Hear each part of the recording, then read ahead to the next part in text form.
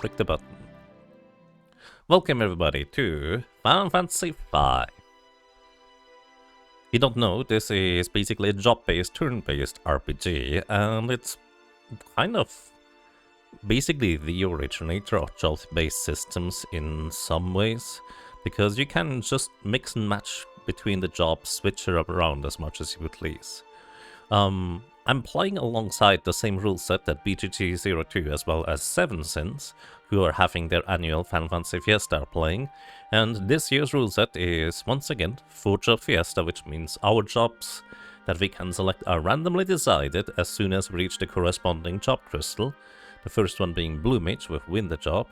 As soon as we get that, all of our party members have to be at least one of the jobs that we have revealed so far. So, in this case, as soon as we get Blue Mage, everybody has to be a Blue Mage for, well, the rest of the game, more or less, or, well, until we get the next job crystal. The second rule is no skipping cutscenes. So even if we could skip cutscenes, we just watch them anyways, because the Final Fantasy Fiesta is kind of like a celebration of the Final Fantasy series, and kind of cutscenes are part of that. It is a race between BGG and SevenSins, but they also just, you know, they like those games. They want to play them and not just purely rush through them. And that is where rule number 3 comes into play. No running from combat. So if there are enemies, we have to fight them. Which means, depending on which job classes we get, that can be slowing us down dramatically or not much at all. We'll see.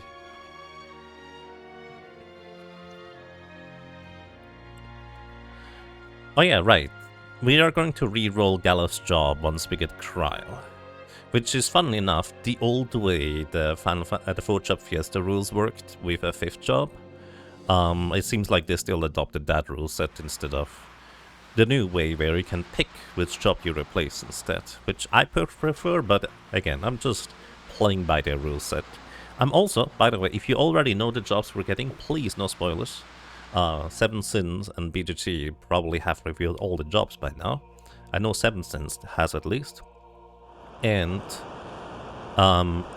the reason why I don't want to know the jobs beforehand is because that kind of influences on how I would play and gather, or well, not gather, various items and implements along the way. It's basically going to be, if I already know I'm not gonna get a dancer, I wouldn't go and pick up the ribbon. But since I don't know if I get the dancer or not, I'm just gonna pick up the ribbon anyways, as long as I don't forget about it. Or also, if I have a thief at the beginning, I would go and steal a Lamia's tiara, just in case we get a dancer as well.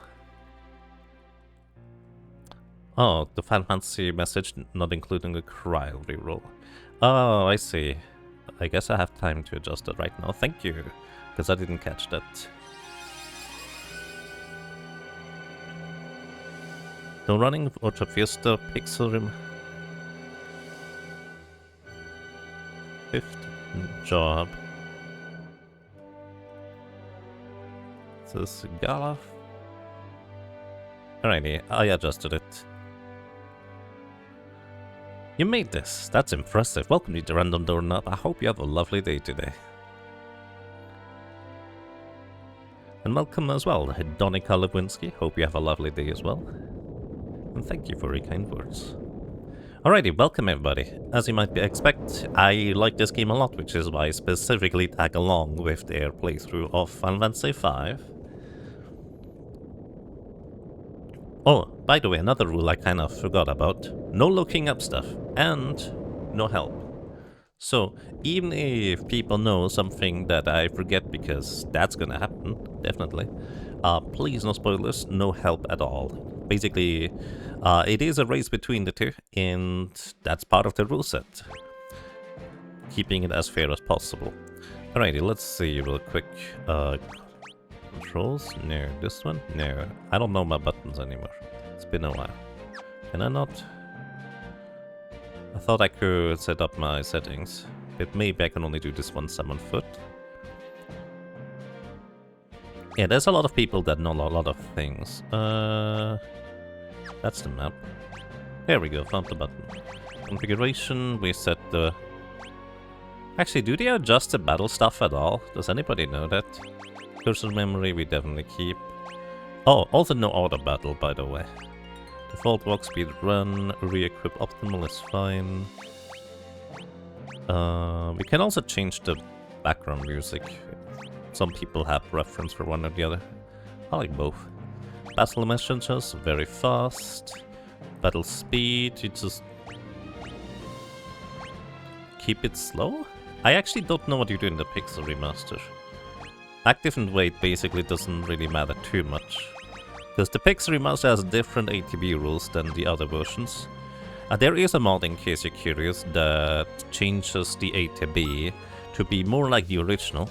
This one is quite different, but again, I'm just playing the default, no mods. And here, all we do is just bonk. I think I might have to set the battle speed to fast as well.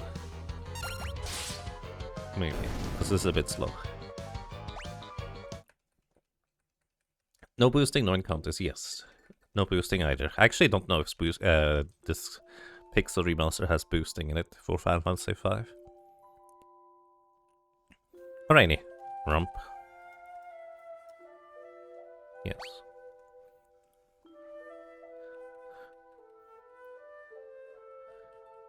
BGG will be on at 4 PM Eastern today. 7 is off until Thursday or at 10 AM Eastern. Both are Final Fantasy V right now. Exactly. Welcome as well, Sabletooth. Thank you for the good luck, because I'll need it. Alrighty. I think the battle speed, generally speaking, is going to be relevant for various things. And I probably want to have it faster. As long as I select the correct commands in time, it will be fine. Also, there's various items hidden around Phoenix Downs. They are pretty expensive in this game. If you try to buy one, it costs you 1000 gold. And also, if you're desperate for money, they can sell for 500. Anyways, Phoenix Stones are used in order to revive a character from 0 HP. So, that could be relevant. Hey, there's a sect. Welcome. Hope you're having a lovely day. Can you change the menu color in the Pixel Remaster? That is an interesting question. Let's check. I remember there being kind of like a thing where you couldn't. Ah, Tido Sect already knows. Unfortunately, you cannot change the menu color. Sadness. Alrighty. Anyways, I'm not gonna go too far into the story as I play through this.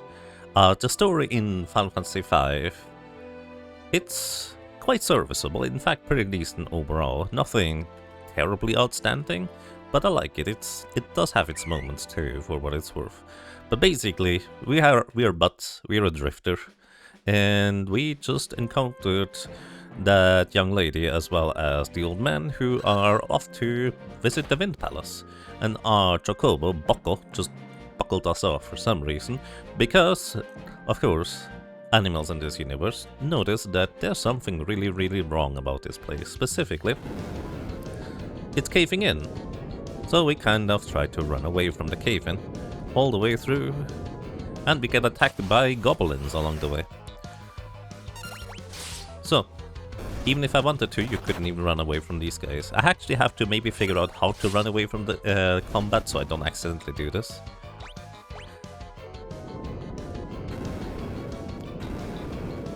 Anyways, 2 more goblins and then we meet the other guys.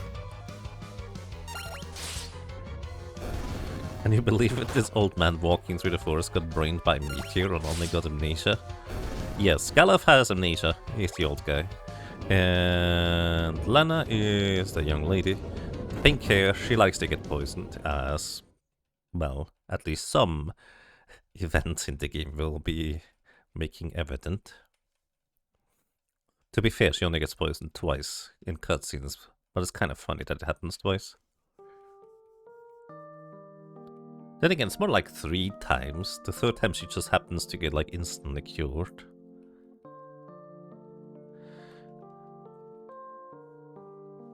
Alrighty, and then we now have 3 party members. We cannot actually change jobs right now until we get them unlocked for the later section. So there's that too. Also, that reminds me. No, we're good. Just checking if I missed something. Alrighty. Next up, we're gonna go through this cave. I don't know, well, I don't think there's any encounter manipulation going on in Final Fantasy V Pixel Remaster. But if you play basically any other game, you would take like some extra steps on the overworld just so you would skip the very first encounter in the cave. But that's the literal extent of encounter manipulation that I know of to begin with, aside from some shenanigans in the Game Boy Advance version. Alrighty. We're also briefly going to... Well, actually, no, it's fine, I can do this in combat. Basically, I actually want Lena to have Galuf's weapon, right? Wait, no, Galuf doesn't have a weapon. No, wait, I'm wrong. Galuf doesn't have a weapon. He's gonna get one later. Anyways, there's a healing fountain on the left. I don't care, we're just gonna leave. Not worry about it. This chest over there has leather cap. Gives 1 defense, which isn't terribly much, but it's much more than we currently have, which is 1. It literally doubles our defense. And defense, well, in the early stages of the game, it's quite handy to have a bit more than just the absolute minimum. But we also have to fight every single battle that we get into if I went out my way and went to get the leather cap, so I'm not gonna do that. Just remember, we cannot, well, we're not allowed to run away from combat. If I ever accidentally run away from combat, through any means, it's immediate Alt F4 reset.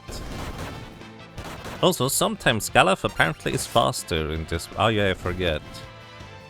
Right, they use Final Fantasy VI ATB rules where your characters just start at the random point in their charging until they get their turn. So normally, it's pretty much guaranteed. Lena goes first, then Butts. Although sometimes these two can switch up, but it's like only 1/4 of the time. And then Galuf goes last because he's the slowest character. Throw all of that idea out of the window, and we just get... well, this, I guess. Also, by the way, front and back row exists in this game. In short, if you attack into the enemy's back row, you deal half damage, and if they attack into our back row, well, they deal half damage, specifically with physical attacks. Magic is unaffected, and also some ranged attacks and other things for that matter.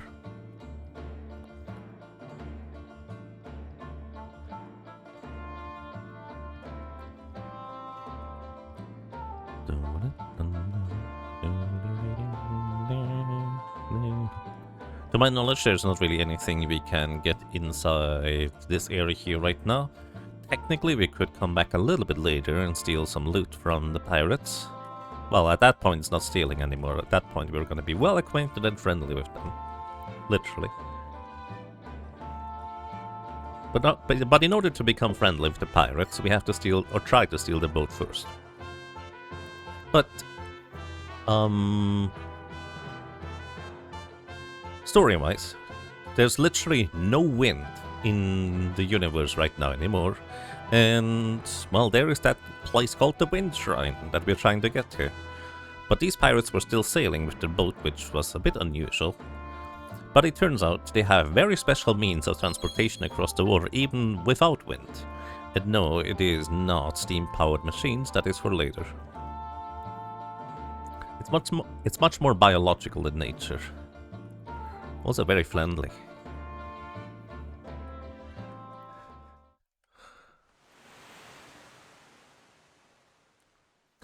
Alrighty. Of course, we get thrown into, well, whatever their prison is, I guess. Because we tried to steal their boat. Look at this, Lynn actually got a different color rope for some reason. I would like to have the bright rope, please.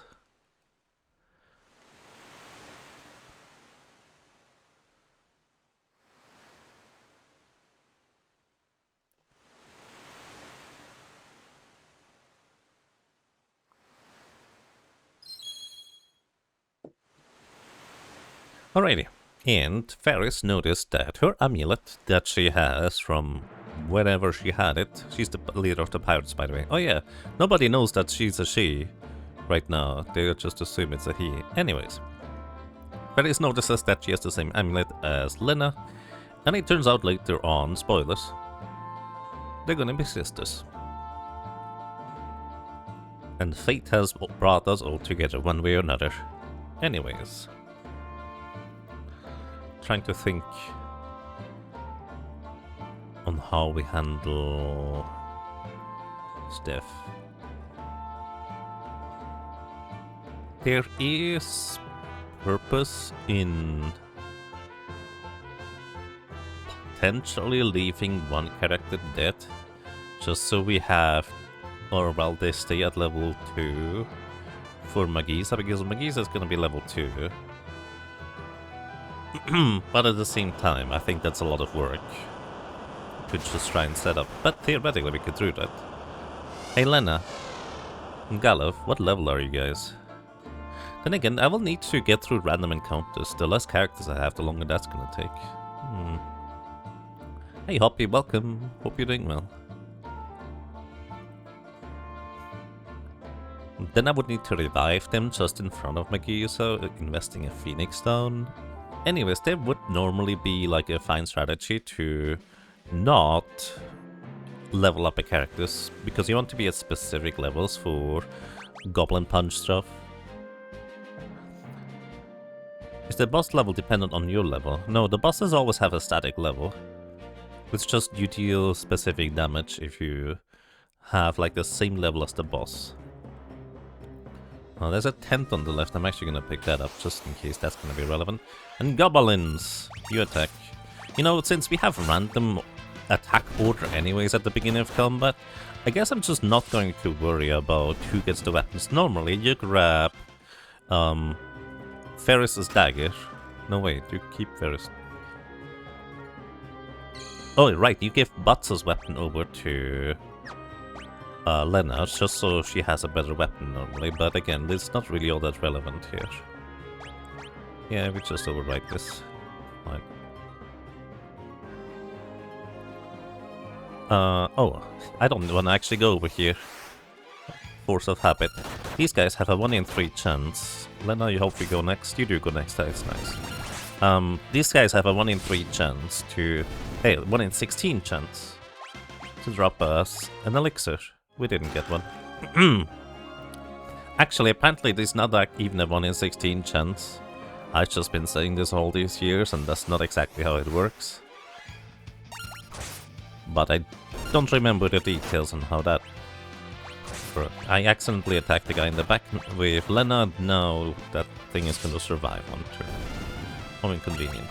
These mold the enemies. In the first turn, they always do a physical attack. In the second turn, they have a chance to cast Arrow, which is a huge amount of damage to our characters right now. We also get a broadsword, and I can equip that when fighting this guy. Let's see. Lena goes first. How do I equip weapon? There we go. Broadsword, you attack. You throw a potion. Yeah. I was thinking, oh, Galuf could be the one throwing potions, but I want to throw more than one potion at a time. Breathwing deals 25% of our maximum HP to every party member. And he has a chance to just use this every turn. I think it's a 1 in 3 chance. Anyways, Galuf does not have a weapon currently. So we're just going to have him throw items around. Right now, this thing has like 10 defense at this point while being shielded. It's always gonna attack with Breathwing as soon as it comes back out. Oh, we don't have any more potions. Uh-oh. Anyways, Galuf can equip the knife that Leonard just dropped earlier, but we win anyways, we're fine. Yes, Goblin Punch is the reason my level is relevant for characters. Anyways, the Wing Raptor is your introductory boss. He only has 250 HP. So you largely don't need to worry about it. Alrighty. I guess it's technically possible that BGG and SevenSins only unlocked their first job after they got the crystal. Normally in the Final Fantasy Fiesta or Four Job Fiesta, you just see whatever job you have at the very beginning. Anyways, our first job is going to be Blue Mage, so that means everybody has to become a Blue Mage. Blue Mage, notably, is the kind of character that learns abilities from getting hit by enemies with spells and abilities, and then we can copy them as just like blue magic. It's basically monster magic, if you will. And blue mage in this game is extremely powerful if you know how and where to get the various abilities. It might be like top 3 most powerful jobs, but with the caveat that you kind of, you know, it's kind of knowledge based.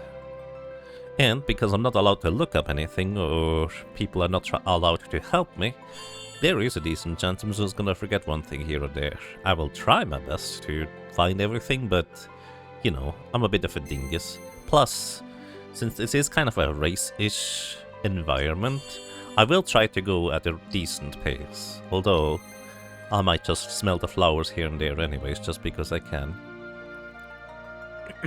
Anyways, we arrived at the top of the tower. There was this crazy old guy here, or well, there is. This is Lena's father. Turns out he's also Ferris's father eventually. And he tells us that the crystals are in bad shape and exploded because some dark seal is trying to, well, get unleashed. And spoilers, we're gonna be too late anyways. And these crystals here, they give us the power to become jobbed. Anyways, we're no longer freelancers or bare jobs. We now have the various jobs.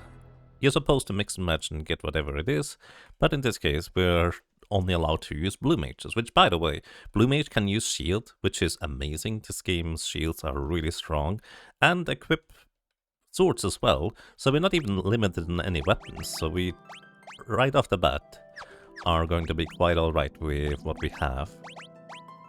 So, blue mage number 1, blue mage number 2, blue mage number 3, and blue mage number 4. So, this teleporter at the back here heals your party back to full. I actually wanted to stay here in order to learn an ability before I leave.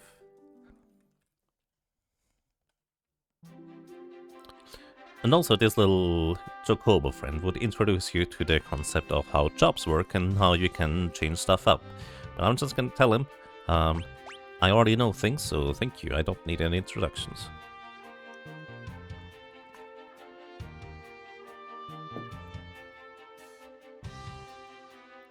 Alrighty. I also forgot here, we could have talked to these guys earlier, but if we talk to them now, we don't get the cutscene. Oh, That pot, by the way, heals us back to full.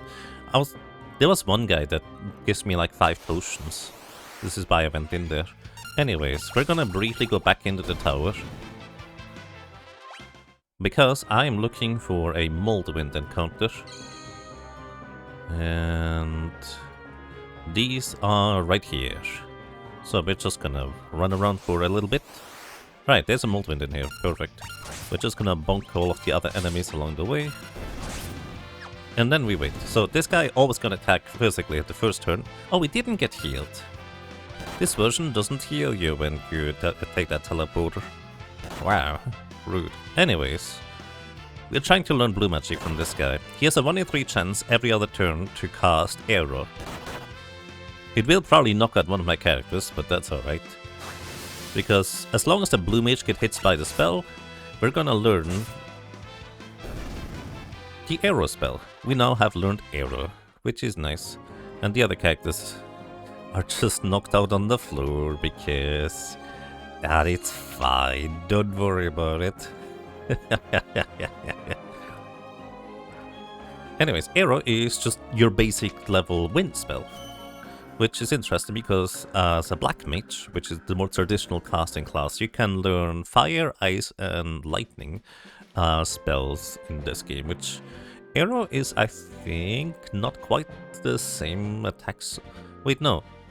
I think Arrow has slightly higher attack power than the basic Black Mage spells, but Blue Mage has less magic power than Black Mage, so it generally does less damage anyways. I'm actually not sure whether that's correct or not. Anyways, Arrow does, like, perform about the same, I suppose. Anyways, I believe now we get healed to full, right? Yeah, because Ferris leaves and she can conceivably be the only character alive in the party. We tell this lady that, hey, we're beginners, we're just beginning adventure. Surely I'm not a beginner in terms of, like, knowledge. I know a lot of things. But I'm a beginner because I'm beginning my adventure, so I'm still fine to just say that, right? Anyways, monsters! This is a goblin. He has a goblin punch, and I just learned how to goblin punch. This is exactly why I'm fighting this guy, by the way. Goblin punch is a very fascinating ability. What level are we? Where's my level? 4. Alright. Actually, this might work out. I need to be level 5 for the next boss. Anyways, Goblin Punch is a really fascinating ability. Because we have to battle enemies anyways, I'm actually gonna buy leather shields. Leather shields have a 10% chance to block physical incoming attacks. Initially only Ferris actually comes one with one equip, but you can actually buy more of them, as you can see. And 10% chance to block physical attacks isn't that high, but at the same time, considering that we are not allowed to run away from random encounters, might as well have it. It's gonna occasionally just prevent damage, so that's nice. We also got the leather shoes, both from that box over there, as well as the goblin chest. Leather shoes are an accessory that just give you like 1 defense. Like 1 magic and physical defense, I think. It's not much at all, like it's barely anything. But early on, up until basically the first real boss that is coming up, 1 defense, you know, it makes a little bit of a difference here and there.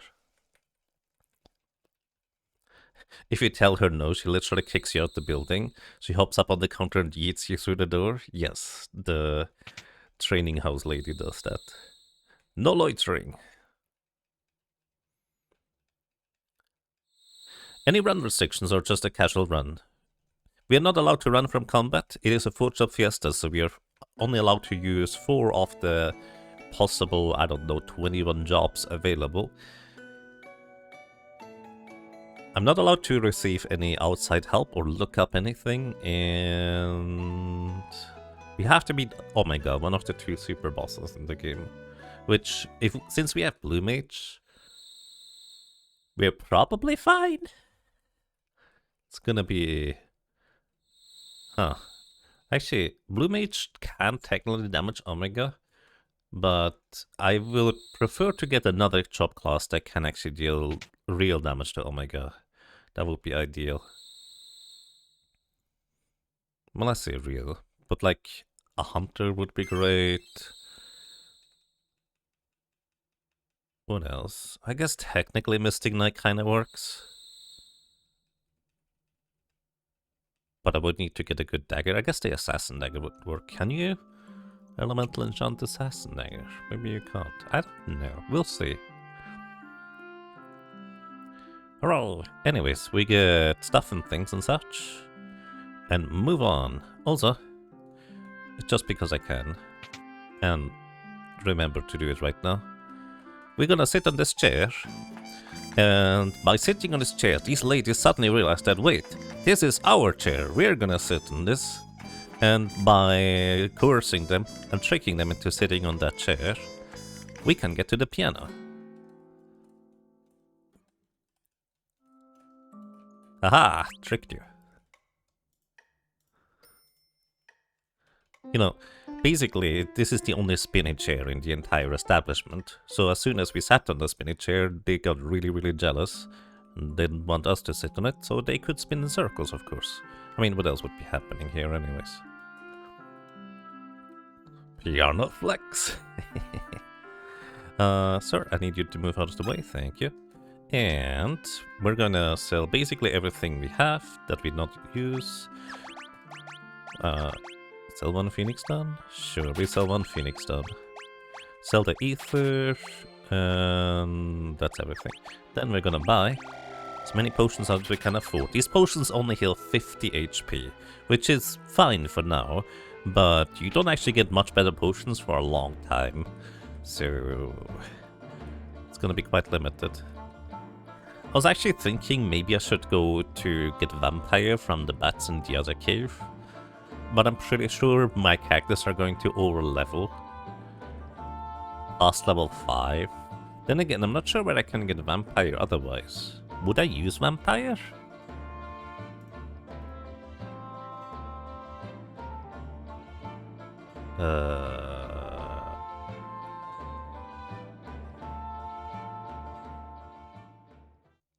I feel like I should get Vampire. Let me see. Pharisee is level 4.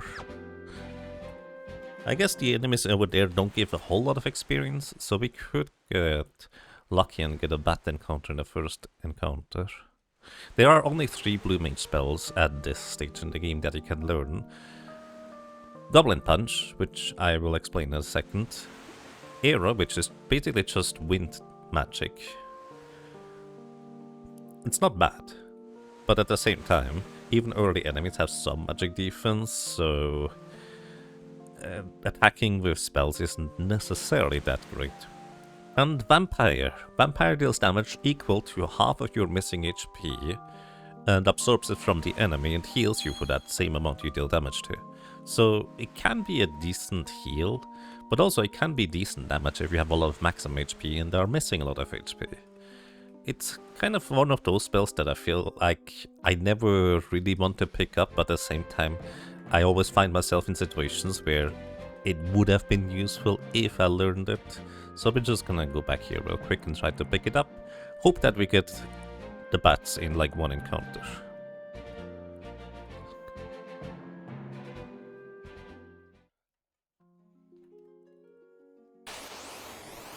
Alright. Good news, we have these guys immediately. Where's Arrow? There it is.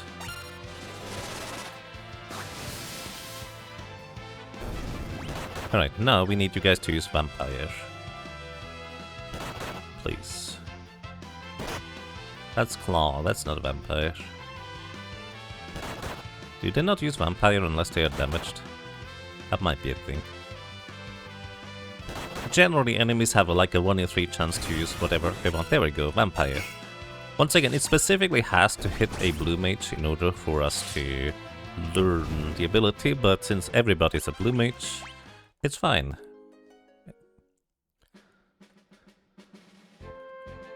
It's a bat, it's a bat.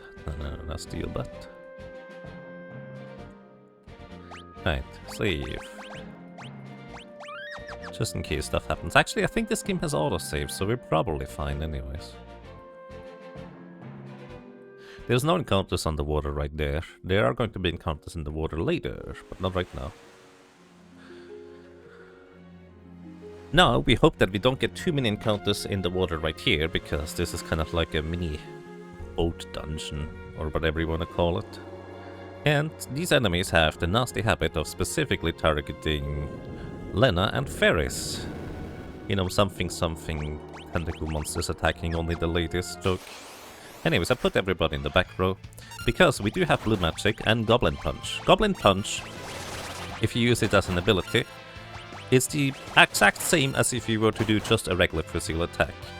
Except for the slight benefit of dealing full damage from the back row. I forgot to cast with Lena, that's alright. It basically just uses your weapon and attacks with it. That's all Goblin Punch really does. And because of memory cursor, we can just spam the button and defeat these guys. We can now basically sit safely in the back row without taking, well, we're taking half physical damage. Theoretically, I guess using physical attacks would be faster because it's a much quicker animation. But not having to go into my menu to heal as frequently is probably also faster. Maybe. Anyways, we're hoping to level up to level 5 with everybody. Because Goblin Punch, you know, it's just dealing full damage from the back row and deals damage based on your weapon.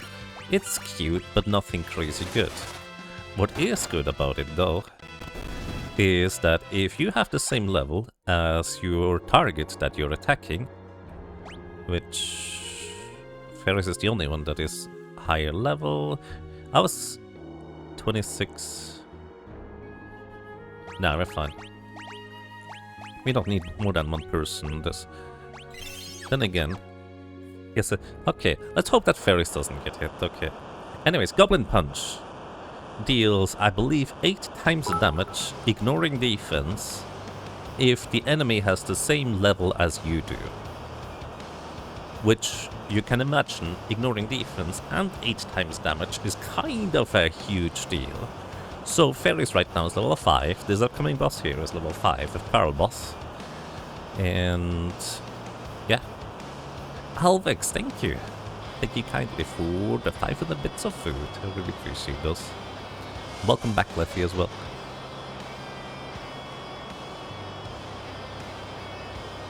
Message here that got banned due to rules. What?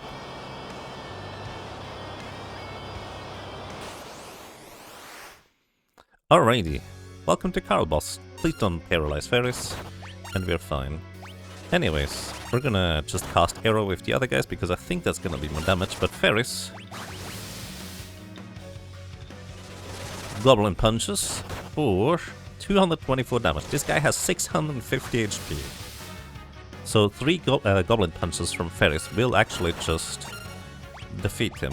Which, by the way, fun fact, in the original Final Fantasy V, you cannot switch between characters. I just remembered you can do this in this one.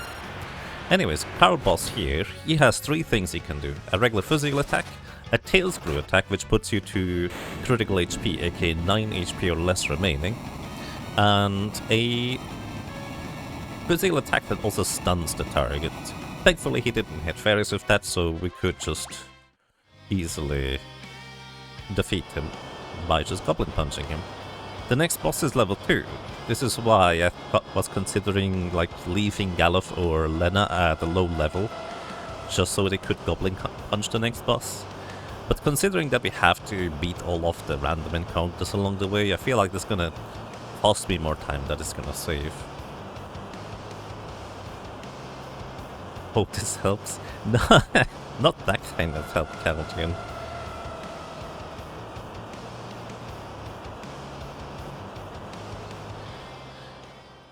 Alrighty. Oh yeah, by the way, the reason why we were able to sail with the ship is because Sildra, our friendly Loch Ness monster, was actually just towing the ship. And now Sildra pushed us out of the whirlpool that just randomly appeared in the middle of nowhere and saved us, but unfortunately Sildra also kind of got eaten by the whirlpool. Notably Ferris, who was, well, had Sildra as her best friend basically, is notably upset about that occurrence. And, well, we don't have sails and there's no wind. We probably also don't have any rudders or any way to row, so we're just drifting on the sea for probably a long time. And one day, when we wake up, we awaken in the ship graveyard, conveniently enough, that is relatively near where there is land, so we just need to climb across all the ships and get to the graveyard. There is a flail I could pick up that is for 750 gold if I sell it. Actually, no, it's half of that, because that's the value it is when you buy one. But we can't equip the flail, so I'm just gonna ignore it. So we're just gonna move through this place the normal way. Skeleton! You know, Goblin Punch would work amazing if I knew what level these enemies had, but I don't really know that. So this thing is neither level 4 nor level 5. I guess. Then, in here we can... Wait, there's no map here? There's no map. I guess we already have the map. 3 skeletons. Alrighty, so you can multi-target with spells. However, your attack power, or spell attack power, is halved if you multi-target. But that's still 32 damage to all targets, so 90 damage total. And these guys have like 90 HP, so 3 arrows are going to take them out. They also have a 1 in 16, well, a rare drop chance for getting us a dagger, which would be a better weapon than the knife that Galuf is currently equipped with. Alright, this chest you cannot interact with, it's just there. This chest you can interact with. Undead Husk! No, we're just gonna spam arrow, that's probably the best thing we can do. Oh, this thing is weak to wind? I had no idea. Today I learned. Actually, I probably knew that at some point and just forgot about it, realistically. Anyways, I went the wrong way for the Phoenix Stun, but that's okay, we don't need it. You know what, I kinda want it. Anyways, these have a 1 in 16 drop rate for elixirs. Whenever I say 1 in 16, it's the rare drop rate. Basically, enemies either always drop an item, or they have a rare drop, basically. And thinking about it, I'm actually not entirely convinced. Well, I think the rare drop rate is not quite 1 in 16, but I also don't really know on how it works. So, anyways, we get a rare drop dagger. Hooray! Galuf, you can have one. That way you goblin punch stronger. Oh yeah, I forgot. I bought leather shields. I didn't equip them. I keep doing that. It's one of these things where, you know, buy the items. That's part 1 to being stronger. Part 2 is actually equipping them. Also, this is quite weird to me because no other version memorizes the exact target for the spell. It only memorizes which spell you selected. So I keep wanting to, like, move over to the enemies and multi-target spell them when I just need to press the confirm button. The chest on the right contains 1 potion. Alrighty, back attacks. Also, this is a rare chance of probably, possibly 1 in 16. It has 2 properties to it.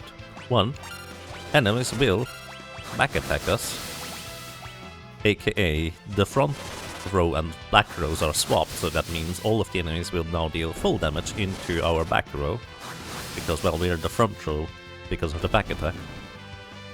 And 2, the enemies get basically the first hit with another dagger.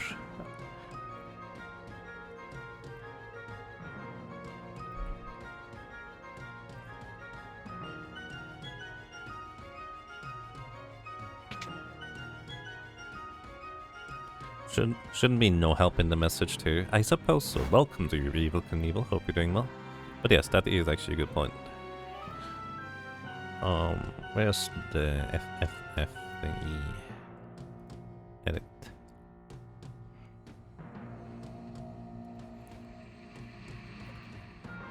Right, no help is now included. Thank you.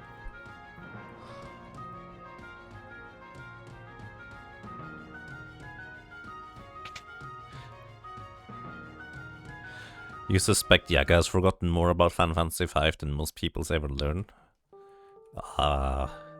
Maybe. It doesn't prevent me from, like, forgetting about the silly little things that are just like, Yaga, you could have just walked 5 steps over here and gotten the item instead of walking all the way back to the other city.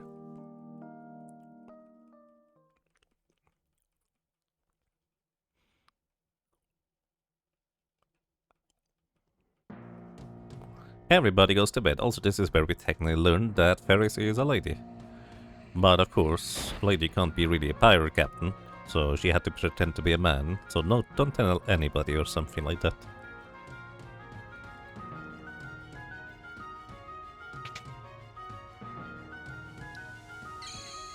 Also, these things are save points. Can also use tents here. Or cottages, basically.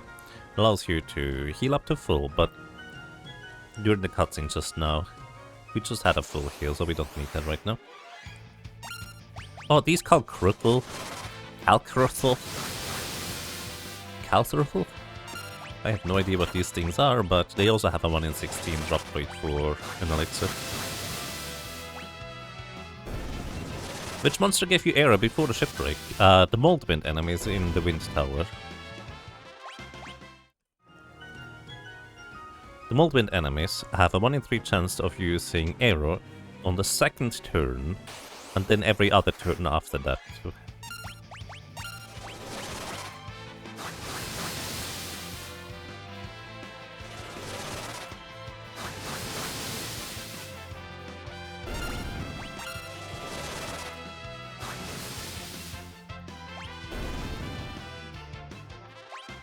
So they specifically don't do that.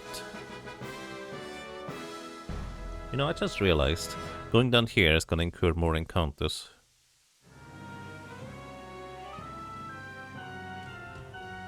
and cost me more MP.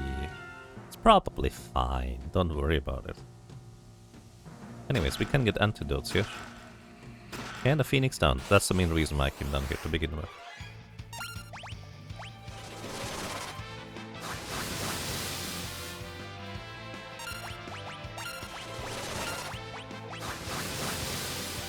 Hello and welcome.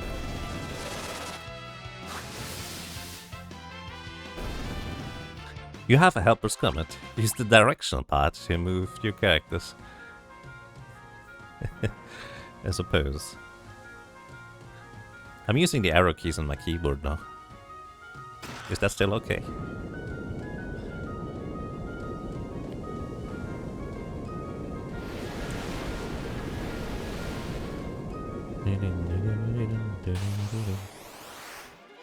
Skelly!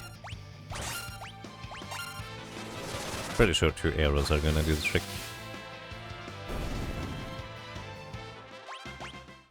Alrighty. Let's heal up everybody with potions. 1, 2, 3, 4. And let's go. Welcome everybody to the laggiest cutscene if you play this on Game Advance, but it shouldn't be laggy here. Anyways, here we get enticed by a siren and her visions to give up our souls. Very, very tasty souls. Luckily, we have an amnesiac old man in our party who has absolutely no memory of who his granddaughter is, so he's not gonna get lured into, well, the death trap, so to speak. Funnily enough, Ferris does get lured despite her not knowing that she is the sister of the other one yet. Old man powers activate. So, all of the others die, but thankfully, Galuf is so strong, he can slap the souls and senses back into them, despite them already being, you know, gone. It's one of the best scenes here, so it's like, they're my friends. I can't do that. Come on. Slap. Pick them up, slap them. So hard the souls come back to them.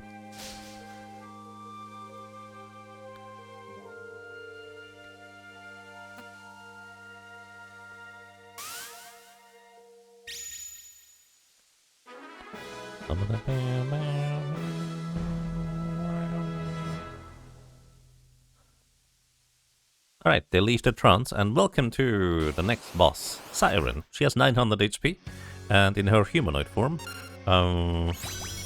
she has really high magic defense, so we don't want to use arrows, so we're just gonna Goblin Punch her from the back. She also casts 3 spells, Haste on herself, which will wear off once she transforms into her undead form after 3 spells. Then second, she's gonna cast Blizzard, just a bit of damage. Third, Sleep, and unfortunately, in order to wake up somebody from sleep, although she turns undead afterwards, we have to whack them. When she's undead, she has no magic defense at all, so we deal some substantial damage with our arrow spells right now, which is very convenient. So we do that. Again, she has 900 HP, and as you can see, we are dealing really good damage right here.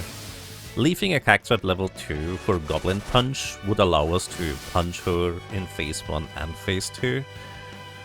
In her zombie form, she does only physical attacks. She hits really hard and has a high... well, she actually guarantees poisons if she uses the Bear Hug physical attack. But I guess we got lucky that she didn't do that. Also, I believe in... she drops different things depending on whether you defeat her in her undead or humanoid form. Undead, I think we get the bronze shield, which is better for us because we can actually use it. That's a 15% chance to block physical attacks. And alternatively, we get the bronze armor, which we cannot equip because that is heavy armor. Blue Mage can only equip medium and light armor. Alrighty. You know what, Galuf, you get the bronze shield, why not? It doesn't really matter who we give that to.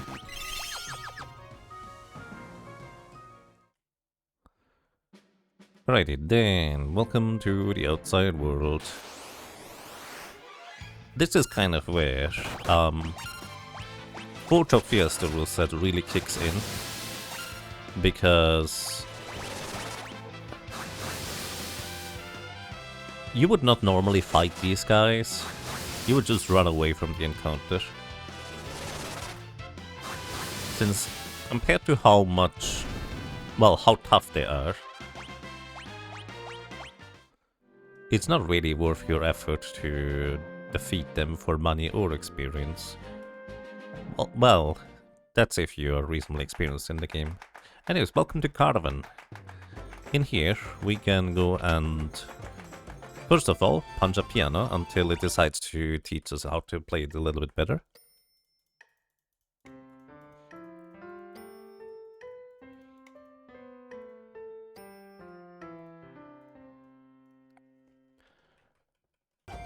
Piano flex. Yeah. Alright, then we also steal the shop owner's lunch money, 1000 gold. Next up, we go into this random copy here and pick up a frost rod. This thing is very, very powerful, and I would like to have it. Further, I just realized, actually, let me ask you, everybody in chat right now, who should be the party leader? Because depending on who you have in the front, basically your different character just walks around on the overworld. It's nothing crazy, like it doesn't really affect anything. It's just kind of for flavor. But who should be in the front? We already have 2 votes for Ferris. Galuf, since he's gonna die. Spoilers.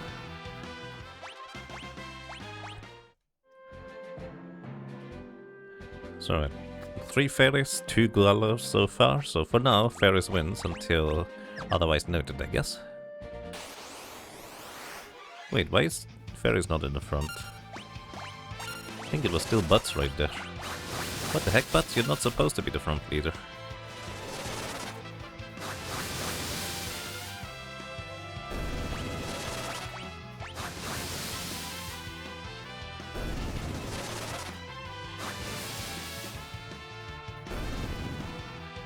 We're running low on MP. I should have rested it in the town, huh?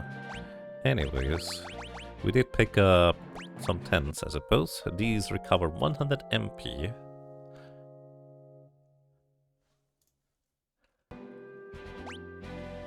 Oh, wait. Ah, that's a shame, okay. I don't have an ether. I shouldn't have sold the ether. Oh well, it's fine. There's a phoenix down here, let's go and pick it up. Rock slugs! I don't know what level you guys are. Let's see if Goblin Punch works. Nope. I have no idea what random enemies levels are. Like random levels, you just mostly memorize bosses.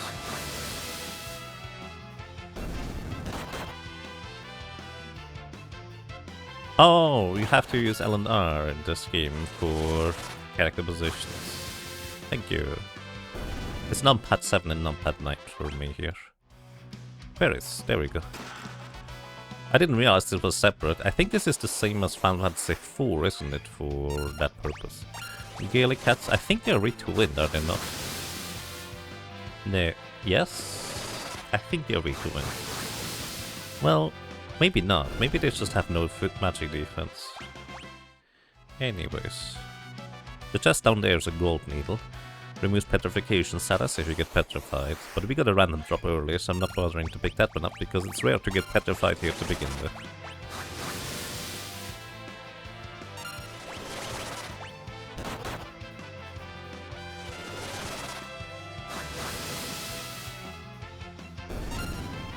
Oh, it's not dead yet.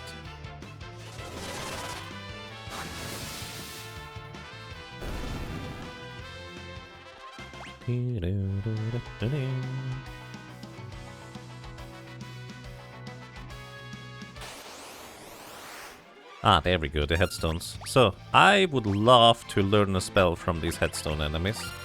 Unfortunately, you need an ether for it because they don't have enough MP to cast their own spell. Also, apparently they resist our arrow entirely. That's good to know. Goblin Punch. I guess we could use a gold needle on them. Wait, the slug is still alive. Really? Huh. Flash. This is the another blue magic spell that you could learn. If only, well,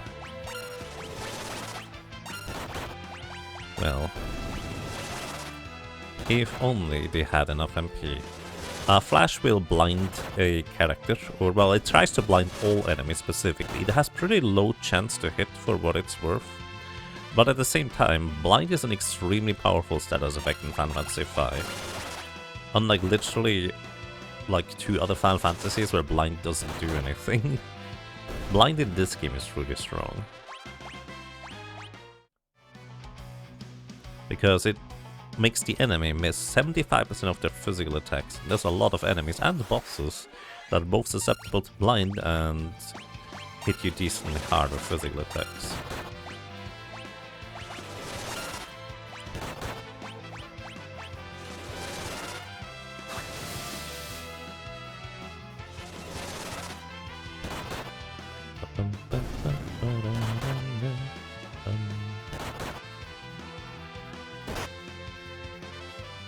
Oh yeah, right, Strago technically cares about being blinded. Oops, I accidentally Goblin punched my own character. Good thing Lena is lagging behind on levels, otherwise she would have knocked out Ferris. As I heard a zing. Give me a second. Need to bring up the thingy on the background. Goblin punch. Arrow. Arrow. Arrow. Alright. Let's see. Ooh, Delfringer, thank you for the $5 donation. That's kind of you. And Delfringer says, how about letting donations decide who's the main character? This donation goes to Runner's Choice. You know, that's a fair choice. Anybody who donates $5 can decide who is the main character. And I'm gonna pick Lena, because we don't usually get to see Lena in the front. I like that idea. Also, let me not forget to actually update the counter. +5, because it's not automatically updated.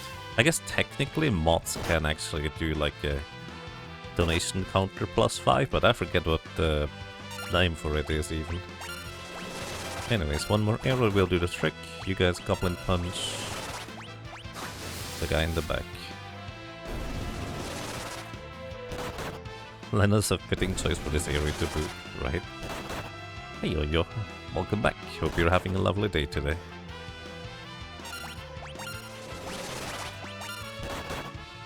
Also, wait, what level must Magiza? I think she was like level 3 or something. Magiza is not a high level. Plus, I'm pretty sure in this version we can't skip... Well, we have an Ice Rod.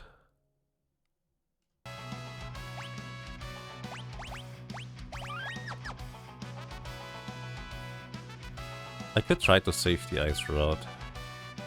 I'm not worried about Garula. I'm more worried about this one, I guess. Yeah, level question mark. Yeah, I don't remember the levels of Magiza at all. And Forza for that matter. I know Forza doesn't have any magic defense, but Magiza probably does. We could break the Ice Rod here and I think one-shot Magiza maybe? Anyways, we picked up an Ice Rod earlier in the previous town, and if you use that as an item in combat and break it, specifically only characters that can equip rods can actually break them, it will cast a level 3 spell. For reference, a level 1 spell has 15 attack power, a level 3 spell has 150 attack power, so it will one-shot her 650 HP. And I'm mostly just kind of contemplating whether it's worthwhile using it here. There is technically another boss we can use it on after, but I think this is better. Crossroad Shattered. Once Magisa drops below 300 HP remaining, she will call in her honey, aka Forza, who has like 800 HP and hits like a truck in physical melee combat, so... we expertly circumvented the truck. Also, Lena got poisoned in the cutscene earlier, and she was poisoned in battle. Funnily enough, she once again walks through poisonous flowers that, if you walk through in the early stages, your entire party gets poisoned. So Lena just got poisoned for a second time, and of course suffers the consequences of it. But also she is doing this so she can give the healing item to this friendly wyvern right there. Dragon? I guess it has 4 legs, so it's more of a dragon rather than a wyvern. Anyways, it's called Hiryuu. It's very friendly, and also magically can cure poison, which is very convenient. You can just skip with damage. In the Pixel Remaster, Magisa will counter, quote-unquote, being below 300 HP, but it seems like you can still one-shot her for what it's worth. In every other version, Magisa only calls her husband when she gets her own turn once she's below 300 HP. But in the Pixel Remaster, as soon as she drops below 300 HP, she immediately calls, unless she is dead from above 300. So I will guess this is the only way to skip Forza to begin with, in this version. Anyways, fantastic music. And... trying to think... I guess we'll Goblin Punch with new weapons here. So I'm gonna buy new weapons. I guess we could have bought these weapons earlier too. Anyways, we can buy longswords. Buy 4 of them. Everybody gets one. These longswords have a bit more attack power than our little daggers before, for what it's worth. Also, we have leather shoes I could equip that I forgot about. Again, it's not much defense, but might as well have it.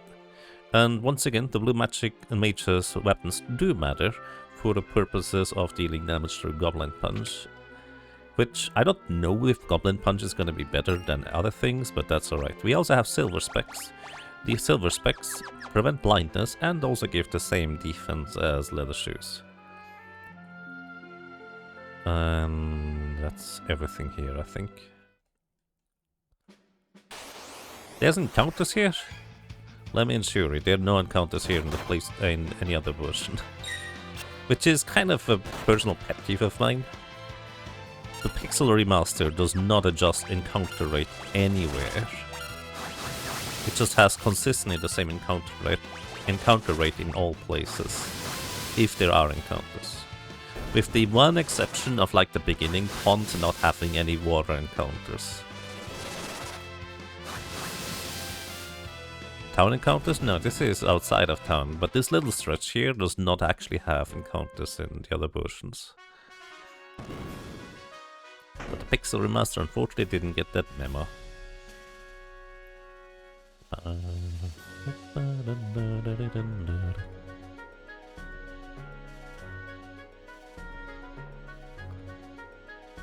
But yeah, it honestly, for the most part, it doesn't really matter that much, but it's especially notable when there were no encounters at all in some overworld sections in every other version.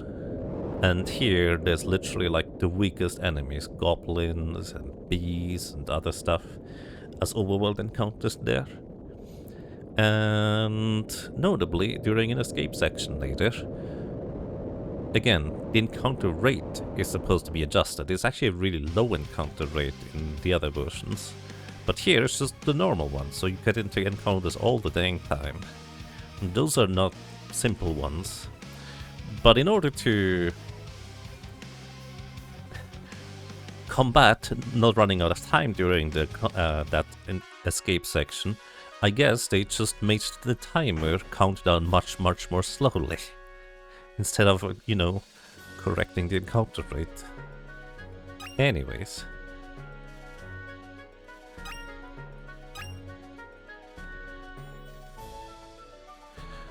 And tomorrow in Yaga Gets Mildly Annoyed.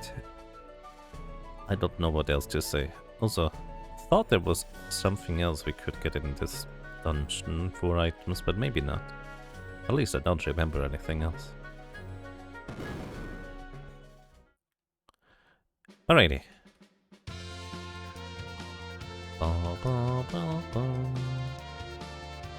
Welcome to the water tower. We still have enough MP to climb it to the first checkpoint, so I don't need to worry about this. The encounters in here are decently strong, but nothing too crazy. Wyverns, if you have a thief in your party. Also, let's try Goblin Punch. If you have a thief in your party, these Wyverns have a Mithril Dagger you can steal from them. 66 damage with a Goblin Punch. It's actually pretty good. Let's see, Arrow. Arrow is slightly stronger, but Goblin Punching individual Wyverns is actually quite viable here. You so hate the no help rule. Yeah. It's just what they run with. It is a race between them. Alright, Goblin Punch the Badussul. Which I think is French for soulless. Considering the visual undead nature of this thing, maybe that's what it's supposed to be.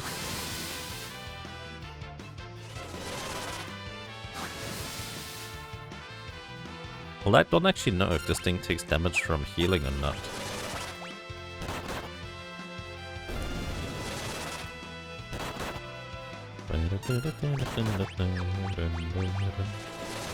Galuf, no napping. On the bright side, when characters take a nap in this game, the other characters get like increased experience. Well, the experience is shared between party members, so if you only have one party member awake, the others just get more experience consequently, which just makes sense, I guess. I just didn't pay attention to his HP. Silk Rope. Silk Rope has a good chunk of magic defense and evasion. I think magic evasion is not a stat that is displayed anywhere, but it does exist. Anyways, we can use a tent here to heal up everybody. A direct translation would be without alone. Oh, because Soul is... yeah, okay. I think it's supposed to be Soul, which would make the more sense there. Maybe.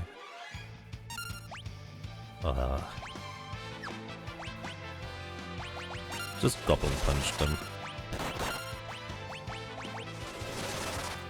We can theoretically learn a...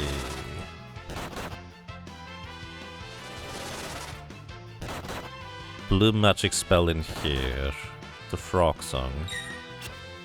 But in order to learn the Frog Song, I would need to get hit by the Frog Song, and that would mean I would have a frog in my party. And as much as I like frogs, they cannot cast spells. And actually, I think they can maybe cast blue magic.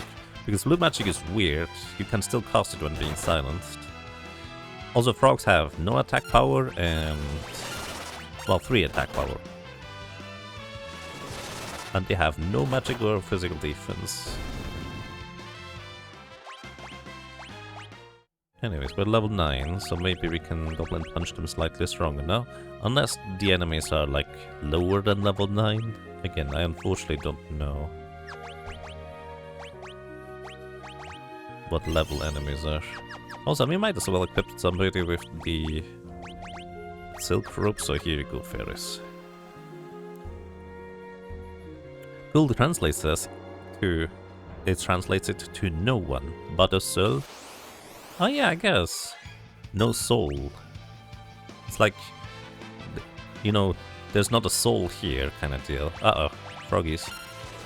No, it's actually toads.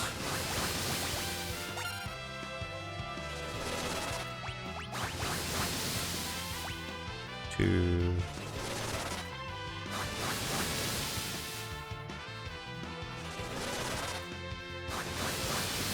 No one sounds interesting on an anime name. Yeah, that's fair. So I think... Do I just want to learn the Toad ability? I mean, sure. Let's see if the Goblin Punch deals good damage. Nope. Alrighty. Sir, I would like for you to sing us your finest song, please. Or miss. I don't know. I'd like to hear a frog song, please. There we go.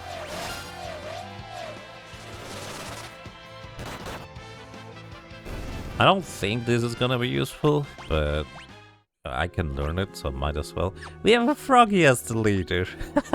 Because it hit Lena. Alright, Lena, you're a frog now. I was gonna use a Maiden's Kiss to remove the frog status.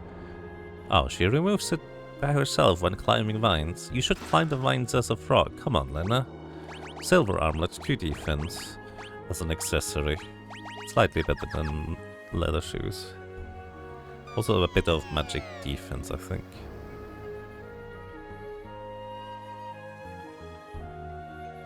It's not Wednesday, my dude, no? Anyways. Oh, you can still cast Pond's Chorus. So here's the thing, I'm pretty sure in every other version, if you use Pond's Chorus on a character that is already a frog, is not going to invert to the frog status. If you cast a black magic spell, Toad, it is going to invert the frog status. But I think in this version, because you can still cast it, this is going to invert it. Yeah, okay. That's weird. Again, small differences everywhere. But... oh well.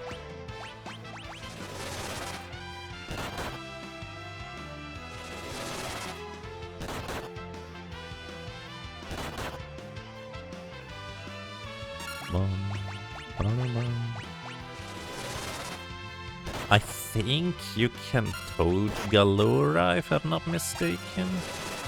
Oh, come on, Lena, stop. You don't need to cosplay getting poisoned all the dang time. It's so silly. It's always Lena. Could you stop hitting fairies too, please? That's so much damage.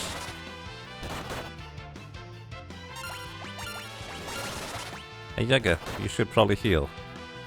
I mean, we take much less damage if we defeat the enemies.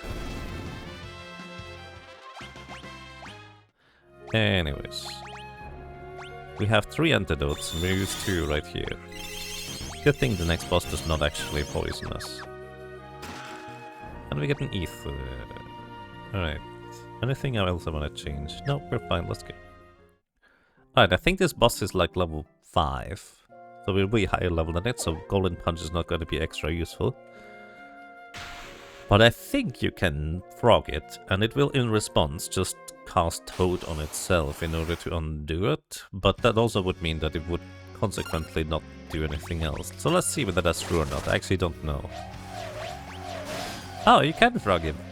He's a little froggy now. He also loses all physical and magic defense when... either frog. I've never used that against Garula, by the way. So Garula has 1200 HP, and once it drops below 800 HP remaining, it will just... counterattack very heavily every time it gets damaged. You missed. Come on guys, don't miss. Uh-oh. I don't know what the chance is of hitting, but apparently it's not that great. Oh, there we go. Anyways, Garula, it will counterattack twice with its physical attacks, and one of them has a chance to be a rush attack, which inflicts HP leak status onto your character on top of dealing already massive damage. HP leak will just gradually reduce your HP. It's kind of like poison, but faster. And more gradual. Which is interesting, because I think in the Pix Remaster version, HP leak status is basically negligible. Like, it's actually quite dangerous in the other versions, but in this one here, not that dangerous, because, yeah, Plus, it looks like he cannot actually counterattack when he's a froggy. Huh. I didn't actually know that. I also thought it would use Toad on itself as a counterattack whenever it gets status, rather than when it gets its turn. So this is actually a viable strategy, huh? I didn't realize that. Literally never used this before. Hey Berserk, no, welcome, thank you. Hope you're doing well. Well, I say I've never used that before, but I don't remember ever using it before. As some people have alluded, I kinda probably forgot more about the game than... yeah, some people might have ever learned. Anyways, this was pretty efficient. And we're gonna get our second job here. So we'll learn what it is. Thanks to...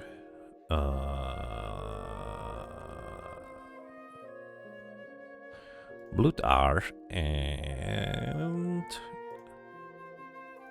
somebody else. Unfortunately, while I'm in streamer mode, I can't read the names. Helped me on getting the jobs without getting spoiled on it. So we have Blue Mage, and the second job is gonna be... oh, that's a fun one. Huh. Trying to think whether that's gonna be helpful against Omega. I guess it is. Our next job is going to be Time Mage, everybody. Which is a really powerful in its own right support class. It's not quite as overwhelmingly powerful as it is in the Pixel Remaster compared to other versions because of how the ATB, as in the time bar in the bottom right, works during combat in this version. But by Four Job Fiesta rules, we have to have at least one Blue Mage and one Time Mage in our party, and the other two characters can be whatever, well, I choose from these two job classes at this point. And my objective is to get Blue Magic unlocked on the Blue Mage, and then give it to the Time Mage. Because Blue Magic is one of those few, like, abilities that you learn both as a whole. Like, if you try to learn Time Magic from job abilities, you only get, like, level 1 Time Magic, then you get level 2 Time Magic, then you get level 3 Time Magic. For Blue Magic, you just get the entire thing. So, that's what we'll be looking for, I guess. Anyways, I need to make a picture. Where is the picture?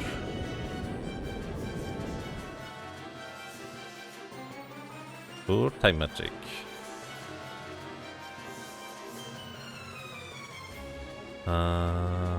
Where is Time Mage? Time Mage, there it is.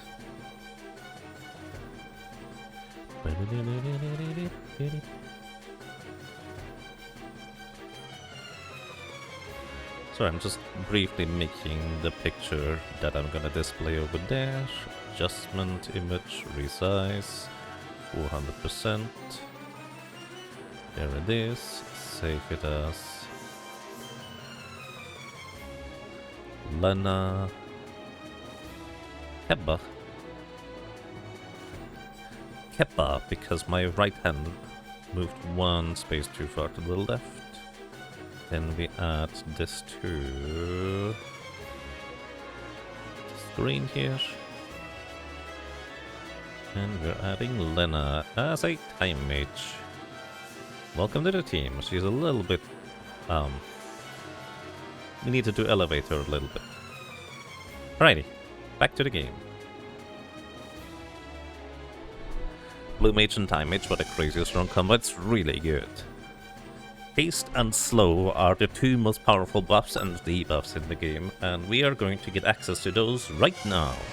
Because that is literally some of the earliest Time Magic we're gonna learn. It's not necessarily as crazy good in random encounters as it is in like boss encounters, but it basically is crazy powerful for bosses in general. Thinking about it, I can't go out of my way to learn... Hi Sildra. Goodbye, Sildra. Until next time.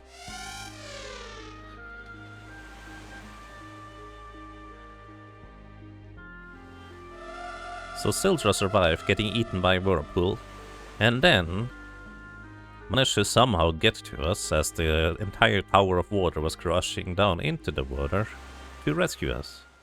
And then goes to sleep forever. Goodbye, Sildra.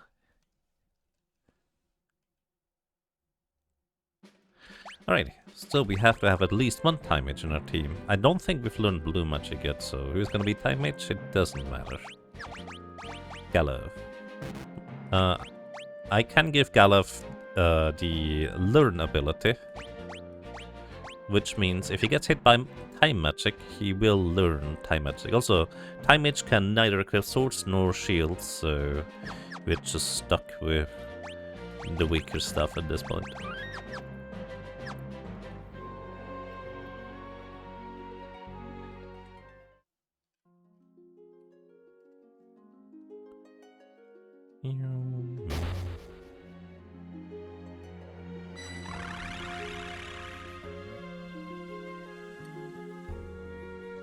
I'm mainly trying to think.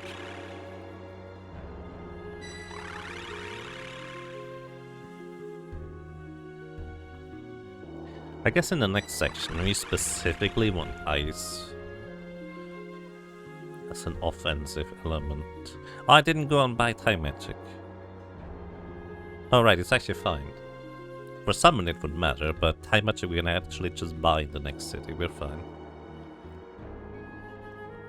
Summon you couldn't buy in the next city. Alrighty, welcome to the overworld. The enemies here are a lot stronger than the ones before.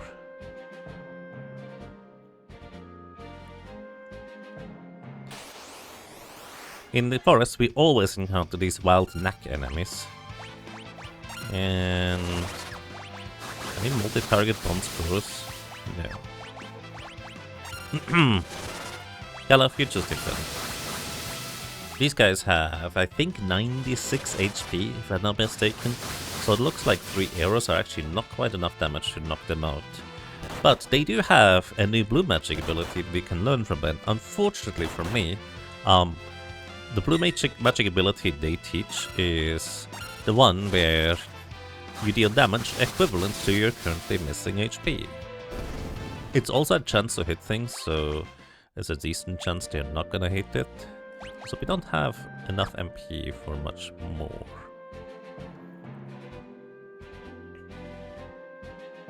Anyways, I prefer getting encounters in the forest over the fields, so to speak. The fields have better experience, but these wild knack enemies give a good chunk of experience.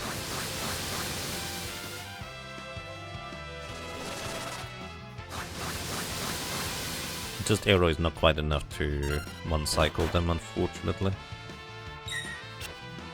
No, well.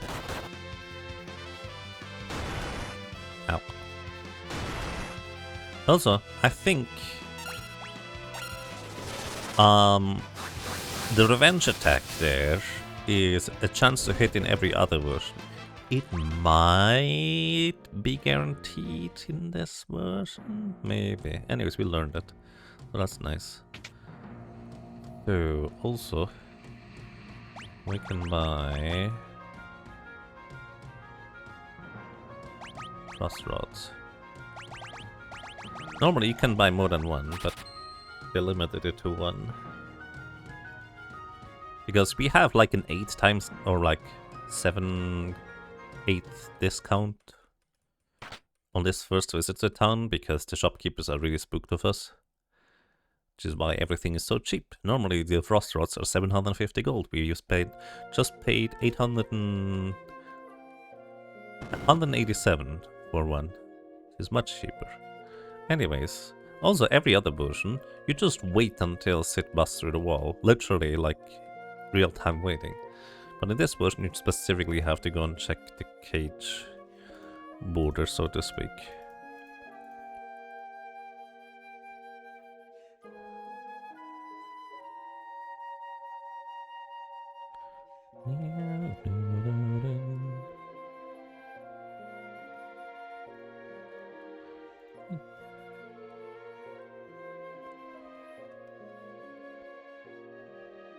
I do wonder whether the revenge attack could be useful in some respects. Normally, you'd never find any use because it being a chance to hit spell just makes it inherently very unreliable, which is not that great. In this game, maybe.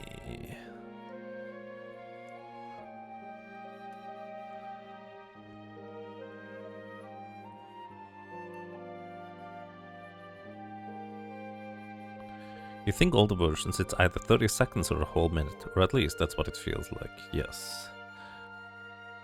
That sounds about right. Actually, I never learned what the exact time is for this.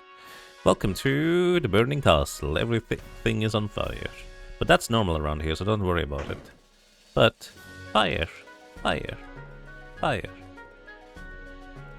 Hey. If you interact with the fire from below, your character turns around and goes, "Rah!" If you do it from the top left or right, they do a little jump first. Which I didn't realize, or didn't... I didn't think they would pay that much attention to this in the Pixel Remaster, is what I was trying to say, but sometimes they have good attention to detail.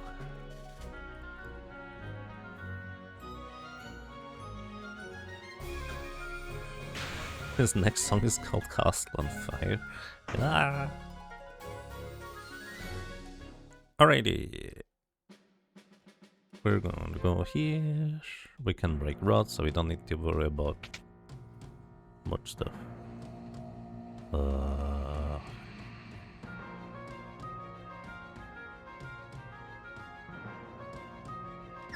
Let's see, what can we sell? We don't need the broadswords anymore. We don't need the daggers anymore. I guess technically the knife would have use. Technically the whip might have use if I get the Beastmaster next. Mithril Helm we can't equip. And even if we could, I'm not too worried about it, so let's sell it. Bronze shields. We can get new shields here. 3 of them. Sell the ether for more money. Alright, so... Order of operations. First of all, we're buying 3 shields, because mithril shields are amazing with their 25% chance to block physical attacks.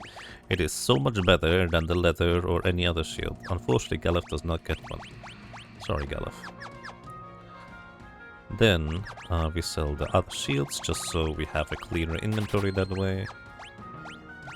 And then we're gonna buy broadswords. I don't think we need any other element for now. So this is fine.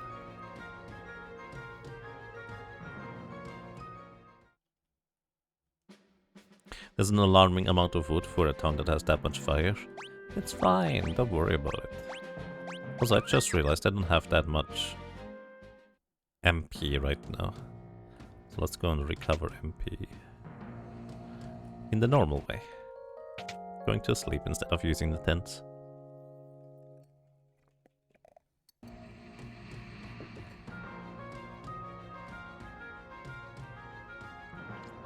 So there's a bunch of elixirs I could pick up, but a bunch of them are also quite far out of the way in the steamship here.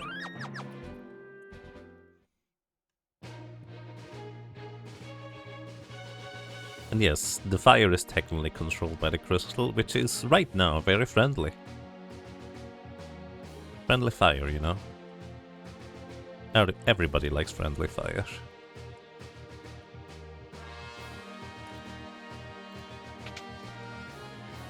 There's gauntlets in here I could pick up. We can't use them anyways. There's a cottage in here for a full heal. That might be relevant. Crew dust. We could learn blind from those guys. Let's first of all see how much damage is this. Oh, are they weak to arrow? I didn't remember that at all. Wow, that's a good encounter then, actually. Anyways, the enemies have substantially more HP than the enemies in the previous area, so they will take quite a beating before they go and take a dirt nap. I'm hoping for the singular crew dust encounter. I guess that is good enough. Single target. And multi-target. I think they're 300 HP. And flash immediately, perfect. And Fairies got blinded. So blind doesn't really matter to us because we're using spells, including Goblin Punch. Well, I say that. Anyways, we learned flash, that's amazing. Because now we can use flash to give our enemies sunglasses. Once again, our physical attacks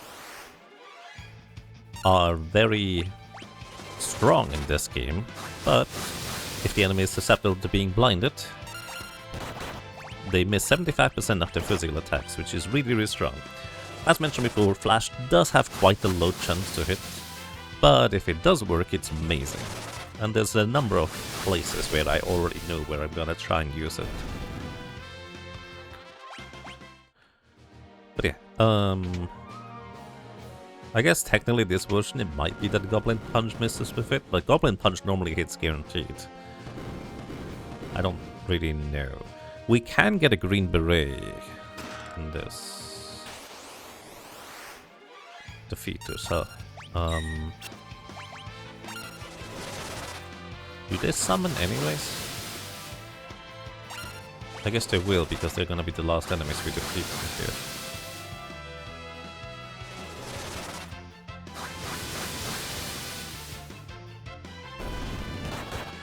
So, if you multi-target enemies, you always deal half damage to all targets, compared to a single target being full damage. However, half damage to 3 targets is 150% damage, so it's still worthwhile. Then again, if the enemies have any little bit of magic defense, multi-targeting very quickly does not become all that useful. Wait, what? They're supposed to summon mortar traps when the defeaters are the last enemy remaining. But they didn't. Why did they not do that?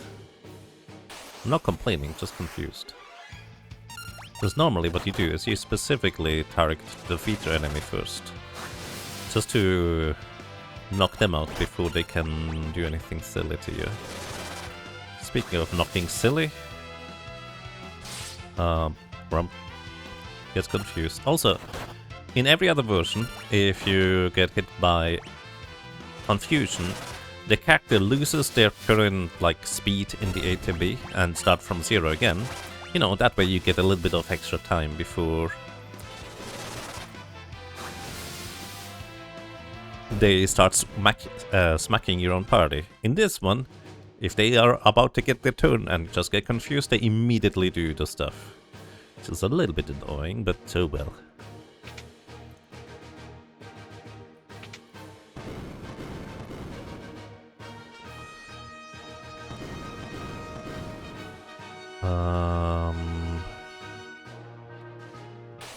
Do I want a green beret?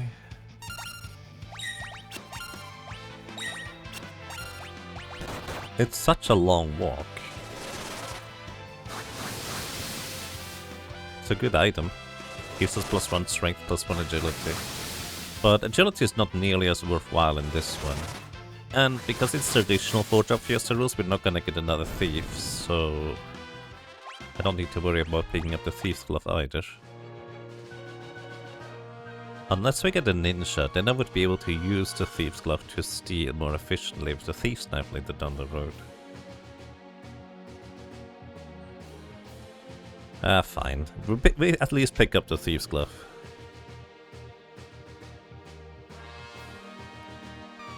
There's another headgear item, the Green Beret, that is pretty good at this point in the game. The Thief's Glove we literally cannot use right now because we don't have a thief in our party, and those are the only ones right now that could equip it possibly. A Thief's Glove increases your chance to steal from 40% to 80%. Yes, it's just a straight up flat chance to succeed, baseline.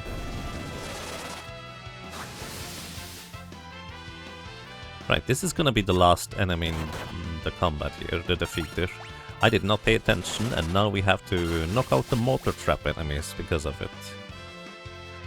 Basically, mortar trap enemies, they only spawn after you defeat a defeater enemy as the last enemy. They are not the strongest, but especially if you have like the physical attackers, they do have a decent chunk of HP and physical defense. They are weak to lightning though, like most robots I guess in Final Fantasy games. But it's not like we have any way to really take advantage of elemental damage for now. It's not entirely true. We could break rods, but they're expensive.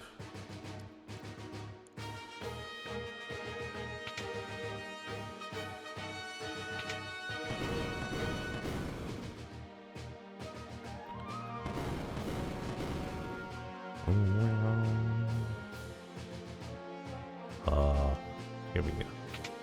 Green berets are nice, but personally a fan of raspberry berets, especially if they're kind of if you find a second-hand store. Raspberry berets.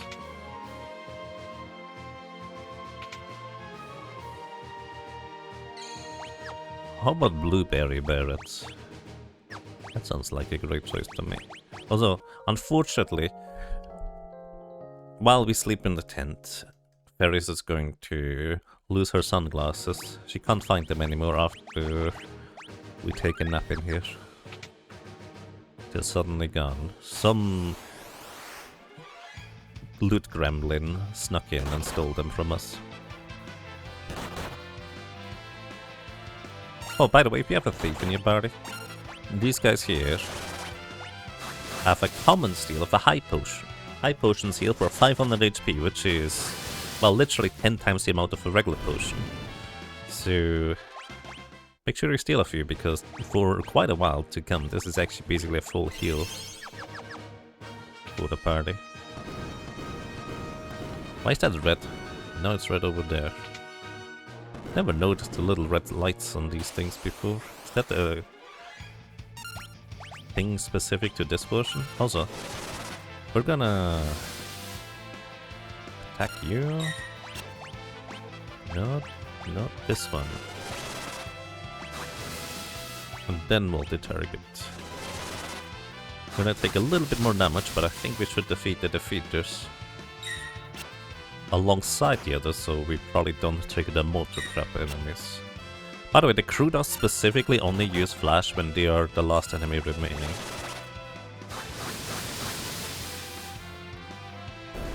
Uh-oh. No! Low damage rolls. That's so unlucky. Oh well.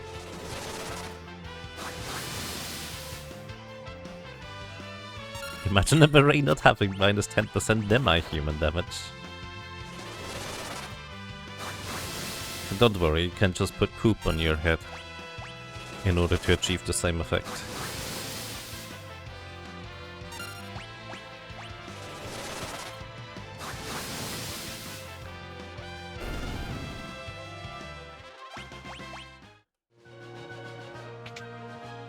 I hope we don't get a chemist. Don't like chemist. It's really strong. I just don't like using it because it's so strong. Then again, I enjoy using Blue Mage despite it being so strong, I guess. Just because there's so many shenanigans you can do with it. You were so glad Beret having the effect and poop not being quote-unquote required. I was one of those clowns that decided to not use the poop hat anyways. Nobody ever complained to me about it, funnily enough. I guess I was just doing all sorts of other nonsense. Anyways. Here. We equip a frost rod, we equip a frost rod, and a frost rod, and... no points for guessing what we're gonna do with these. Anyways, welcome to Liquid Flame. This boss has quite a step up from in terms of HP. The previous boss had 1200 HP, this one has 3000 HP. However, it does have an elemental weakness to ice. Well, at least 2 of the 3 forms have an elemental weakness to ice. So, Blue Mage, we can now use Frost Rods and just break them right here. Oh, by the way, Pixel Remaster allows you to equip a Frost Rod and break another one from your inventory, increasing your damage output by frost attacks by 50%, which every other version you know, breaking rods already is busted strong, but in this version you can hold the frost rod while you break the frost rod and get the frost rod boost while you frost rod explode.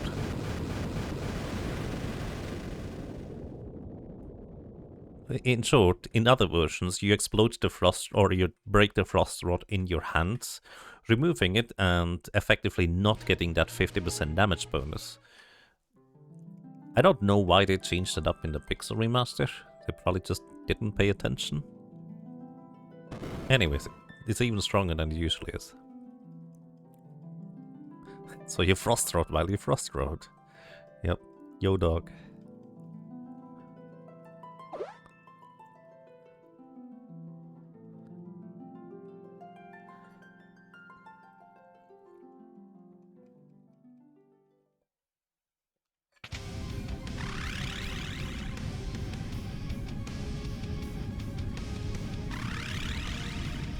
I have to admit, I don't even know where that originally came from. That meme. Galuf having a senior moment. I think I didn't pay attention. Anyways, this heroic wolf stops the pipe from approaching the crystal. So the crystal hopefully doesn't explode. Unfortunately, he's not quite strong enough. And while we run over there to try and help him, we get stopped by fire. And we get stopped by the ground not being in compliance with its usual requirements anymore. Crystal explodes. And unfortunately our wolf buddy up here kind of perishes. He's a bit grim. So I guess the floor kind of saved us, huh?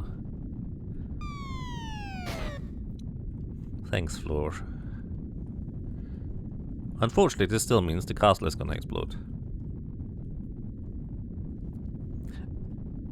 It's from Pimp Your Ride. Exhibit Pimp to cook people's cars.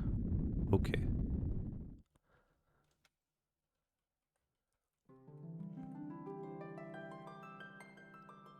It was so much faster than your Berserker run? Yes, probably a little bit.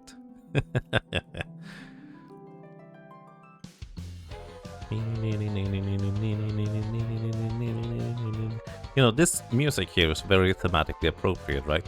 It perfectly encapsulates the amount of haste we have in order to run outside of the castle before it explodes and the stress that you might feel during it. Despite that, it might just be the weakest music track in the entire game, purely because it's such a short music loop, and you do hear it for a while. That's an elixir, I don't care. This here, on the other hand, because we could still get Dancer, I do care about getting, because that's a ribbon. So, Galuf, you can actually just do the Frost Rod thing. Ow! By the way, if you attack with elemental rods, they deal anywhere from 0 to 100% damage of their normal attack power. So it is extremely unreliable. It is still the corresponding element of the rod for what it's worth. I think there's shurikens in the chest over there, but I'm not too worried about getting those, because if we get ninja, we're in business either way. We don't need extra shurikens. However, these clowns... This is what I was talking about earlier. These encounters here are really bad for you, because they both take a long time, and especially in the back attack, it's just super rude if you ask me. Oh, I didn't buy type magic. I forgot. Please use the Frost Rod. Anyways, these wolves attack on their own turn, and then the sergeant also on top of that tells them to attack. So they attack twice per turn, basically. And because the Pixel Remaster doesn't care about, you know, adjusting encounter rates, this just has full encounter rates while you're running out of the castle. It is not uncommon that you play through this in any other version and just don't get a single random encounter in those versions. But this one just doesn't care about you. This one just gives you random encounters anyways.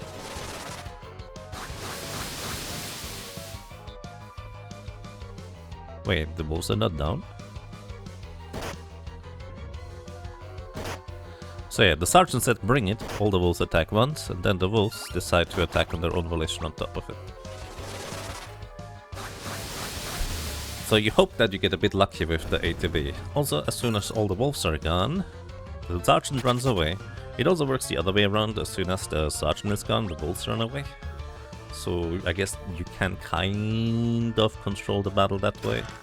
Anyways, this disincentivizes you strongly to not go out of your way to pick up some of the useful items, I guess. I'm still gonna do it, I guess. Maybe I should have bought more potions before coming in here. Case in point.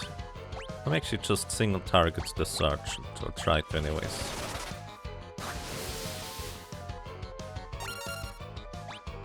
I actually don't know if that's better than hitting the wolves. Because I guess for the wolves we get all the experience and money from the wolves.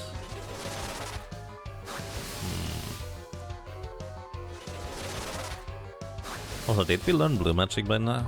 I didn't pay attention. Also, as you can see, the timer in the top right counts down very slowly. We have plenty of time, especially since I know what I'm doing. Okay, it was better to AoE the wolves, it looks like. Way better, in fact.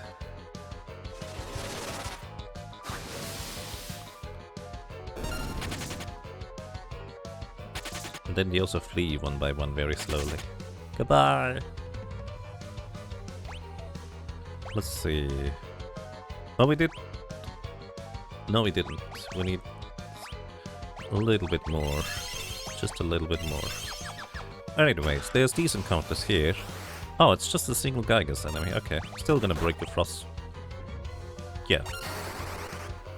Still gonna break the frost rod here. This guy has, I think, like 850 HP. A frost rod will always knock him out, even if we didn't have the extra boost. Then we get an Elven Mantle. This is an incredibly useful accessory that I'm gonna give Galeth because he's the one that keeps getting clobbered, it seems. The Elven Mantle is an accessory that gives you 1 agility, which means your ATB feels slightly faster. It gives you 1 intelligence, so you may or may not hit the next damage threshold of your spells 1 level earlier. And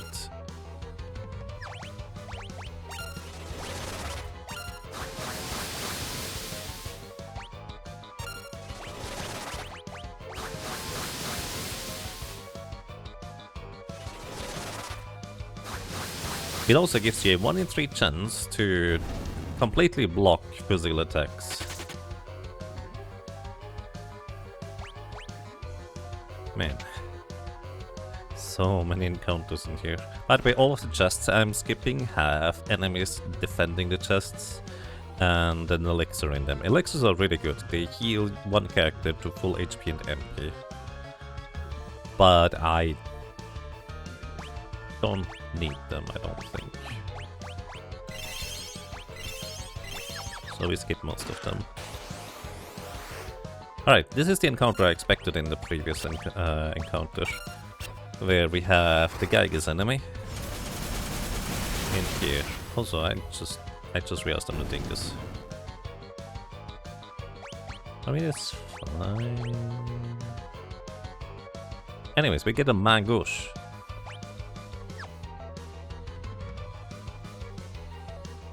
Or also known as left arm,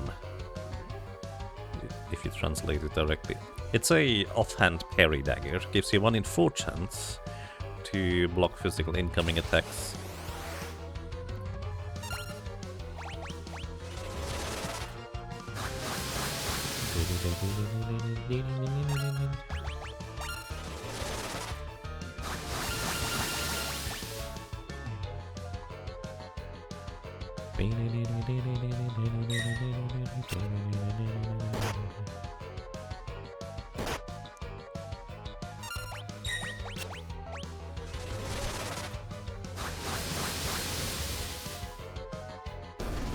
Right, there is the heal spell in the chest on the left. It's Esuna. It's Esuna in this version. Basically removes any negative status effect, but it's only for white mage. We don't have a white mage in our party, unfortunately. And we could break a rod over the sergeant's head in order to win. This is a guaranteed forced encounter.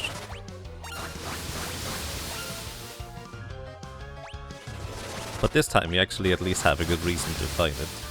Because here the sergeant will in fact reveal that he wasn't just any old sergeant. I don't know why a sergeant would attack us to begin with, I guess. He is the guy that is Iron Claw, who has a very special blue magic ability that I would like to learn from him. And then we just break a rod over his head afterwards. Morph! He just jumps up and does that. How funny. Deathclaw. Oh, he missed. You need to hit, buddy. Don't do a physical attack. Hit the Deathclaw, please. Hit the Deathclaw, please. Hit the Deathclaw, please. Hit the Deathclaw, please. There we go. Hit Galuf. A bit inconvenient, but that's alright. This is what I saved my last Frost Rod for, so we can just finish the battle. Galuf does have the learn ability, so we still learn Deathclaw as a blue magic spell.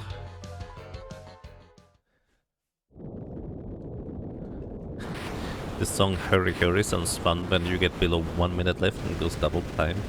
Oh, I forgot it does that. Nice.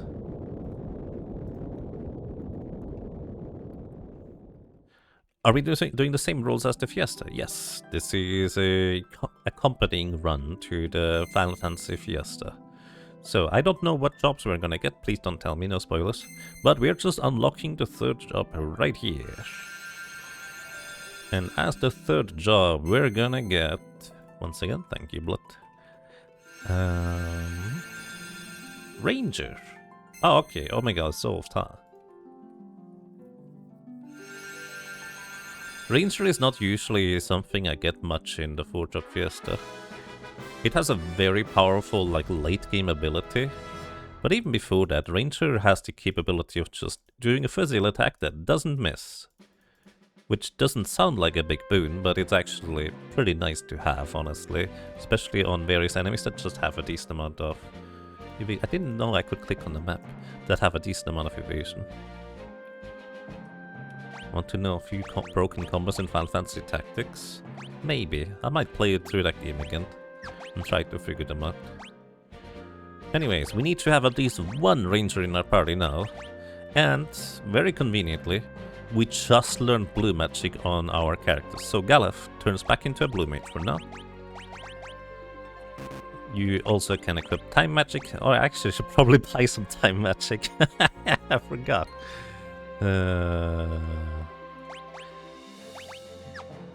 Then we're gonna turn, let's say, Butts into a ranger. It doesn't really matter who turns into a ranger. Where is ranger?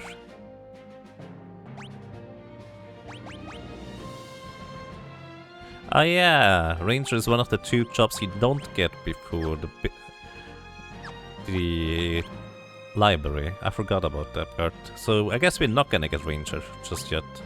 Because we need to get the crystal first. 2 of the crystals got blown way away. And that's okay. Anyways, Lena, you can become a time mage now. Because you have learned how to blue magic. In fact, there's not really anything else I want from the blue mage. So we're gonna turn everybody into a time mage now. Because time mage... Well, I guess the shields are nice on the blue mages. Not necessary, but they're nice. Also, I did miss an opportunity to pick up a spell in the area just earlier. Because those Gygas enemies also have like Aero 2 or Era? Is it Eroga? I don't remember what it's exactly called. But effectively, they have the second level spell of the wind spell. It's a spell that we could learn there. Now I forgot about it. Anyways, we can get gravity, reduces current HP of enemies by half, stop, stops them, haste, Mute is... That is such a weird spell, and it doesn't even work in the one encounter where it's supposed to in this game. Actually, maybe they fixed it. I'm gonna try it anyways. I magic stuff. Yes, as long as I have one blue mage, I can just shuffle the other characters around as much as I'd like. Anyways, let's go ahead and buy potions. And we're gonna buy a few tents. And then we're gonna buy going to sleep.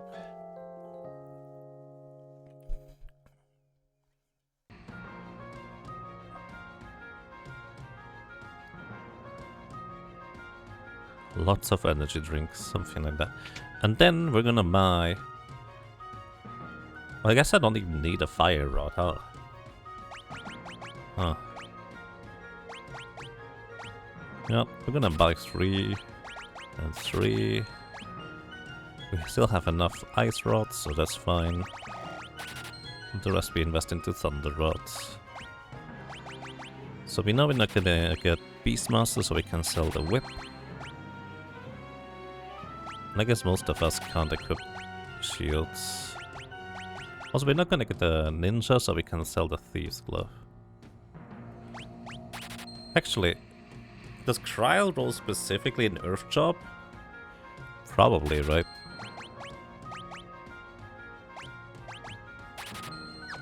Alrighty. More rods to break, because... Pretty good. Lena. You're not sure, you have the Mangosh. But Galuf, you can get a Mithril Shield. That's fine. 5th job is fully random. Ah. Huh. Hmm.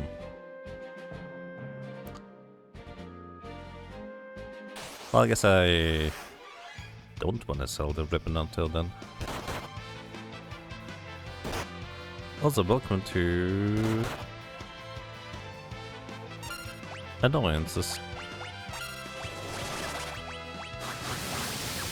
Blue magic, hero. Blue magic, hero. Blue magic, hero.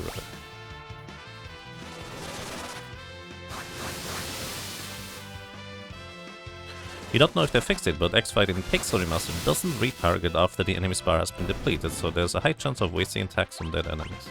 Wait, I thought that was normal. Isn't that normal?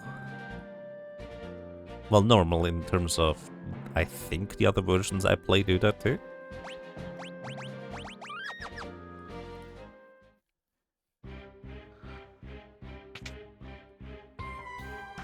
Anyways, welcome to the library. One of my favorite things about Pixel Remaster is actually the change they did in the library, because inside the library, in every other version, it's basically not worthwhile fighting anything in here, because you only get experience and money from the very last enemy in a sequence you defeat. However, in the Pixel Remaster, you get experience and money from every single enemy you defeat in here, which honestly is really nice. What level am I? Hold up. I might be in danger here.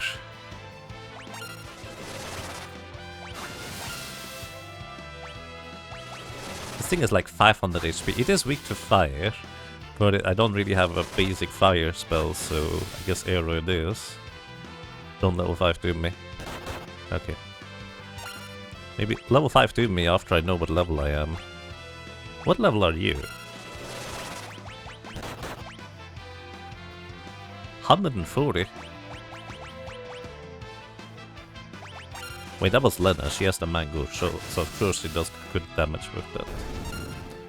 Alrighty. From this guy, we would like to learn blue magic. So I'm actually gonna Deathclaw you, or try to. Deathclaw is kind of expensive, but effectively it paralyzes the target and puts you into critical HP.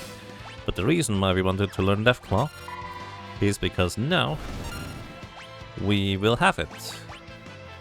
The reason why we wanted to have this guy stick around is because now we can learn Era or Eroga from these guys. Specifically page 32. Also, by the way, these encounters are kind of set, like it's not entirely random which enemy you get after the next one.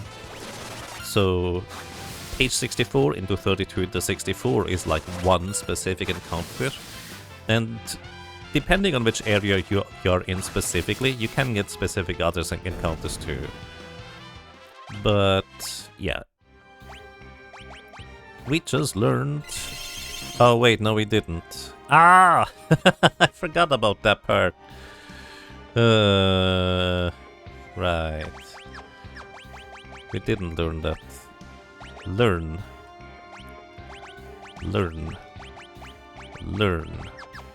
Wait, but if I do that, my characters don't have blue magic to do damage anymore.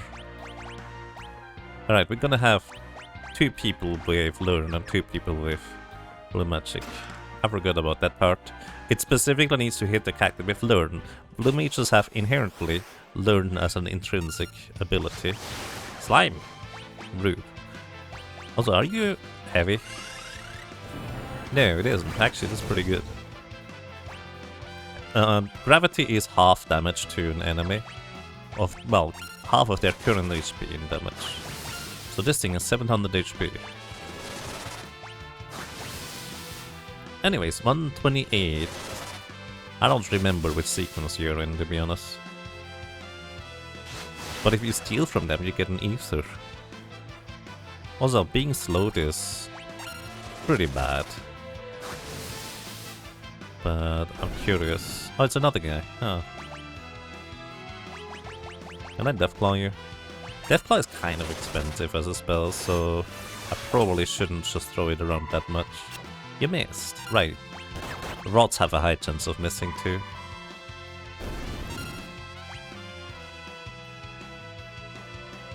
I don't think I want to learn that.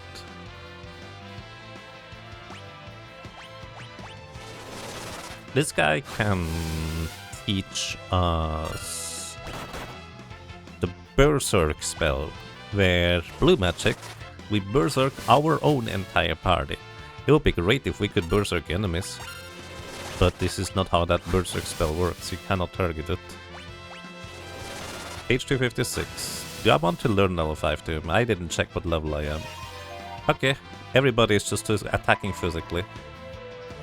This could be a problem. Wait, we also have HP leak? Oh, that's from the sticky liquid. At least Galuf has a good weapon. I guess so does Lena. Maybe I should give everybody at least fire rods, so if we are moonfluted, we'll learn. Anyways, we learned moonflute. Hooray! Not useful, but it's funny. So yeah, I'm actually just gonna equip everybody with flame rods, so at least they will deal the correct elemental damage, because literally everything in here is weak to fire. Anyways, we are level 13, so we're fine. Often you're just about level 15 entering here, or even level 10.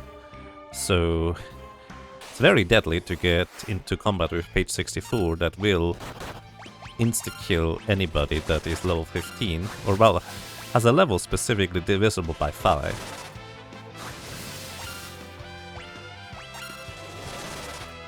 Wait, didn't I learn arrow? Oh no, I didn't yet.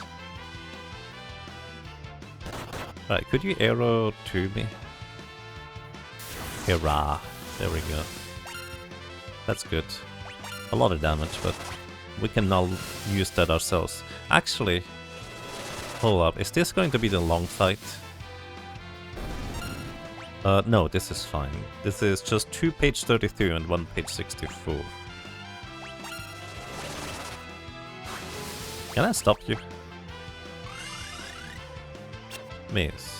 No, it's a chance to hit. He's not necessarily immune to that. Ow.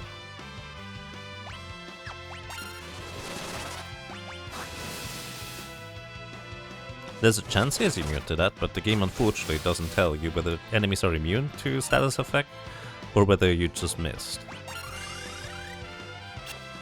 Okay, second miss. I think it has a decent chance to hit, so chances are decent at this point. Although not guaranteed that he's immune.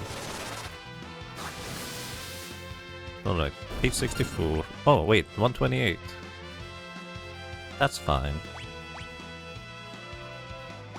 Probably.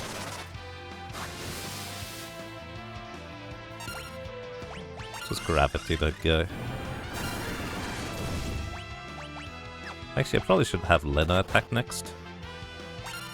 And have her cast gravity too. And then we arrow. So that should knock it out.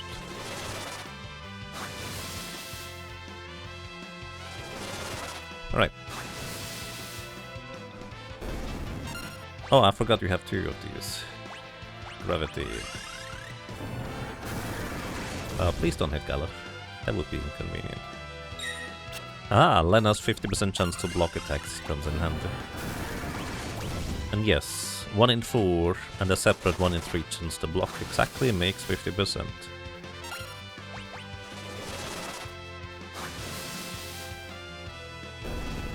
Alrighty, we got them. And we learned Era. Ah, we're kind of low on MP though. It's a good spell. Good base damage. But our MP might be looking a bit dire. Oh look, it's Ifrit. Wait, it's a book of spells! That's a different game. Anyways. The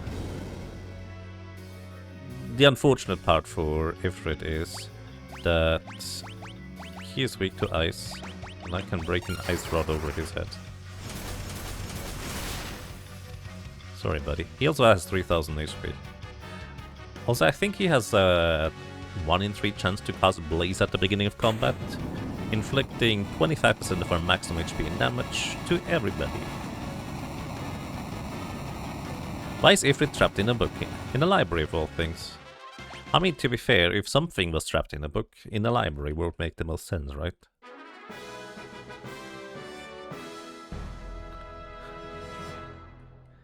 And why is he here? I do not have answers. Anyways, Lena, you're getting my Gosh back. And we also abilities. You get blue magic back.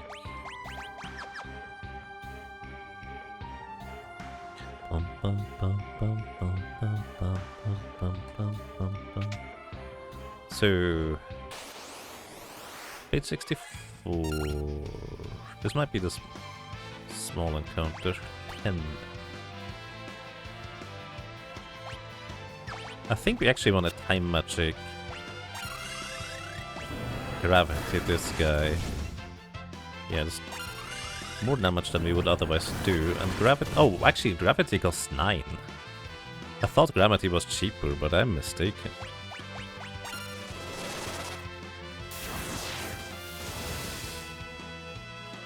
Oh, 2 arrows or eras would do the trick, huh? Yeah, okay, gravity is not the play then. Gravity only costs 1 MP less. Do you have any elixirs? I might use elixirs to recover MP here. Also, triple page 64. Do I wanna learn level 5 Doom? I guess we could use it to grind out ability points in World 2. I'm not terribly worried about that part though, so I'm not going to worry about it. We could learn level 5 Doom from page 64. Also, we got a ninja suit. Because Blue Mages can equip medium armor, we're gonna give this to Galuf. This has the same defense as a mithril armor, and gives +1 agility. You have no more MP. You have the Mangosh equipped. Alright, Blue Magic, Goblin Dungeon.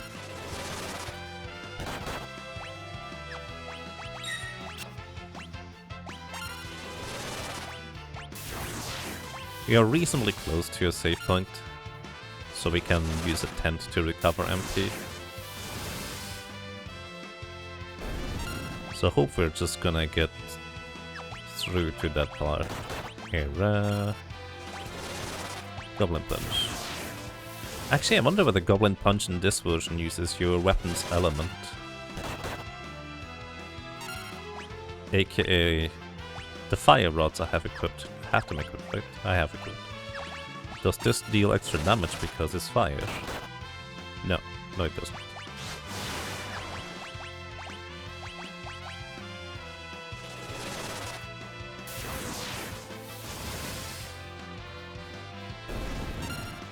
And there's this guy again. Gonna haste Gala. Because slow is extremely detrimental and haste just counteracts that plus. You know what? We can do this, it's fine. Maybe Moonflute is useful. Everybody just punch this guy. Berserk increases your attack power by 50%.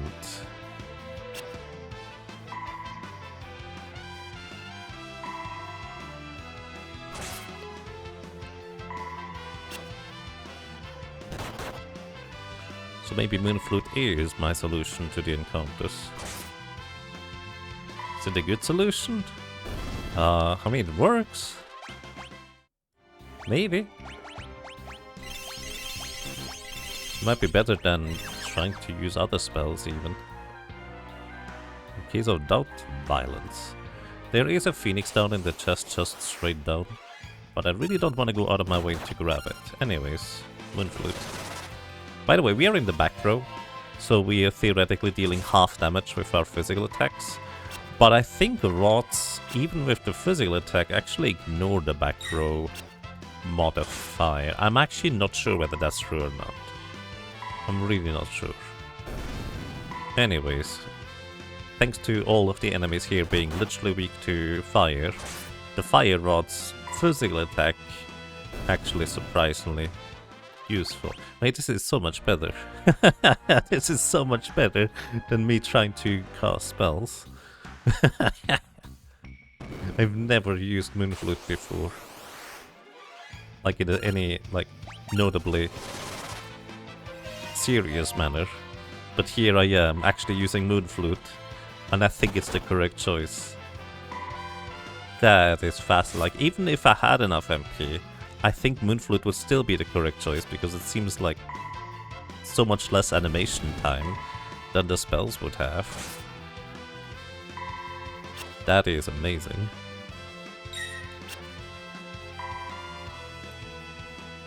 It's not better, it's faster. Is it stronger though?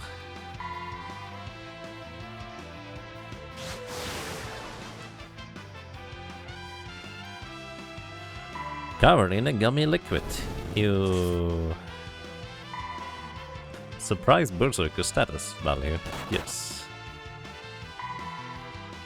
Define stronger. I mean, that's kind of how it usually goes, right? Better, faster, stronger. Like, there might even be value in me putting everybody in the front row if... Okay, we're level 14. We're gonna scrape by just before we're gonna level up here.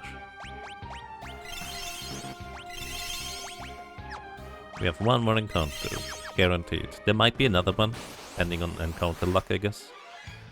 But hey, Lena, you have 0 MP. You have 0 MP. You have 2 MP. Galaf? Galaf has enough to cast one more Moonflute after this, so I guess we're gonna be fine.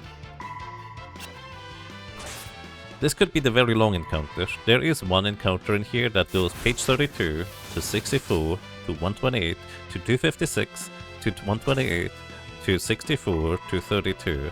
And again, in the other versions, you get only the experience from the very last enemy you defeat, effectively making you go through the entire gauntlet of enemies almost twice for like a puny reward. Nope, this was the short encounter. Lucky. Righty. We get to sit here in a tent and sleep. for a little while longer. This recovers 100 MP, by the way, using a tent, so you're actually not gonna be at full MP here on all characters, but it's close enough that we probably don't need to worry about it. Alrighty. Anyways, the next boss here, this guy can be a huge roadblock for Four Job Fiesta parties, depending on what you have rolled. However, for our case, this is Biblos. He is a boss, but some bosses, like this guy, are not flagged as heavy in the code, and conversely can be attacked by Deathclaw. Which means he has 9 HP remaining or less and just dies. Alternatively, we could have just broken a fire rod over his head and he would also die in one hit because he's weak to fire. But this is much cooler. Time Mage could use gravity, so Time Mage alone would have been pretty competent at taking down Biblos. He does have 3600 HP, and once he drops below 900 HP remaining, he will counterattack with Drain, dealing about 250 damage and healing himself for the same amount to one of your characters. You can't technically resist the Drain spell, but your chance to resist it is not usually that great at this point in the game, so... Usually when he counterattacks with Drain, he will just heal himself for a good chunk. Paralyzed by Deathclaw, no death speech? Wait, I didn't realize he could be paralyzed too. I just knew that the... Actually, no, that makes sense. Huh.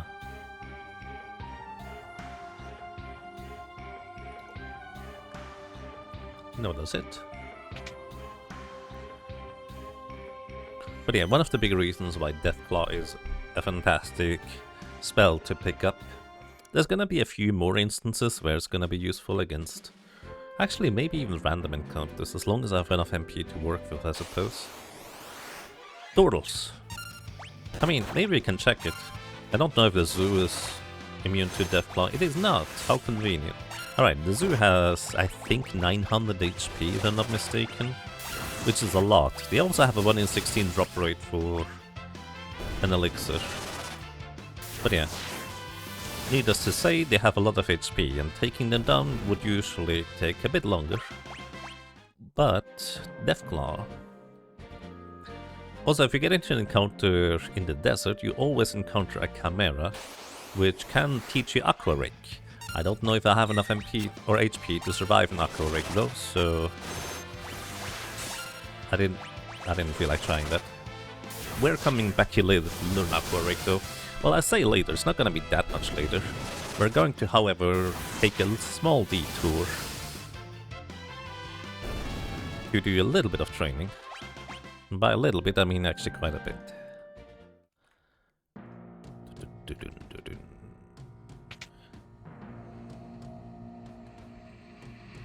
Deleted message? I don't see anything.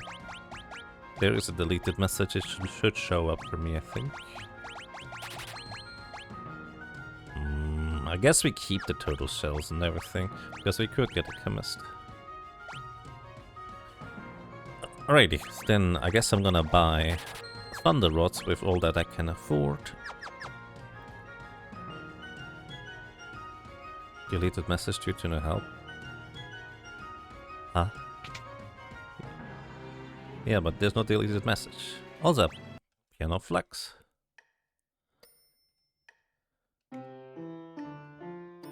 Oh.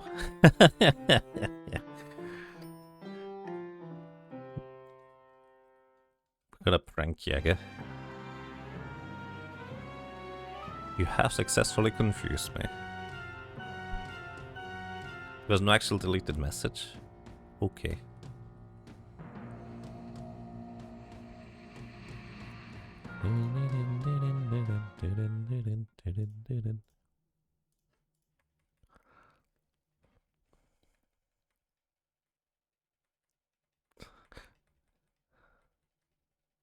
That's not very cool. I mean, it kind of depends on which side of the fence you're sitting on. If you're sitting on the greener side, it might be cool.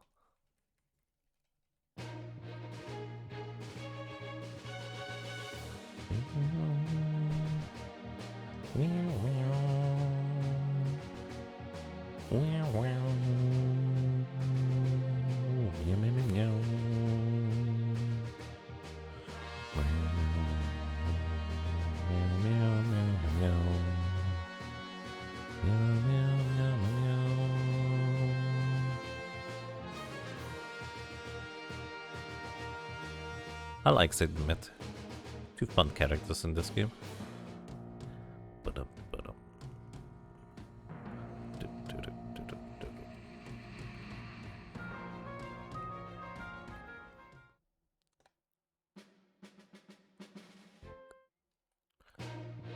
Good night, and sleep well.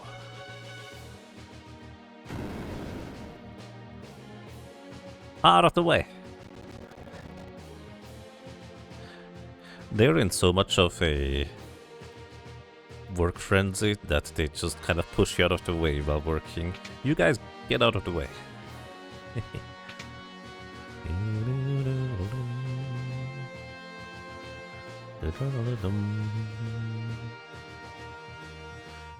Alrighty, so we're gonna get Hunter into our team, which is gonna be kind of convenient.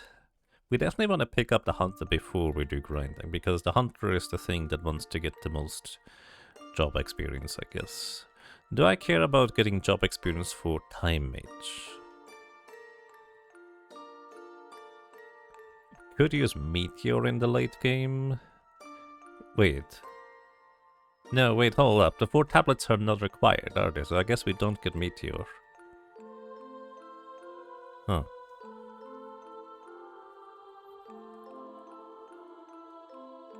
Also thinking about it, which weapon should we use against Omega? Oh, that's part of the thing. All 4 tablets are... okay, so it is required.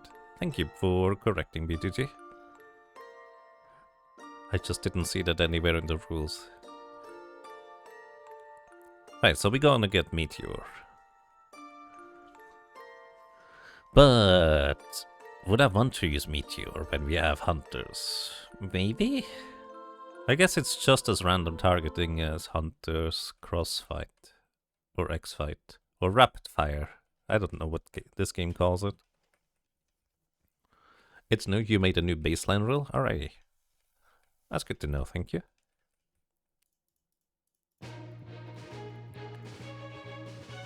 Hey guys, everybody awake now? So one more thing to the Final Fantasy Fiesta thingy? Yes, I suppose. Let me adjust this real quick. Commands. Final Fantasy Fiesta. No help. And all tablets. At least it's getting longer and longer with challenge requirements. You're playing Final Fantasy 4 with the rules and it's been a learning experience? Yes. It's always quite the challenge set. And not being allowed to run with a single character sounds like it might take a little while longer. Anyways, I would prefer if you guys didn't punch me as a back attack, because that's pretty rude. Also a little fun fact, ocean encounters normally quite rare, like you have a really high... well, the encounter rate is really low now, but Pixel Remaster decides that nope. If there are encounter rates, it's the same literally everywhere. It does not adjust the rates like every other version does. So you get plenty of these along the way. I guess at least on the ocean you could argue, well, you can walk or go diagonally, so you get half the encounters from that side at least, so I guess. But it's just like, man. It really is the most egregious in the castless game, but the weirdest is just the one where the game just throws goblin and bee encounters at you instead of nothing. It's so weird.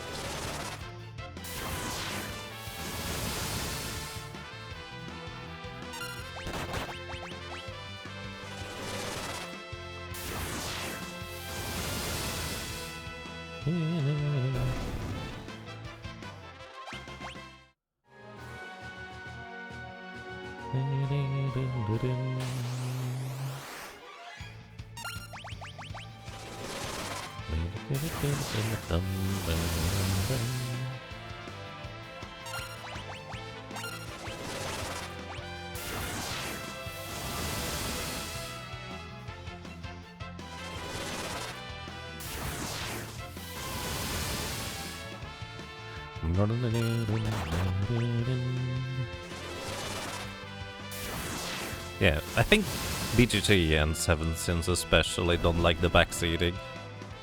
Like, I think me as a streamer is kind of in a bit of an unusual position in that regard, because backseating is allowed here. Desirable even in some specific circumstances, since in a lot of cases I care more about learning the games rather than worrying too much about it.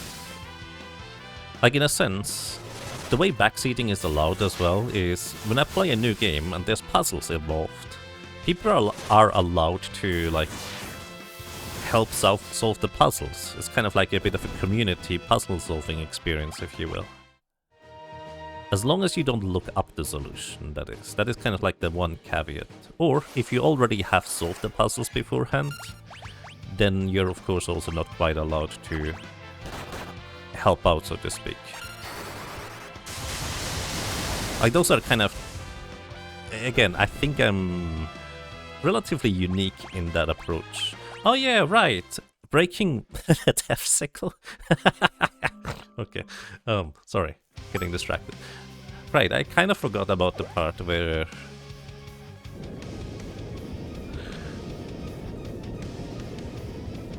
Breaking rods is also always single target in this game.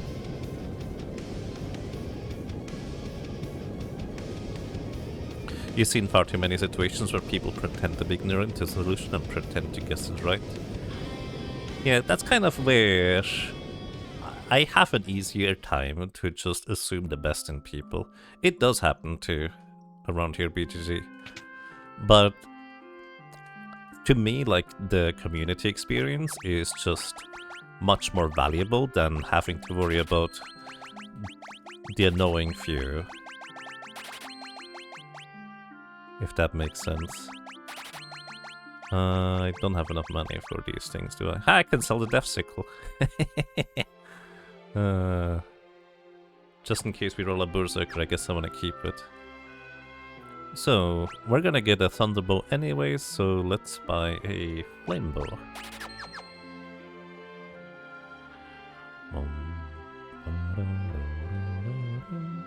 Also, I guess if we roll a bard, probably will want to have the songs.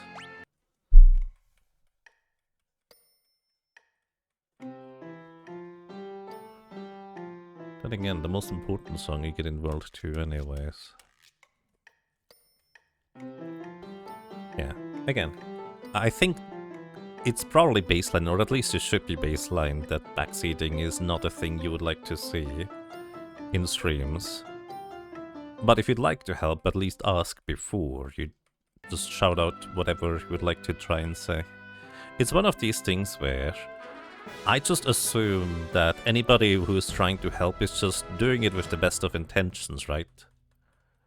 And so conversely, I also like to just say, like, when somebody is helping in a way that is not welcome, I just like to try and be nice to them anyways, because again, it usually comes from a good place.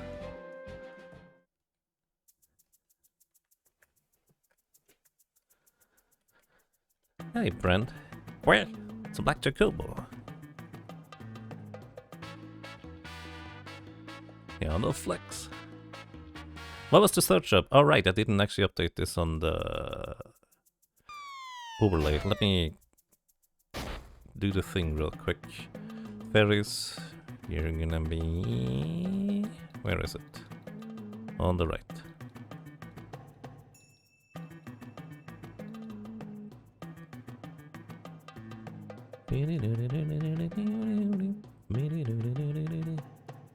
Ctrl-Shift-X. Select all. Purple. Image resize to 400%. Okay. Save as. PNG. FF5 Ferris. Then we grab the third question mark. And replace it with Ferris. There we go. Our next job class is Hunter, and this is the earliest we can acquire it. Right here. Because Ferris, bonk. Bonk. It just bonks them out of the blackjack hobo, who thought these shiny crystals are very tasty.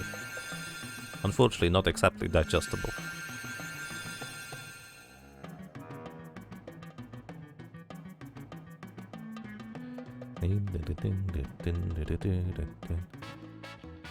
Yep. Thank you for telling me about the ranger sprite, because I probably would have forgot. It's ew in this version, not huh. Alrighty, next up, we're gonna go ahead and train a little bit right here. Because specifically not in the forest here is a high probability. Wait, no, it's not a high probability. It's guaranteed that we run into enemies that we can farm quite a bit. So we're gonna unequip all of our elemental rods because we're gonna break all of them and see where we land afterwards. Also, I forgot to turn a character into a mate.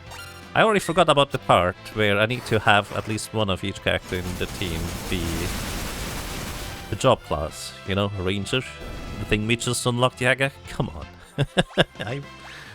My brain works in mysterious ways. Alright, Fairies, you're gonna be ranger. You get blue magic secondary because blue magic is just good. Flame boat, that's fine. Back row is fine. Anything else? No. We're good. Reset? No. It's not a big deal, I would say. Cheating! Yes. Technically cheating.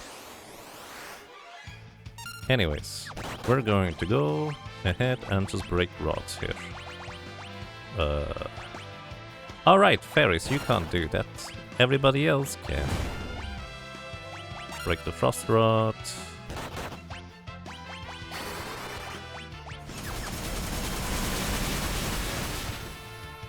So, welcome to one of the most efficient grinds in the game. Unfortunately, because of the random ATB instead of speed-based ATB in this game, the black flames are actually going to regularly get an attack in. In other versions, you guaranteed get a turn before the black flames get a turn every single time, as long as it's not a back attack. But because this is the Pixel remaster, they decided to throw in random ATB starts for some reason. And effectively, due to that, we are going to get whacked once in a while.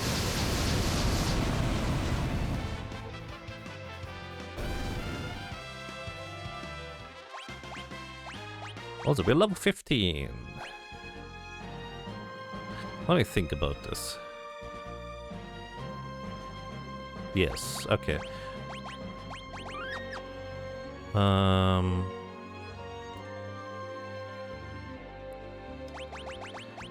Alright, Lena, you're gonna unequip the Elven Mantle and the Leather Armor. No, don't equip the Silk Robe.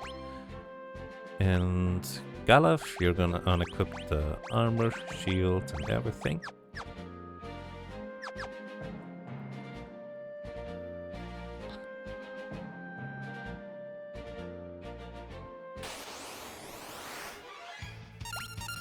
Right, then Blue Magic Era on Galaf. This does not knock you out, does it? Close. And Blue Magic Era on you. This should knock you out, right? Yes. Alright, then Galaf just needs one love tap. Oh yeah, we can also learn Dark Spark from these guys. This reduces enemies' level by half. I don't actually know if the Pixel remaster... It's fine. Don't worry about it. I don't know if the Pixel remaster recalculates enemies' attack power or, well, damage they deal. In the original Super Nintendo version, if you half the enemy's level, they still deal the exact same amount of damage regardless. In I think actually every version, they always deal the same damage. Like, they don't actually actively calculate the damage they're supposed to do with the level. They just deal the fixed amount of damage. I don't know whether that's true in the Pixel Remaster. Anyways, we're going to specifically have 2 characters here, rather than 4. This basically focuses the experience I get onto just 2 characters instead of, well, 4. And the main downside of this is that we don't get experience or ability points for the other characters. So I'm not gonna level magic, so to speak, or like time magic for Lena right now. But for the most part, just having like 1 time mage in the party by itself is sufficient. It's sometimes nice to have 2, or at least 2 people that can cast time magic, but I don't think it's all that necessary or required.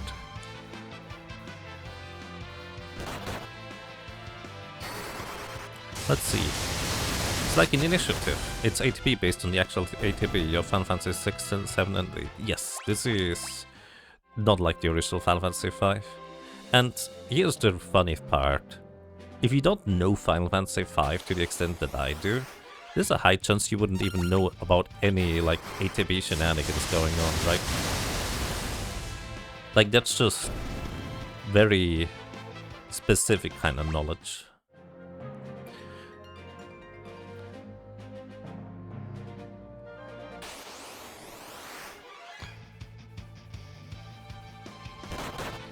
Let's see, interestingly... Oh, this is another downside, by the way. Enemies, because we are now in the back row, if I get into back attacks, we're in big trouble potentially because we could take so much damage.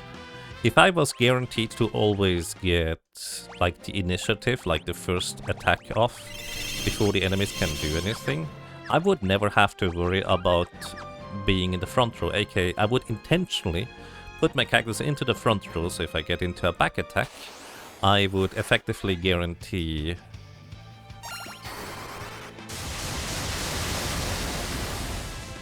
well, the back attack deals half damage, basically, is what I'm trying to say. If I'm in the front row and get back attacked, I'm in the back row. Final Fantasy 9 is most similar to Final Fantasy 5 in that regard, not just in the general light-hearted tone, but also the ATB feels much more like Final Fantasy 5. Yes. With the exception of the shenanigans for the big jawbreaker, I would think.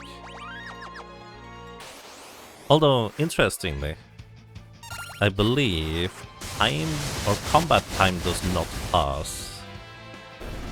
Actually, that's basically the other big difference between the original and the Final Fantasy Pixel Remaster.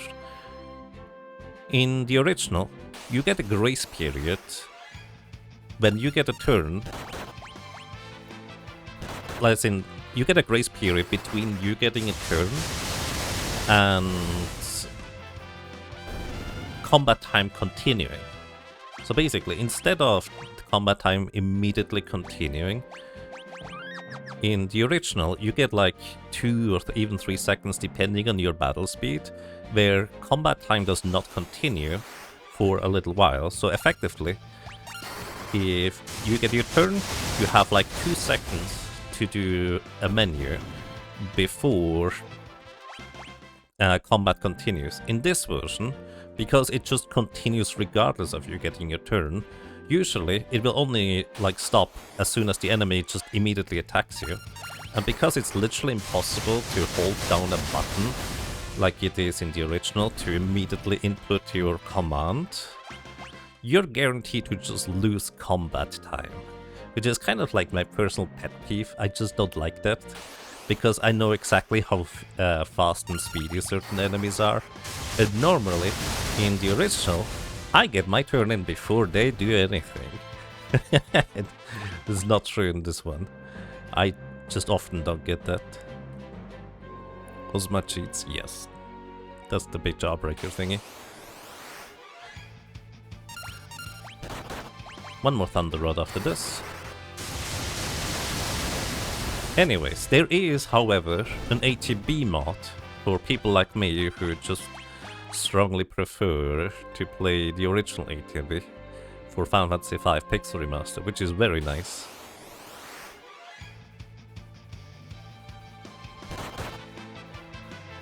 For obvious reasons, I don't have that ATB mod installed right now. Also, this could be a problem. Please don't hit Butts anymore. I actually should have given Butts the Mangouche and the Elemental in hindsight.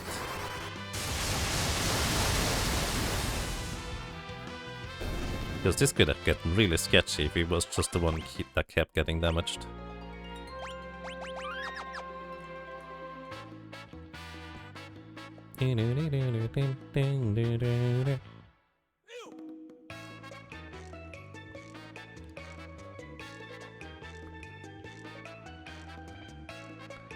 It's you in this version. Oh, hello, wave hat's face. Hope you're doing well.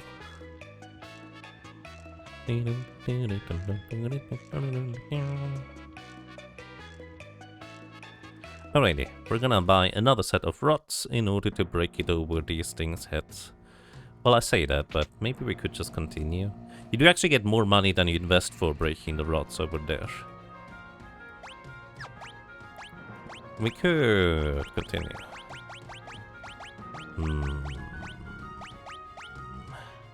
Wait, why sell? Buy. We're gonna do one more set of rods here. Basically, your characters get so much stronger with just a little bit of grinding, which is why I feel like it is worthwhile. But before I do anything, you get... Oh. Oh, that's funny. Hey, a nice thing about the Pixel Remaster. You can actually equip and unequip the party members that are currently knocked out on the floor. You cannot do this in the original. I prefer it this way. Nice. Here. Also, let's buy potions. Actually, you know what? I don't have money. I just spent it all on rods. Whoopsie. Also, I think it's faster to go around the world in order to get back to the grind spot, rather than going the normal way. Maybe. I'm gonna stop waving now, but thank you.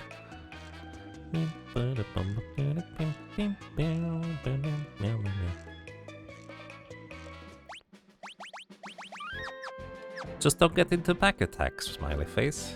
It's fine.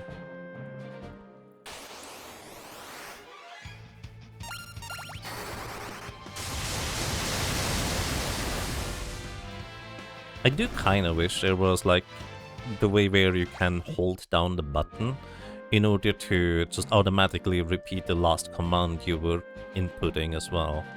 That's kind of, I think, one of the things I'm missing the most. Because right now I just have to mash the button in order to get the same effect. Where is Mastered Aim? Aim is an innate hunter ability that allows you to attack an enemy with a regular physical attack and a slight casting time, so it's very slightly slower than regular attacks. But importantly, it never misses with your physical attack, which is going to be extremely useful against Omega, unless I decide to grind out Rapid Fire, which... I don't know, I haven't decided yet. It's an option.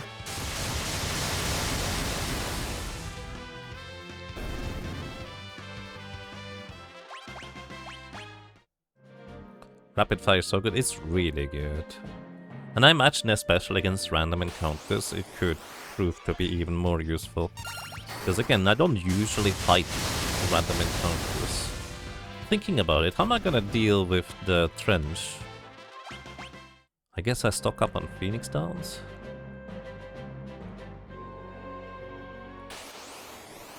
Yeah, actually that's probably my only option, isn't it? I guess it depends on our last job class.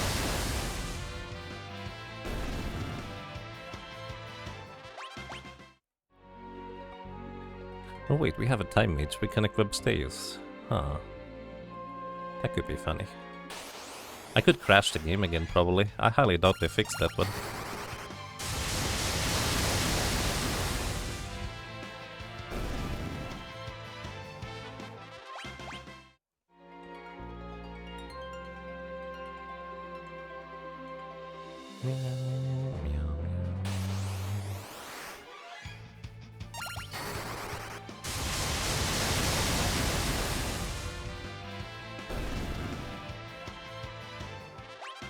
Man, I do actually really like what they did with the battle backgrounds in this game.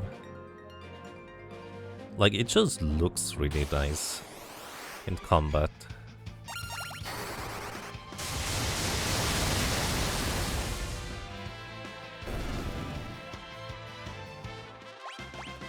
Time magic level 4. I think level 6 is the maximum. After that you can learn equip staff and rods from a time mage, which I genuinely have no idea whether that's ever useful in any capacity. Maybe Mime? Actually no, Mime can already equip these. Maybe it cannot equip staves. I'm not sure about that actually.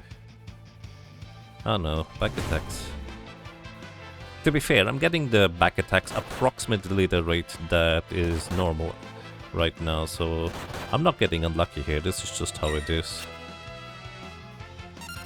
I still would prefer if you know, didn't murder Ferris. I was too slow.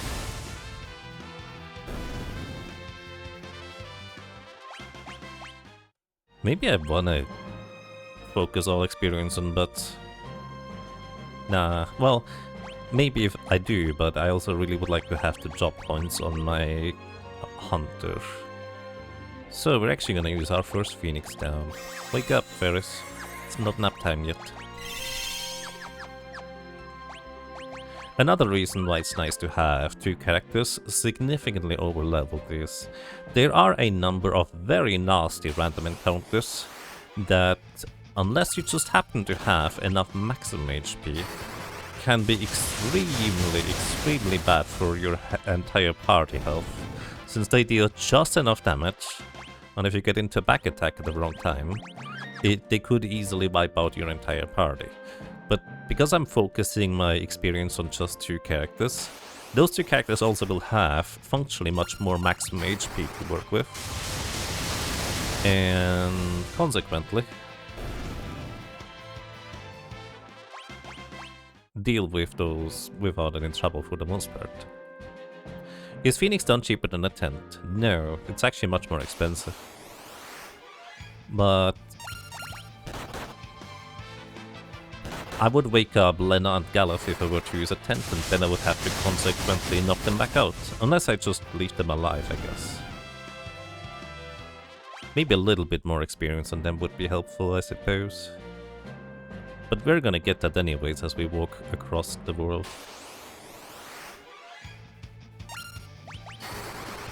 In the end, me actually putting in a little grinding session here is really not necessary. And I actually kinda doubt it's faster than just going straight through to the end game. But it makes a lot of things just a lot safer. It's basically the main reason why I'm doing this.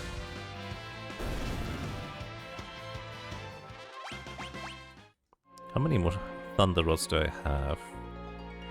Because I really don't want to run out of Thunder Rods and then fight another battle.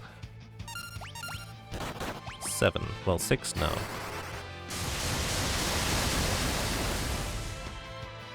What are you trying to learn with the Hunter and Time Mage? Hunter can learn Rapid Fire, which is a very late game-ish ability normally, that attacks 4 times for half damage, ignoring enemies' defense, and guaranteed hits. It is, however, random targeting on who you attack with it, so it works especially well against single-target enemies.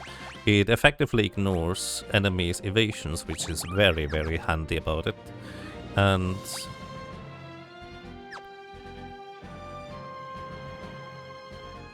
that's kind of the main thing. It just ignores defense too. And there are a number of later stage bosses that have really substantial defense that you can effectively pierce with the Hunter's attacks. Hunter doesn't have the best selection of weapons for pure damage output, but Rapid Fire just kind of elevates whatever else it has to a crazy level. So Hunter learns X-Fight basically? Yes. That is actually what it is called in the Super Nintendo version, X-Fight. Right, we have 3 Thunder Rods. And then we're gonna buy a bunch of rods. I will probably want to have enough to break over enemies' heads.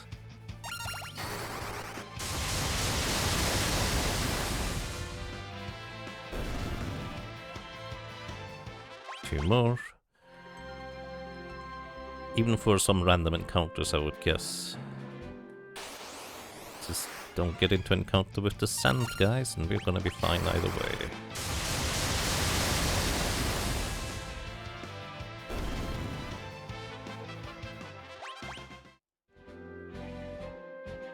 In multi-target fights where there's multiple enemies, X-Fight is not that great.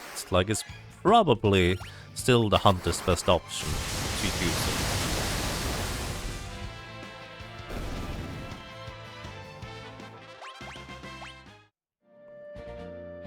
Well, yeah, alright. You know, that's good enough. So, we're gonna do 2 things. One, we're gonna go to... Ew. We're gonna go to Butts' hometown.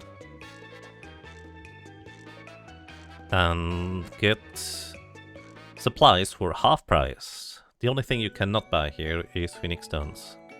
Oh, also, in case we get barred...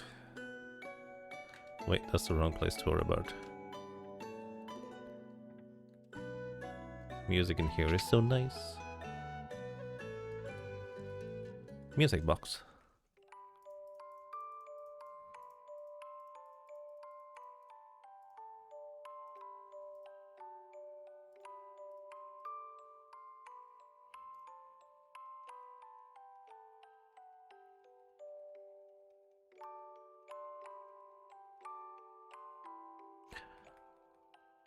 Yes, this is Butts' hometown, which is also why he gets effectively a discount of half price in here. When you talk to the shopkeeper, he just says, "Oh, welcome home." Or something like that. And this is also where Butts is a little boy. Well, notably lost his mother. The funny thing is, because the screen is wider here, the cutscene actually works not quite as well as the cutscene on the Super Nintendo or other versions. In those, basically, you see your father just kind of, well, Butts' father, go over and talk to Butts about, hey, things here and there. And then he turns around, and then the camera swerves over, showing that Butts' mother was just kind of collapsed on the floor. So in those, like here, you can see, oh, she literally just collapsed. But in the other one, you kind of don't know how long she's been laying on the floor there while you've been reading the text and such. Just unnerving in its own way. Anyways. Just gonna buy a bunch of random status effect mitigation supplies, a bunch of tents. 20 is fine, and that's all we need, thank you. There is a 4x3 resolution option released. There is? I didn't actually know that. Like, this is kind of the only cutscene where I... Oops, wrong way. Yo. This is kind of the only cutscene where I feel like something was lost with the widescreen, though. At least the one I can think of. Everything else is just nice. Alright, we're gonna go back here. Let's see. I don't remember where I would want to have a fire or ice rod to break, but I'm just gonna buy like 4 of them, I guess. 4 of these. 4 fire rods. I'm sure there's places and things I would want to use them for, but I don't remember any of them. We're gonna buy speed shakes though, or cell shake speed shakes, and we're gonna buy... I guess I could buy silk ropes for defense. Probably a good idea, huh? Anyways, optimal equip, optimal, optimal, optimal. And my Goshen U is fine. Let's go.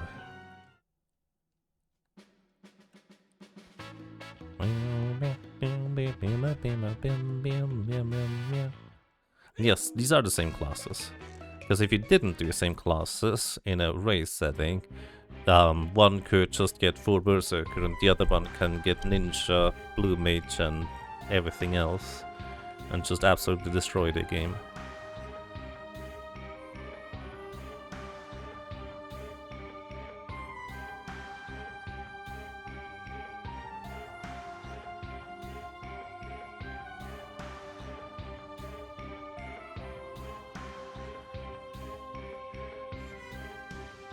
If you talk to the NPC that says they're going to be skulled, there's a cutscene with Butts and Butts hides on top of house and almost falls off. Which is a nice flashback. When he first found the wind rake and Butts is reluctant to get on because he's anxious about being high. I forgot about that part. I also forgot to go and revive the other 2. Whoopsie. We're just gonna break a rod here, it's fine. So much damage because it's considered single target. It's so silly. I meant to revive the other 2. Ah, I just forgot. There we go. Welcome back to the world of the living. Do I want another hunter? We could transform one of the time mages into another hunter. I don't have another bow. Does that matter? No, actually it doesn't. In fact, here's what we do. But you do no longer have the Magos privileges, you get Thunder Rod. You get Thunder Rod. And we're going to put the Magos on Ferris. Also give her the Elemental. Because that way she's gonna be in the front row. Having a 50% chance to block physical attacks. And still hit like a truck. And we're gonna turn Lena into another hunter. Or ranger is called in this game. And with blue magic, of course. Rangers don't have as much magic power as blue mages, but conveniently enough, that doesn't matter. Because rangers, or any character that equips blue magic, gets the blue mage's magic power. Anyways, the reason why we do this is Dorm Chimera. Bonk. This thing will frequently use Aqua Breath, which does a lot of damage.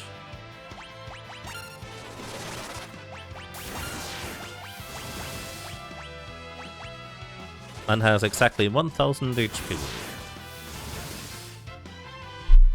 But Aqua Breath is exactly what I'm here for. I want to learn Aqua Breath in order to use it against the upcoming boss. Ah. Well. How inconvenient. 2 of my characters are just taking enough. It's another nice thing of focusing experience on just a few characters. Anyways. Inconveniences aside, we now have learned Aqua Breath. Aqua Breath is very expensive. Also, I just remembered, I could have used Aqua Breath in order to grind on the Black Flames instead. Because it will one-shot the entire group of enemies. Fun fact, in Final Fantasy V, Aqua Breath is not Water Element. Despite Water Element actually existing in this game. Aqua Breath is... where is it? Neutral Element. Also costs 38 MP. It's very expensive. But the big upside of Aqua Breath is that it's always multi-target, so its damage is just scaled to all enemies equally. Whereas if you multi-target Era, it will deal significantly less damage because you multi-target it, dealing half damage instead. Also, despite Aqua Breath not being water element, enemies specifically are weak to Aqua Breath. In the desert, specifically. They're not weak to water, they're weak to specifically Aqua Breath. So if you have a ninja throwing water scrolls at them, they just take normal damage, I think. Actually, I guess they might be weak to water as well, but I'm not sure about that. It's just that it's a really strange interaction, and it's easy to imagine that the reason why that is because water and earth elements were not originally conceived to be like their own elements, they were just like a side thing, and were only implemented later. This theory is kind of supported by... This guy has 3000 HP, by the way. This theory is supported by the elemental rod, the legendary elemental rod that boosts all elemental magics, does not actually boost water elemental damage. But yeah, this poor guy just gets one shot by Aqua Breath.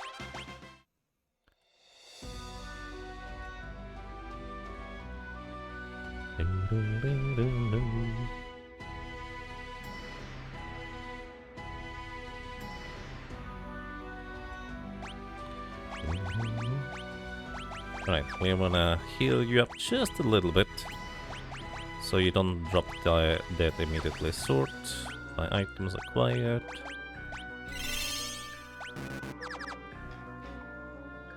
And then we just... Whoops. Man, the movement in this game is so fast. Aqua Breath. The nice thing about having hunters in the team is they have really good agility, so they will be faster than most other characters. Just with the caveat that I usually will not be... Right, I forgot about that. Hold up, sorry, I'm getting to that in a second. But usually with the caveat that I cannot menu quick enough in order to take advantage of me being faster than the enemies, because the ATB just never stops until you enter a menu. I forgot you can go diagonally in this game, so I just went in between these two tiles here. This is not normally how you're supposed to be able to get through here. I just skipped through those by accident, forgetting that this is even an option. So, diagonal shenanigans indeed. Alright, Fairies has 2 more Aqua Breaths in her. That is not true, it's just 1. 76 is for 2. But we don't necessarily need them. These desert encounters here also have the Dorm Chimeras. Oh yeah, that's fine. Wait, I have an ice bow? Did that...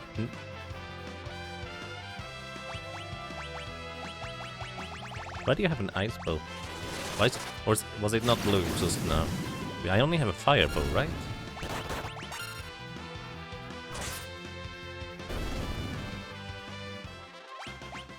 Wait. No, it is a flame bow. Why is it blue? Was it blue? Maybe I just missaw that. Or maybe in this game, bows don't have their elemental color. I guess that's possible. Anyways. Aqua Breath is great to just clean up regular enemies.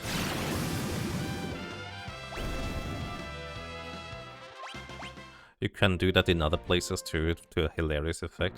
I never actually even thought about that. Like, the one time I used diagonal movement to my advantage before was actually in... like the very first mountain, where you can just squeeze between the purple flowers and not get poisoned. I didn't even think about using this in other places.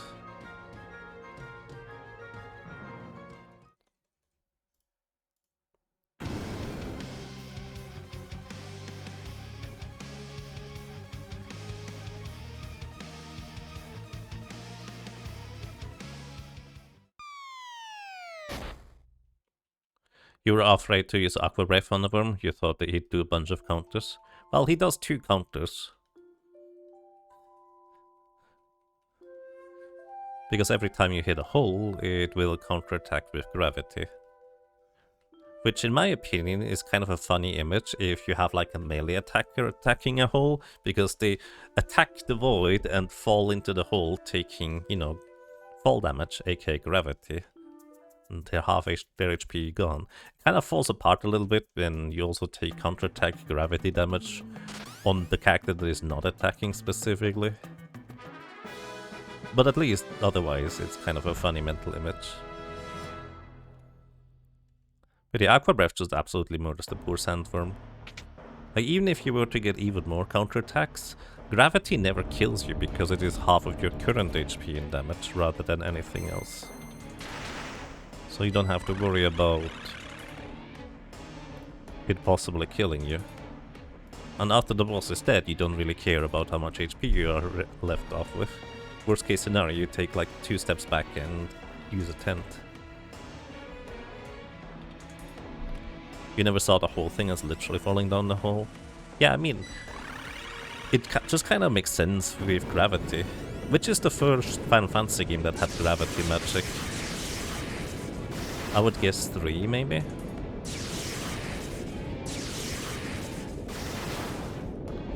Your concern was that Aqua Breath wouldn't kill him, the boss then would be at a quarter HP for the rest.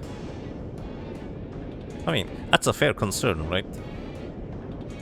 But even if that was the case, if you just have 3 people casting Aqua Breath, it would still just work out. But then again, maybe you don't know that you can unlock the exclamation mark blue magic very, very quickly, and don't realize that this is something you can immediately have access to. I don't know how you work through that in that scenario. But yeah, blue mage is very much a the more you know, the stronger it gets class. Which is also why picking up Deathclaw along the way is extremely helpful. Because it will help against a select few encounters. That includes a bunch of bosses. I'm kind of considering using it against the crystals, like the Seal Guardians later, but we also have Time Mage, which would potentially make that a bit more reasonable. We'll see.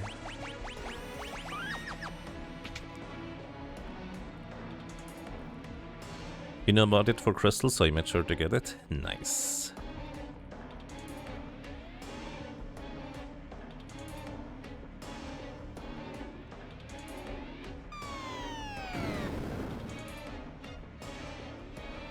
My favorite thing about this cutscene is that Mid and Sid just kind of fall randomly into an area, regain their bearings, and Sid doesn't even go, oh, hey, there's this random group of adventurers that we've encountered, how are you here?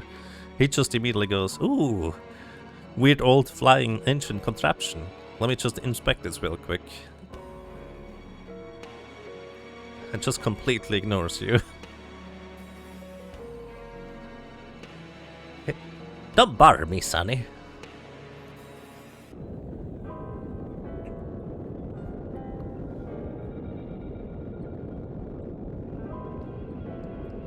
If you don't roll blue mace prior to Karnak, it's not gone forever.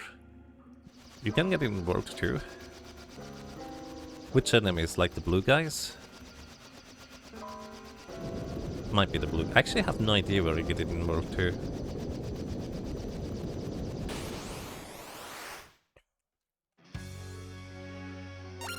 Alrighty, welcome to this poor fella. He is weak to lightning. He also has Tail Screw, which puts us into critical HP. I think you can blind him, I'm actually not sure about that. Oh, it actually worked. Nice. Alrighty. He's gonna miss 75% of his physical attacks now. We don't really have... He has a lot of physical defense, so... His weakness is lightning. He only has 2000 HP. He died more than twice.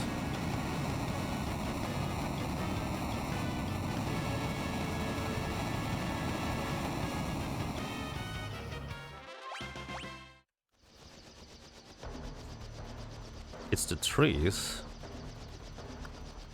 Treants outside of Exdeath Castle. Huh. Neat. those and teach you Deathclaw.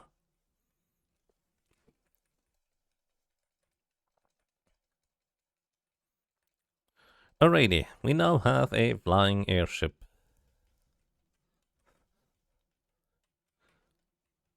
Which is very convenient, because it allows us to go and watch a cutscene. Kind of trying to think whether it's worthwhile to pick up Mage Masters, but I think in the Pixel Remaster, Mage Masters are not all that useful, unfortunately. Because the main place where you would want to use them is...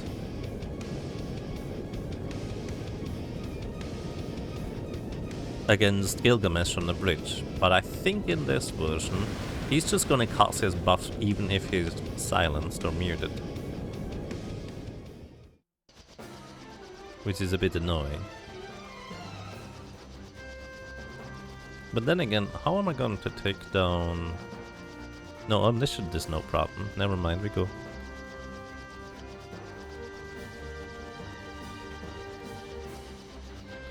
Oh, another thing I really like about the Pixel Remaster, sometimes it can be quite difficult to land on this, like, one tile in order to, you know, get down here again. I think this is, like, called the ship catapult or something like that for some reason. Probably because it catapults up your ship to the surface. But it can be quite difficult to land here, and the Pixel Remaster has it, like, in a 3x3 area around it, where... you can click the confirm button and it automatically lands you there, which is really nice.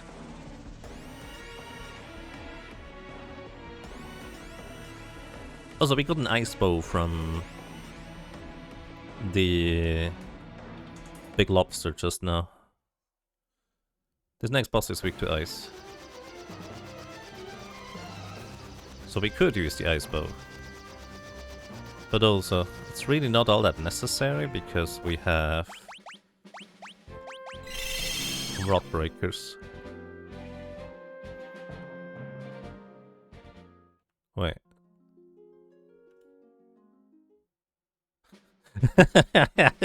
My brain followed the blinking dot on the map. This is not where I go. The blinking dot or the dot on the map indicates the location of our Hiryuu, where it is parked. That's not where I was supposed to go. I just mindlessly saw, oh, a quest marker on the map, I'm going there. No, that's not how it works. Here we go, this is where we need to be.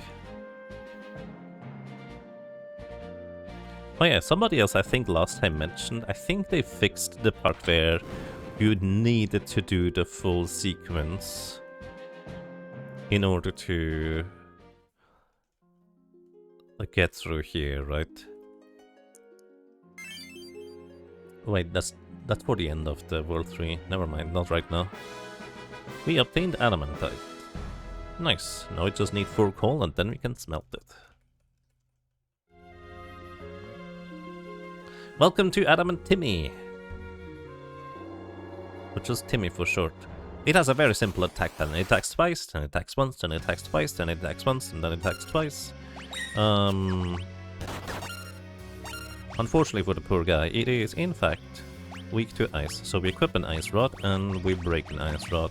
It is also innately coming with the status effect for shell as well as protect. So it takes half damage from almost every source.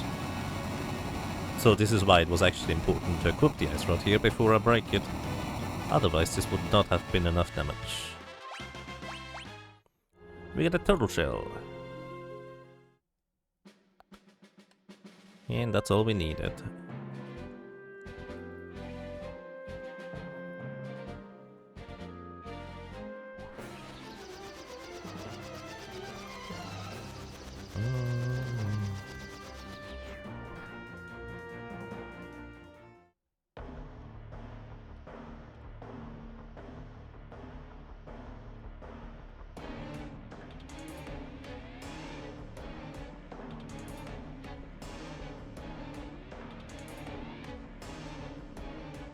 Let's go to bed.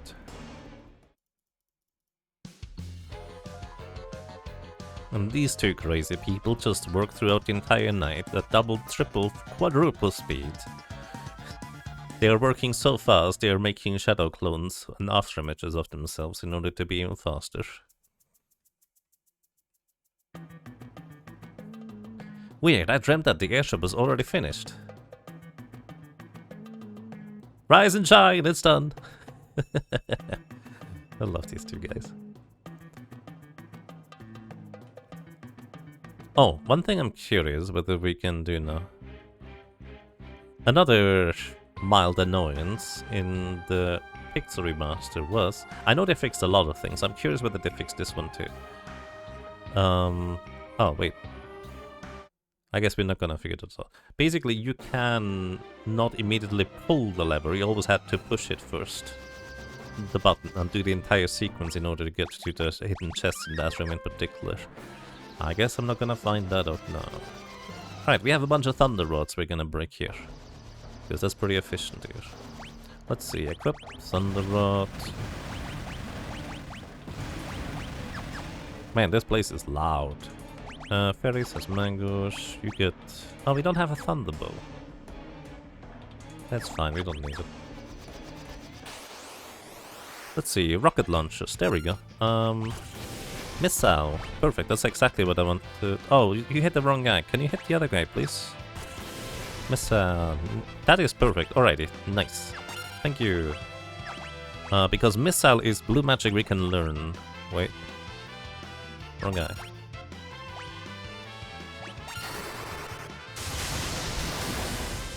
Yeah, missile is blue magic we can learn. And it deals 75% of the enemy's current HP in damage. Admittedly, now that I think about it, I don't think that's actually terribly useful. Because we have Death Claw anyways, for the cases where missile actually works. Maybe random encounters we could use missile, because it is significantly cheaper in comparison. That is the wrong person. Gallowworks. Also, we can learn emission from these guys, or whatever they just called it now. The flamethrower ability. That is also blue magic. And it's not particularly strong, but it's fire element, which we didn't have access to until now, and it's actually very mana efficient. It doesn't cost much mana for casting the flamethrower over and over, so it's nice.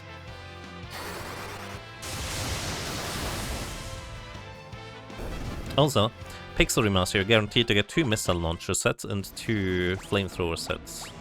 In previous versions it was actually random which one you get, and that is not necessarily a good thing. I actually prefer it being just like strictly these 2 are this and these 2 are this kind of thing. I think that's nice. Anyways, we have one more thunder rod to break after this. That's not true, we can just connect with the other one. Plus we kind of have to, huh? That's alright. You missed a missile launcher for the GBA bestiary one time? Oh no. That would be a bit of a nuisance.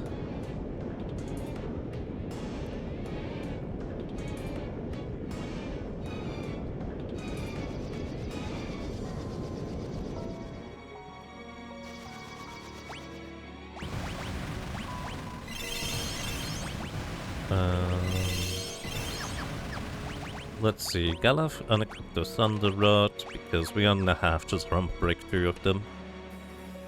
And I guess the others are gonna just do a bit of attacking in the meantime, because we'll need a little bit more damage extra beyond that. Welcome to this thing, this is immune to wind damage. It has 3 parts. The 2 launchers on the left only have 800 HP, but they're not weak to lightning. However, this is still enough damage to knock them out. They would reduce our current HP by half, which is pretty annoying, but importantly, they would also inflict the aging status on our characters, which is extremely debilitating. But thankfully, we just don't really have to worry about that part.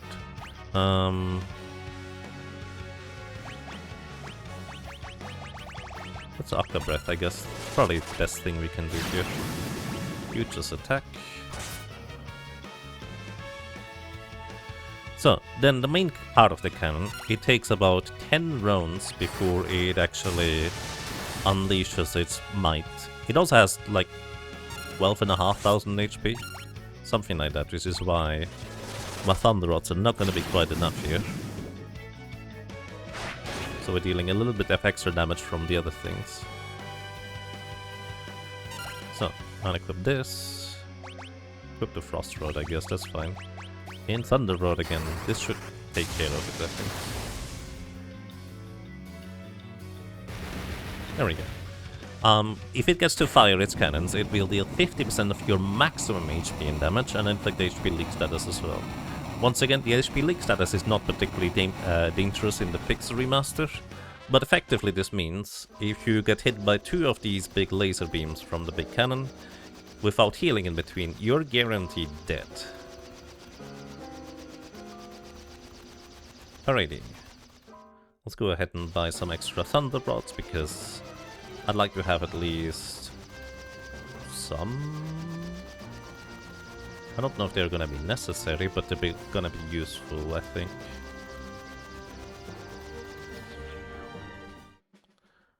But yeah, the first time it takes the cannon like 10 rounds to fire its lasers. The second time around, it actually cuts out like half of those attack or those charge up turns and fires significantly faster, which can be quite dangerous. Alright, we have 4 more lightning rods, and that's good enough for me. Yep. Let's go ahead and sleep. And then head up into the sky. It's so weird that the music plays before our characters get into bed rather than it being synced up to the characters going to bed. Also, there is a free fire rod that we can get here if we want to. I usually just pick this up for demonstration purposes, but it's, generally speaking, so far out of the way that it's not really worthwhile. Plus, you cannot get it before the castle explodes, because the fire will prevent you from getting back here.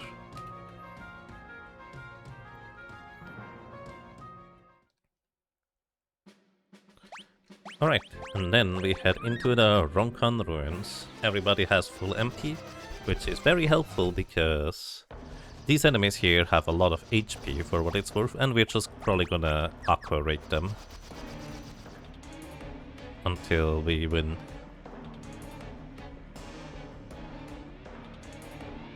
Hello? Oh. Because of diagonal movement, I learned about a new tile there. Alright, blue magic. My goodness. My right hand middle finger keeps reaching over to the page up and page down function, but this game doesn't have page up and page down function to scroll through your stuff. If you'd like to know which game has page up and page down, it's Crystal Project. In that game you can use page up and page down in order to scroll through your menu more efficiently. I don't know why that's implemented. Like, how many people are actually using that? Aside from me. But it's very handy. Why do you guys deal so little damage? Anyways. These Ronkan Knights have, I think, 1000 HP and 2 Aquarefs. Ooh, just barely actually knocked them out. Oh yeah, right, because you're lower leveled. My bad. If you have a Beastmaster, you can actually learn White Wind in this dungeon here, from these enchanted fans specifically. We do not have a Beastmaster in our team, unfortunately.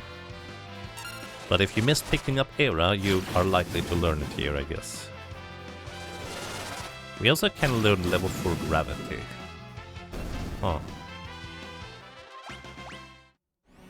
77 divided by half is what? 38? Not divisible by 4. Half it again is 19. Half it again is 9. No, it's not divisible by 4. I guess technically Xdef would... No, it needs to be an enemy that is not heavy.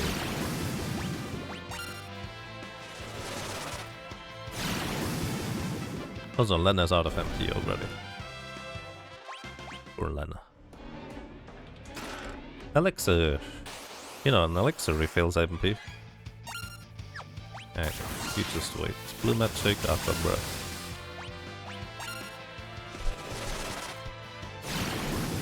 I will say it's actually quite nice that we can switch characters turns without having to skip a turn with them, like defending or switching row or something. A dark bow? I forgot you could even drop that, how convenient. Dark bows are really nice. I completely forgot we had the option to get that thing. Just get lucky. 1 in 16 drop rate, by the way. Well, I say that, but I'm not entirely sure about that. Anyways, Dark Bow is notably quite a bit stronger than our previous current bow that we can use.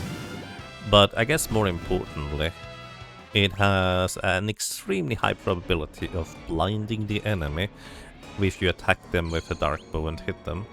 So if you are trying to inflict the blind status to an enemy, you are more likely...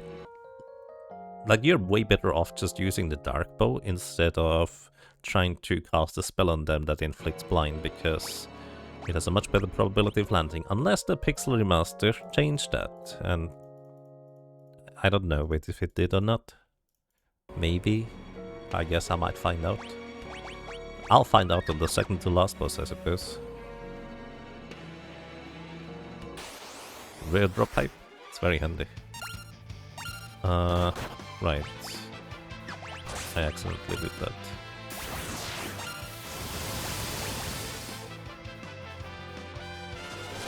Elixir? You hardly know her.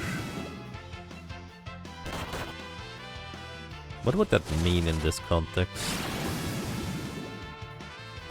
Is to elix somebody. Another dark bow. Oh, I guess we do have to.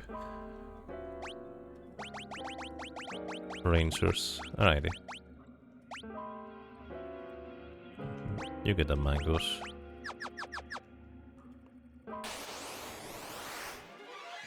We can't use...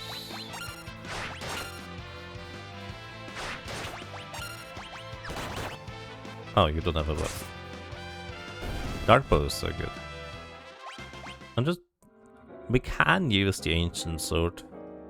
Actually, yeah, we're picking it up. I was just thinking where I would be able to use it, and Gilgamesh on the Bridge is the answer.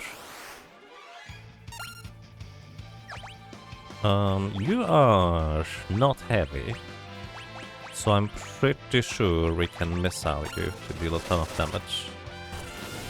Yes. Missile again. Actually, use missile from somebody else here. Not from you. Also, this guy got 2 turns already. So mean. Missile deals 75% of the enemy's current HP and damage. This thing has a lot of HP, so we could just Aqua Breath over and over and over again, but it would be really expensive MP-wise. So this just seems more efficient if you ask me.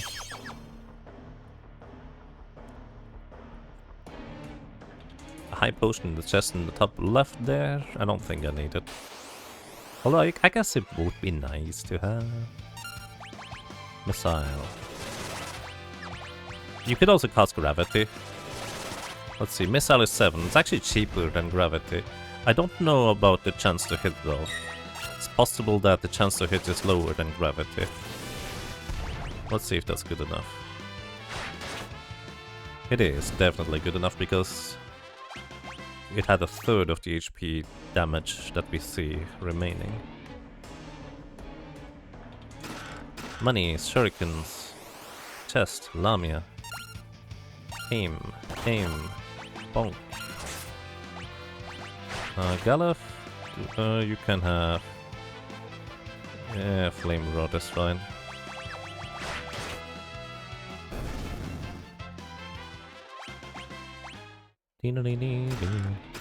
There's the Ancient Sword. We also get a... Oh, that's actually nice. No, I just remembered.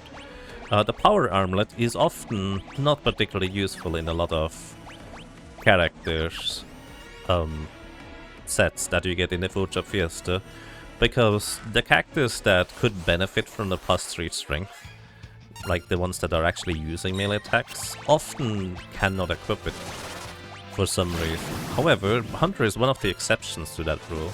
Hunter can equip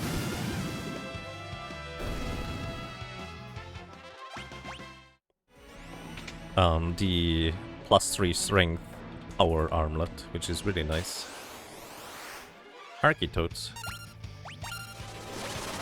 Aquabreath.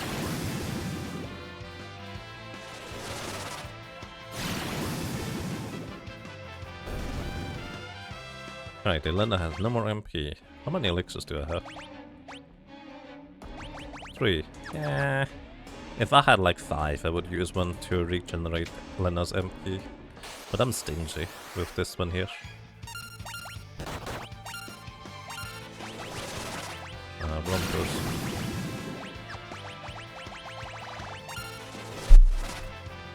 Oh, by the way, it looks like Aquabreath doesn't even have a casting time, it just happens. Some other spells have a... There's not much in the way of casting time in Final Fantasy V. But some spells have a little bit of a casting time before they, like, go off.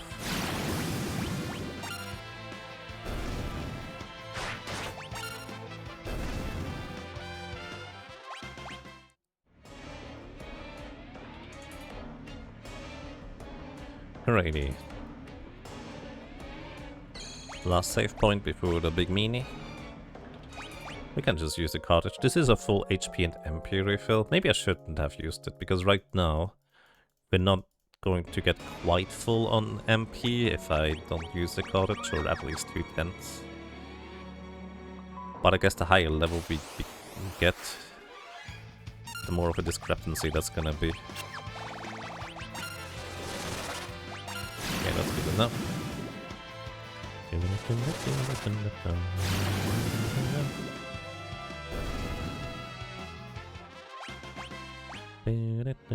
Level 25. The chests on the bottom right here are, I think, 1 cottage and 1 ether, if I'm not mistaken. So basically, oops, I did not mean to do that. So basically, don't really care about picking up the chests in the bottom right here. Especially since that room in particular has some of the most dangerous enemies in the entire area. Various mastered equip bows. Fun fact, equip bows on a blue mage actually is going to be useful. Not because we're gonna actually use a bow, but because equip bows gives you the speed of a hunter, also the strength of a hunter, which is substantially higher than a blue mage for what it's worth. But I'm mainly using this because it gives me the speed of a hunter, increasing the speeds of our blue mages by a substantial amount.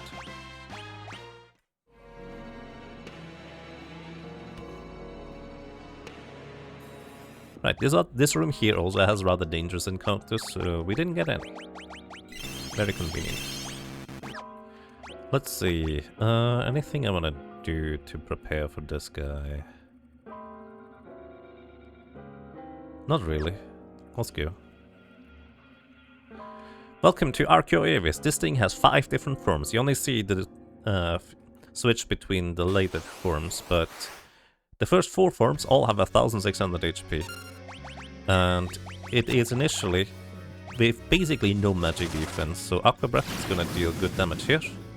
We need to deal 1600 damage to it in order to push it to the next phase. Actually, wait, I just realized. The first phase is weak to wind. So Era is the way to go. I forgot about that part. Alright, then phase 2 would be ice, I believe. Anyways, for some reason, in the ice phase, it is no longer flagged as heavy, so Deathclaw actually works on phase 2 and 4 specifically. So it now is in critical HP. So we hit it once. And then it is in the next phase. Now it is fire, I think. So if we use a fire attack on it, it will just absorb it as healing. But we cannot continue just using wind. It's probably our best damage overall here. our triggers. Don't use Moonflute. One day I'm gonna use Moonflute by accident, and then I'm just gonna... Well, that's a reset, probably. Blaze. That is 25% of our max HP in damage. Oh wow, that's actually way more damage than I thought it would be. It also continuously gets less and less physical defense. Anyways, I believe we've now dealt enough damage to be in phase 4, Lightning. Once again, it is not flagged as heavy in the code for some reason, so Death Blast should work. There it is, and now we face the phase 5. Oh, right, Galus does not damage. Phase 5, it's immune against literally every single element. Wait. Okay, no, it is phase 5. Archeoaveis was revived. That's a nice fake code, actually, much more significant than the other versions. Anyways, he has 2,500 HP, and it has literally 0 physical defense. However, it normally has a substantial amount of magic evasion, but both Goblin Punch and Aim never miss, so we could just do that if we feel like it. Also, I think it is susceptible to Flash. It has really high magic defense, even if you have like a non-elemental spell. And also, I think it has a good chunk of magic evasion, so this is unlikely to deal any damage. Maelstrom! Putting all of our characters into critical HP. And I'm too greedy to not just attack anyways. Anyways, this is where we use Hive Potions on our Hunters, because they are gonna be the ones dealing the main amount of damage here. Oh, it's already done. I'm not used to having good physical damage output on my characters. Nice.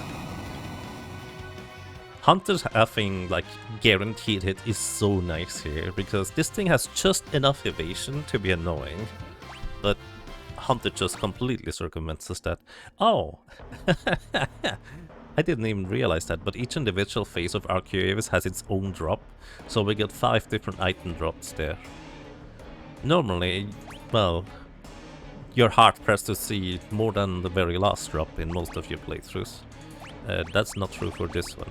Anyways, Galuf, you're gonna go and take a cutscene up for a while. Let me just heal up to full, just in case, because there can still be encounters. Alrighty, and we're gonna get...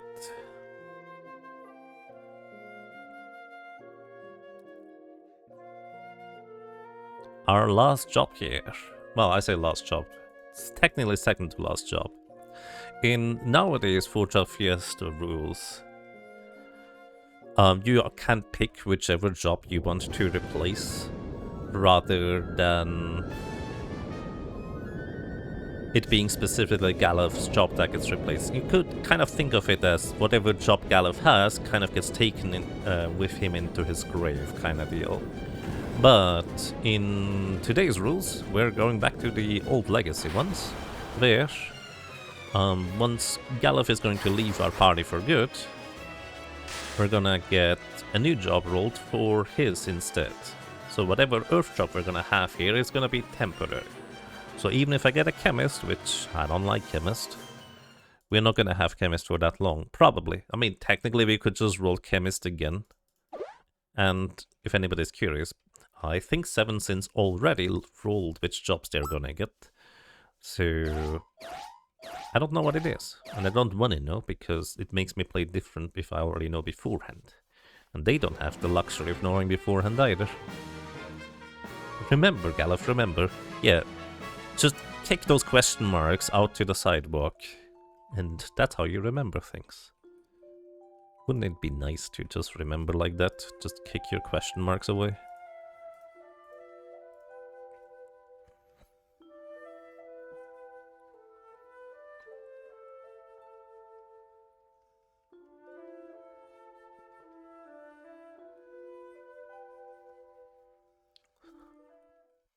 Uh-oh.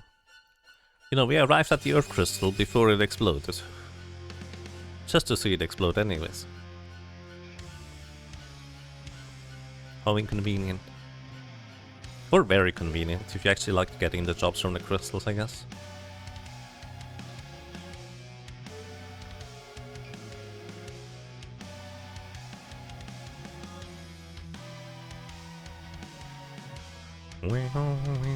Oh, by the way, the dark drop was a rare drop from the wind enemies in the Runkan ruins. If I remembered the hat, I probably would have tried to grind out one anyways, because having one dark bow this early is very handy.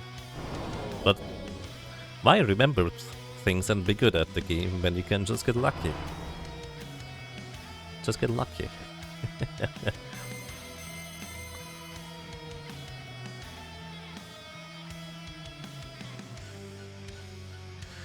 You like while running around Galuf too. It's all very well conveyed what's going on with the very limited sprite discretion with Galuf. Yeah. No longer having amnesia.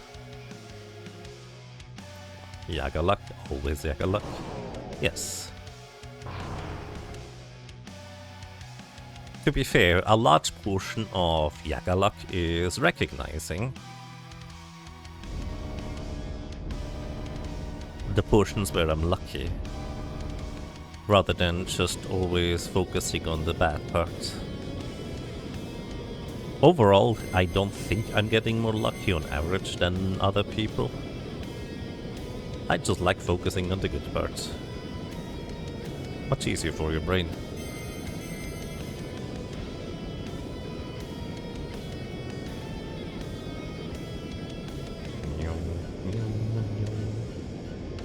But I suppose there is a bit of a reason sometimes why Yagalaki is a thing.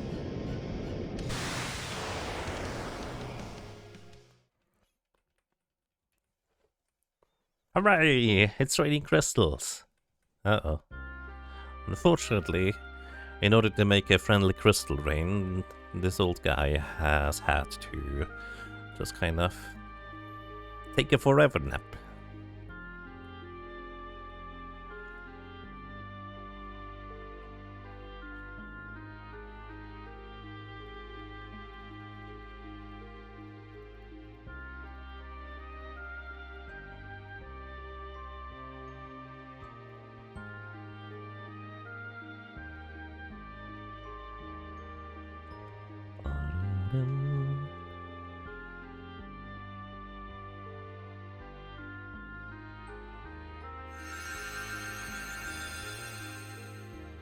Samurai, Dragoon, Dancer, and Chemist. Alrighty.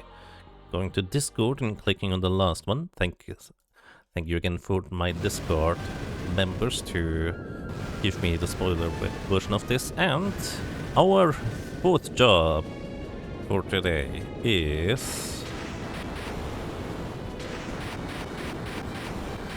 I think something or somebody Hoppy really would like. Maybe. Probably. At least it would make thematic sense if Hoppy liked the class we're gonna get.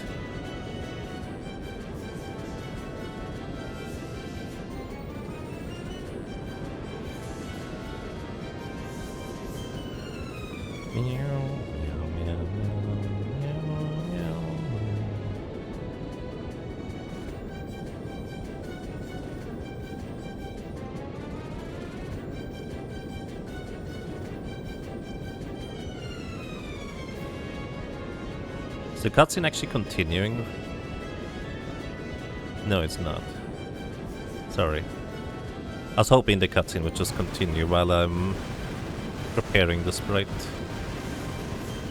And Galuf is going to be a Dragoon. And as is tradition, because Dragoons like to hop, skip and jump a little bit, we have to position the sprite vertically slightly higher than the others, because it just makes sense. Alrighty, Dragoon in this game. It's a heavy armor class type that has shields, good HP, solid defenses, as well as the ability to jump. Jump is interesting because it is another ability that can allow us to guaranteed hit enemies even if they have high evasion. because jump always hits. So that's nice. Jump always deals double damage when you use a spear with it, and during the jump your character is invulnerable to things. Unfortunately, in a Four Job Fiesta setting, it doesn't really synergize well with most of the other classes. It's kind of like its own little thing. It has like one ability that is effectively absorbing a little bit of HP and a little bit of MP from enemies, which I suppose can be nice for mage type classes in order to just sustain them out in the field when you don't know how much further you have to go for the next resting place. So it can be nice for that, but beyond that, it's just kind of a tank class that can sit in the back row, takes so much damage, but most of the time because it's jumping, it's not gonna get targeted. So it doesn't even do the tanking either. So it's a bit of an awkward class, I would say, in that regard.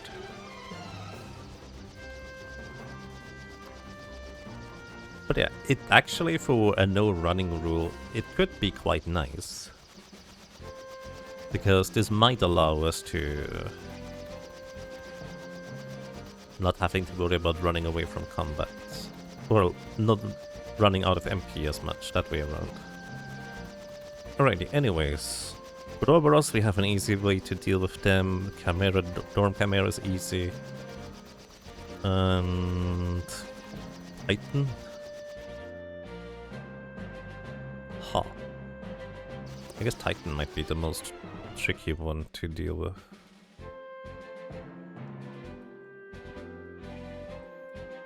But this is kind of another place where, because I leveled up specifically 2 characters to a decently high level, we should easily have enough HP to survive Titan's counter.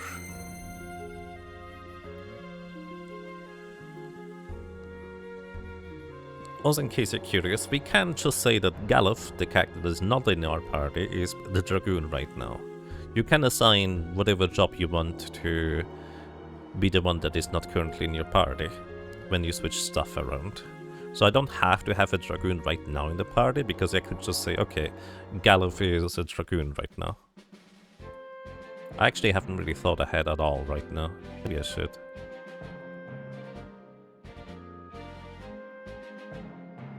But at some point, Butts became the frontline sprite again. For some reason. I don't actually know when that happened. Anyways, I guess I would like to have the Dragoon's ability here.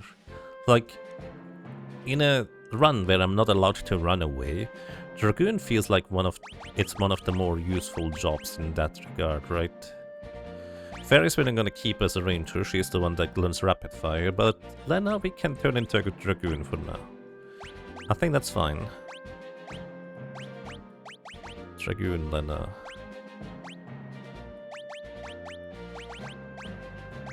And kind of like usual, Blue Magic is just insanely good as a secondary ability, because even if the characters don't have much magic power, which the Dragoon really doesn't, it doesn't matter, because you still get the magic power from the Blue Magic skill anyways, so it's still just strong.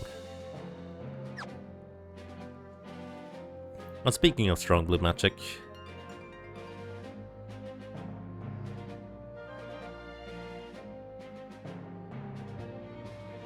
I need to learn Exploder. That's a different topic.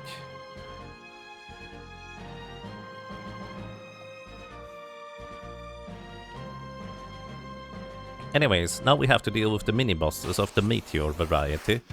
These are 6 Purobolos, all of them. They don't do anything on the first 2 turns. On their 3rd turn, they have a 1 in 3 chance to explode, dealing damage equal to half of their equal to their current HP to us.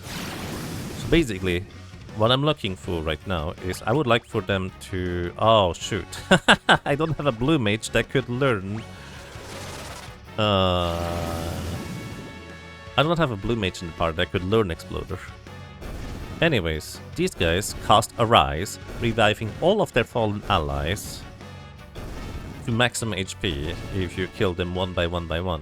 However, if you kill all of them at the same time, they don't have a valid target for their multi-target super revive ability to hit anybody and it just doesn't work.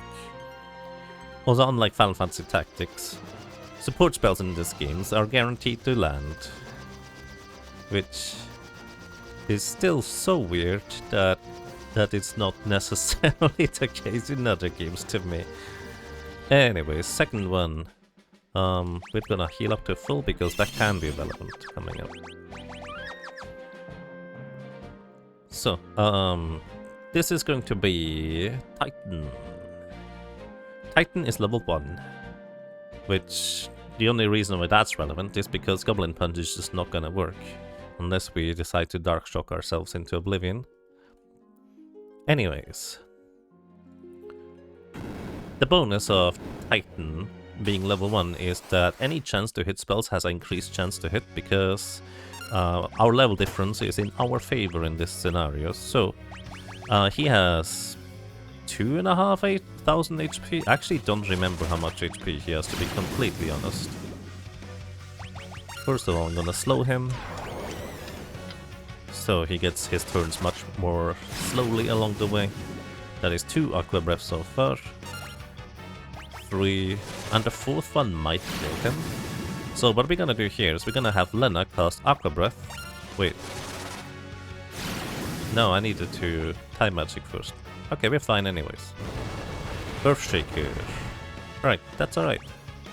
Gonna wait until Lena gets her turn, then we cast Stop on him, and immediately after we cast... I would cast 2 Aqua Breath, but I didn't have a second one. There it is. Normally, he uses a death counter with Earthshaker, which deals massive damage to our entire party. As you can see, it would have absolutely wiped out our party. But thanks to him having been stopped, as in like stun, paralyze, petrify, or any negative status effect like that, would just prevent him from using his death counter attack. So he could no longer use Earthshaker there. That's the convenience of having a time mage.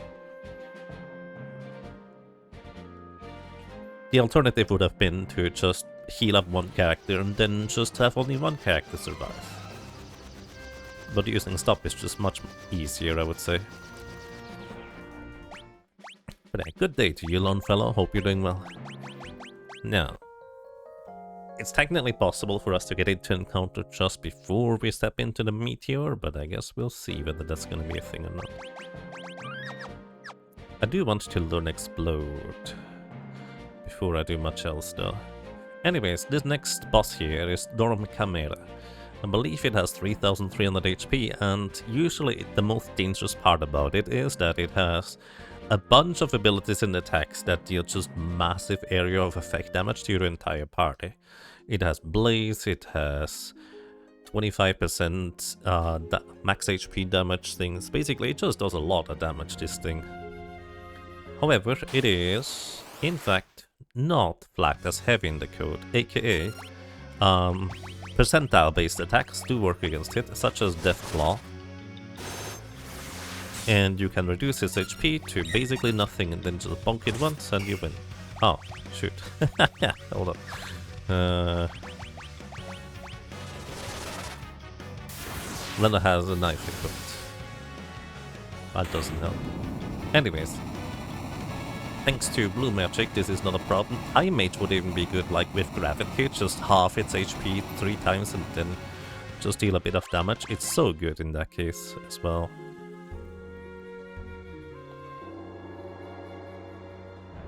Alrighty. And those were the Meteor mini-bosses. Depending on Four Job Fiesta parties, some of them can actually, well, be really troublesome to deal with. But for our team, we effectively had pretty much absolutely no trouble with them, I would say.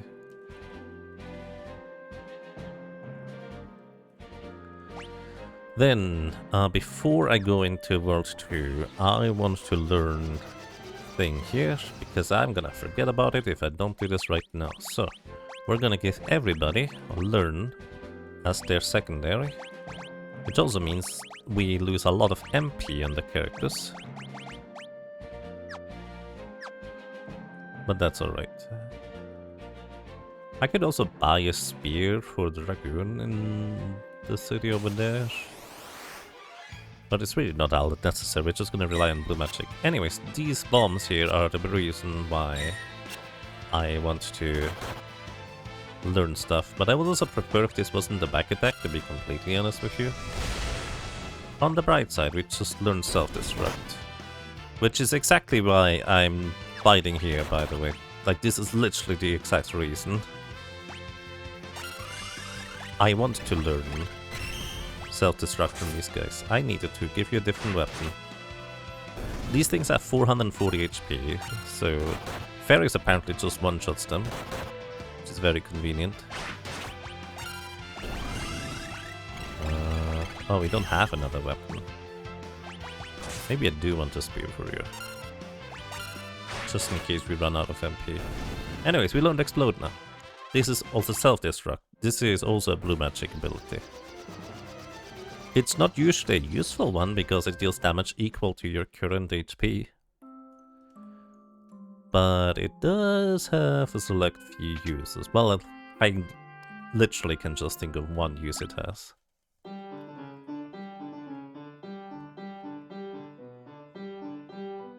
Ding. It always stings a little bit when you have practiced a piece and then you're trying to perform it and just the last note, you know, usually the last part about this just goes slightly south. Anyways, Trident. Trident is lightning element. And Lena actually now has a decent weapon. It's not great.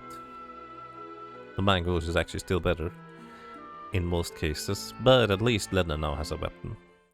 And before I forget anything, oh yeah, Piano Flex! I always forgot about that. There we go. Everybody gets blue match again. That's actually another thing I appreciate about the Pixel Remaster. In every other version, whenever you change abilities,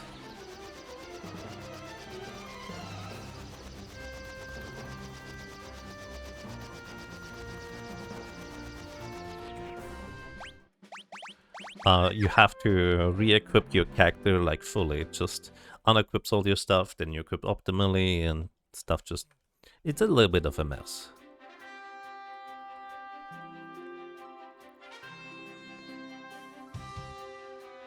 But in this one, you can just change secondary abilities as much as you would like.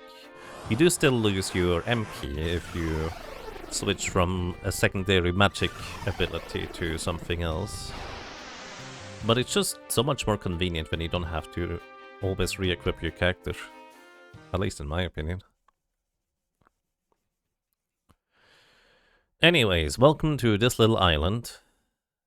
And I'm going to take a break here, because it's about that time in the stream. I'm gonna get up, stretch, walk around for a little bit, get some food, and then we're gonna continue afterwards. Which is actually kind of a nice timing for this part in the run, I would say, because we are about to enter World 2. So, everybody, thank you so much for watching, thank you so much for listening and for lurking, and I'll see you afterwards. Be right back. Also, I'm just gonna let the timer run, that just makes sense. 15 to 20 minutes.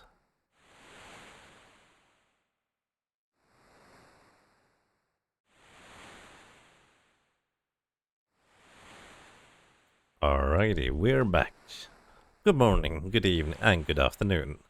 In every other version in this game, while just standing on the island and doing nothing for a while, you would get a little cutscene where your characters are kind of discussing, it's getting kind of late, you should probably, you know, set up a tent and take a nap for now. Because in order to proceed here, we need to use a tent and take a nap for now. Welcome back, everybody. I hope you have a lovely day today. Delicious tacos. So, during this little part here, Lena and Ferris kind of get abducted without putting up a fight for some reason. I bet they could easily take this guy on 2-on-1 if the cutscene didn't interfere, because Butts gets actually the fight here. No, the thing is, this thing can easily just destroy us too if it feels like it. But it's not immune to Deathclaw, which means it's not immune to just getting defeated.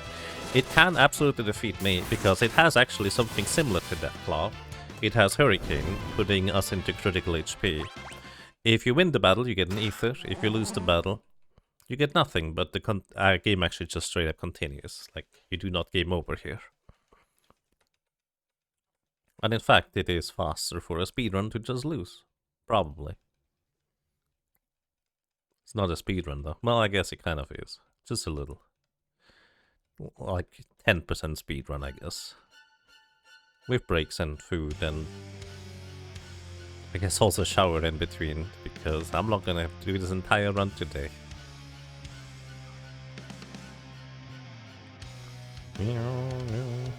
Speedrun switch to summer and throw money after having lit themselves tons of money. A speedrun with neither speed nor running. Well, to be fair, we are moving at running speeds the entire time.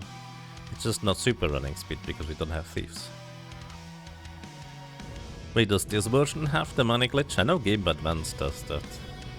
I don't know about the other versions. Oh, I see. Yeah, that's Game Advance.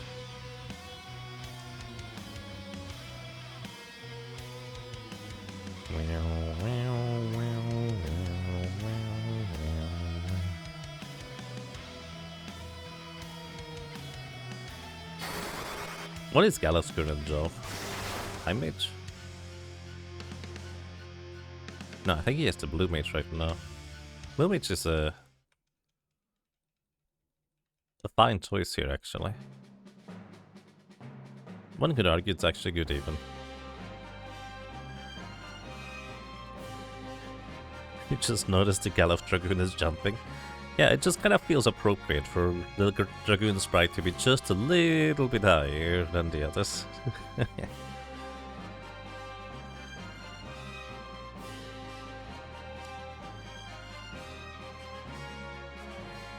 Anyways, welcome to Gallo infiltrates the castle all by his lonesome section in order to rescue our careless adventurers that managed to get caught in the middle of the night. And also get conveniently reunited with Gallof along the way. Very handy. Unfortunately, I don't think I remembered to unequip the Mangouche, which would be handy here. That's alright. Anyways, Gallof as Blue Mage is a pretty good choice here. We're gonna briefly save here, just in case stuff happens. Then again, I think the game has autosave, so I probably don't need to do that. The chance of something happening is not terribly high, but it's always, I guess, possible. Anyways, we just run past everything here. And look at it count as tarantulas. These things... I guess these things are most interesting for the purposes of... You can capture them as a Beastmaster and release them to slow an enemy, which is kind of a unique feature. Not a whole lot of beasts allow you to slow enemies, but they have really low chance to hit with it. Anyways, welcome to Gilgamesh in the basement here. He's not flagged as heavy, but you also don't need to deal that much damage to him. He takes 8,600 and some change damage from Missile, which, if you remember, 75% of the enemy's max HP is gone with that. You actually only need to deal, like, what, 1,500 damage to this version of Gilgamesh before he runs away.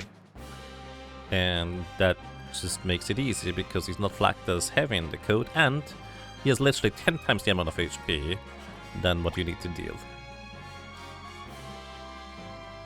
Its missile damage is percentage current HP, so that's how that works.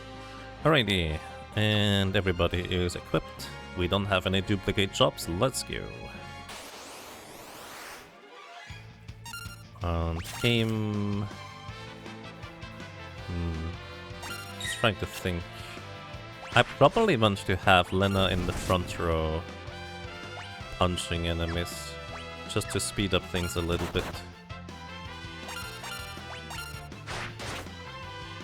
Because we can no longer have two people with bows, huh?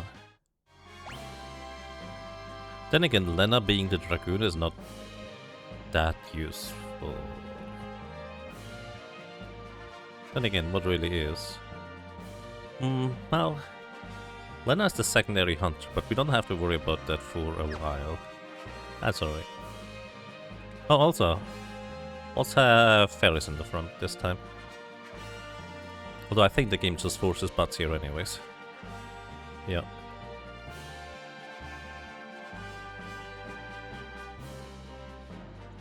You can't do the Sonic impression in this version, I don't think. Devilfish. Oh, we could learn a... Well, we don't have a way to confuse enemies, so we can't learn anything from them actually. They do have Transfusion, which is an ability that kills the user and fully heals HP and MP to the target, so this would technically be a way to recover MP. And that is blue magic that we can theoretically learn. Right, tent.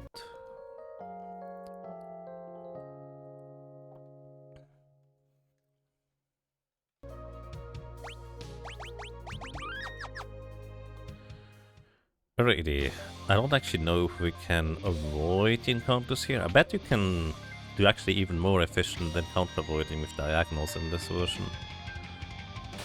The first encounter you can never avoid. These things don't have much HP, so a single Aqua Breath will take care of them. They have like, what, 450 HP? And not really any magic defense to speak of, with a rare drop chance of a high potion. Yeah, this kinda works.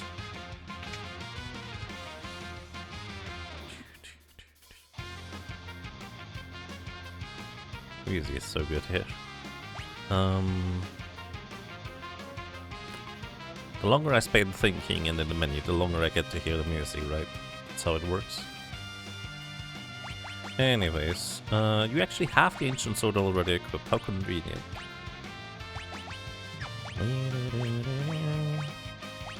You get the Power Armlet. And...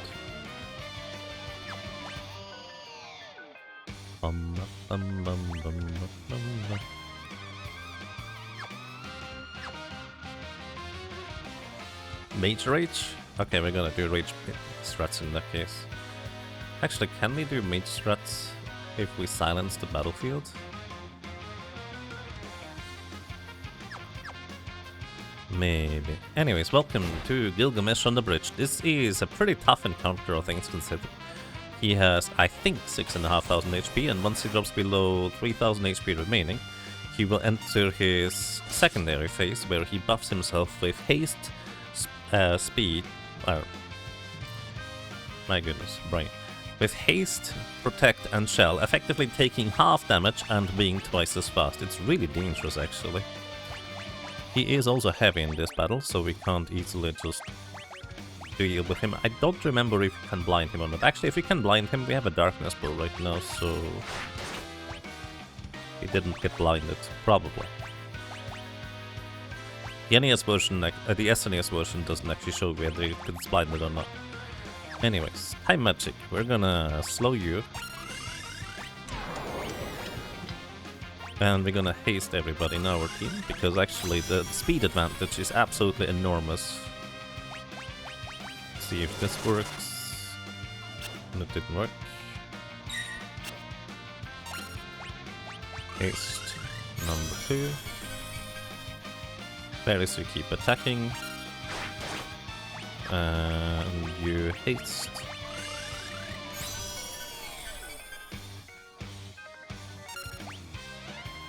One last try for Flash, but I don't think it's gonna work. I'm pretty sure he's immune to Blind. What he's not immune to is the aging status effect. I wonder if he's susceptible to stop. Even if he is, it's not gonna deal much damage. Anyways, Galuf has a 1 in 3 chance to activate his sword to inflict the old status on him, and it just straight up worked. How convenient. This will now drain Gilgamesh stats, his speed and his attack power dramatically, so he will deal less and less damage. So, what we're gonna do is we're going to move you into the front row, we're gonna move you into the front row, and we're gonna have you cast a regeneration. You keep attacking. And you can just attack. Time magic, regeneration. Time magic, regeneration. Regeneration in this game is not particularly good. It's 1/16 of your maximum health every time it ticks, and it does not tick all that often. But, you know, it's better to have it than not sometimes. Especially during longer battles. Then, what we're gonna do here is we're going to... well, experiment, really. Let's cast Mute. Mute, this is a spell that does not work during almost every boss fight. Like, most boss fights just doesn't work, but here, in the original, you can cast Mute. Let's see if the Pixel Remaster retains that.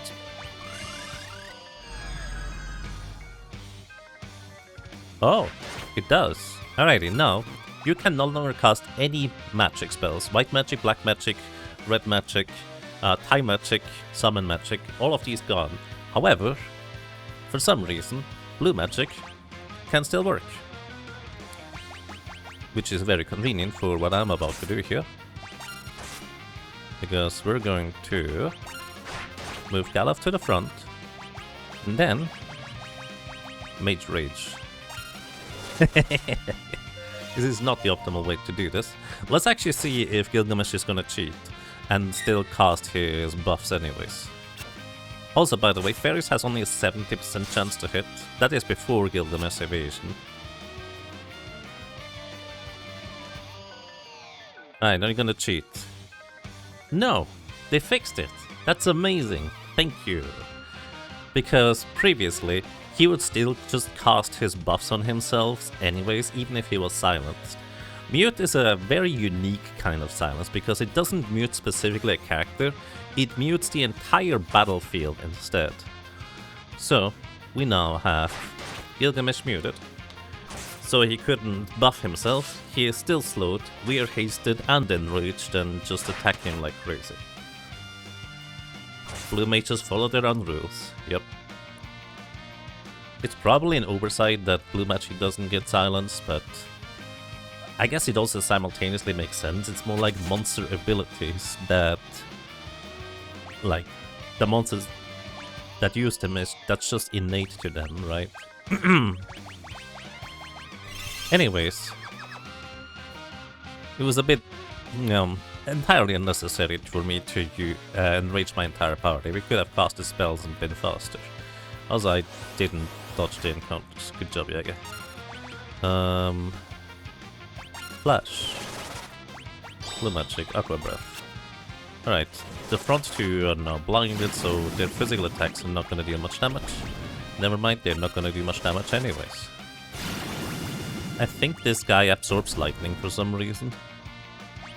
Anyways, I was supposed to go here. I think this is the correct path to avoid all encounters. You can randomly avoid the encounters. I think some of the tiles are just a chance to get encounters.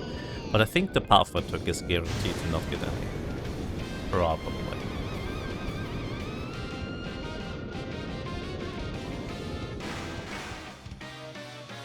That was a nice sync there.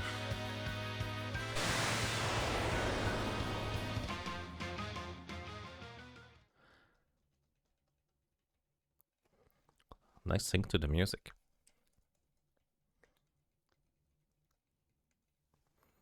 You've even seen a comic about Omniscient not believing blue magic is magic. Right. Blue magic also cannot be dual cast. Right.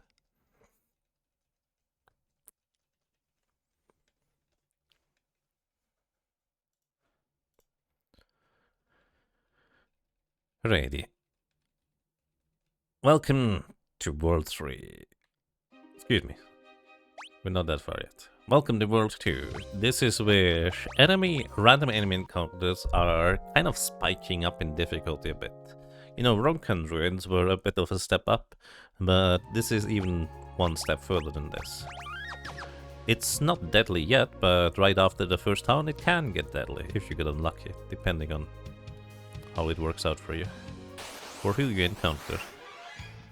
For now, I think we can just Aqua Breath down everything. Once again, the convenient part is even if enemies were to absorb water damage, which I don't know if they do. I don't think they do. Aqua Breath would still be neutral anyways. And it's perfect for large groups of enemies like that. With its relatively high base spell power. Then, welcome to Regal. Let's see, is there any magic I can buy here? Times. Oh yes, Comet. We absolutely want Comet. Let's just get all three. All three of these are useful in their own right. Comet is a very, very, very mana efficient spell for time mages that just deal a bit of damage. It's also a very variable, like it can roll all the way from I think 200 to 1600 damage, so it has a huge range. And one day we'll upgrade our equipment. That day is not today. Trying to think whether there's any particular weapon I would want to pick up. Not really, is there? What we do want to pick up is Holy Water. This removes the zombie status in case anybody gets zombied. And if we don't have the Holy Water, you cannot even use a tent in order to get rid of it. And Phoenix Stones are not as helpful in this game. That's a lot of high potions. Wait, that's potions. And there would have been a ton of high potions, yes. We didn't get them. I was thinking, wow, that's a crazy amount of high potions. I just bought regular potions. For no good reason. Anyways, Aqua Breath, Aqua Breath. I guess the nice thing is that I can always just use a tent if any character runs out of MP along the way.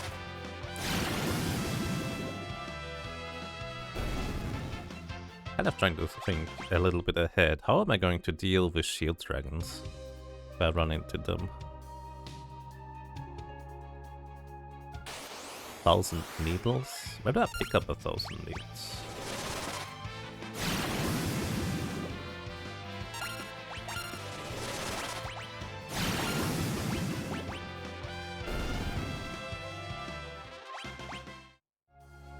So, this is the swamp where stuff can get dangerous, so be safe beforehand. Or you just don't get an encounter here at all. How convenient. Muggle.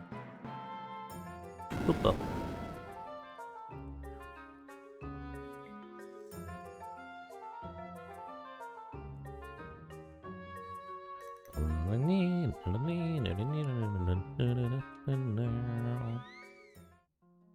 Poor Muggle.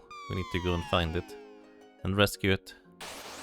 The encounters you get in here, it's random what encounter you get. Well, based on the tile you get it, it's usually like a set of amount of possibilities for what it's worth. But almost everything in here is weak to lightning.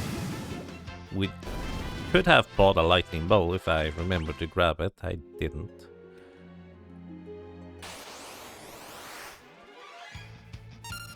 But that's okay. Aqua Breath, and you just aim at whatever is left over, I guess. I think that Claw Crab might actually survive this. Yeah, it has really good defenses. Unless you attack it with lightning.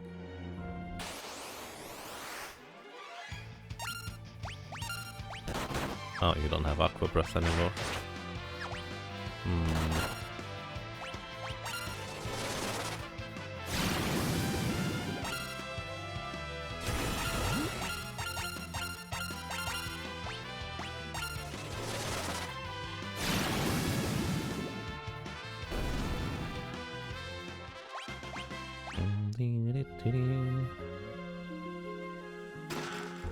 Monies.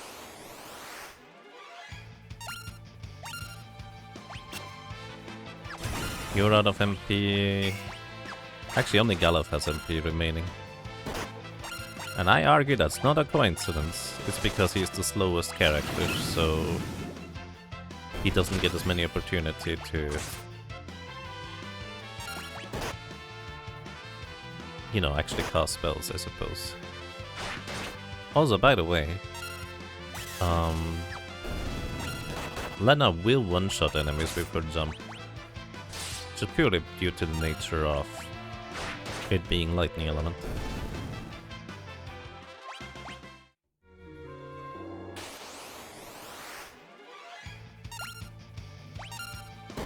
Alright.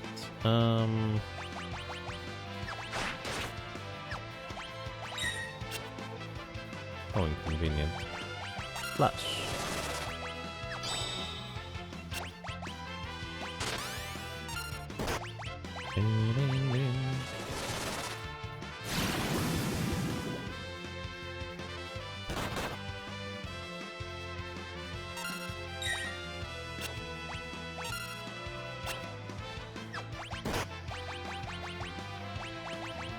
Right, come on.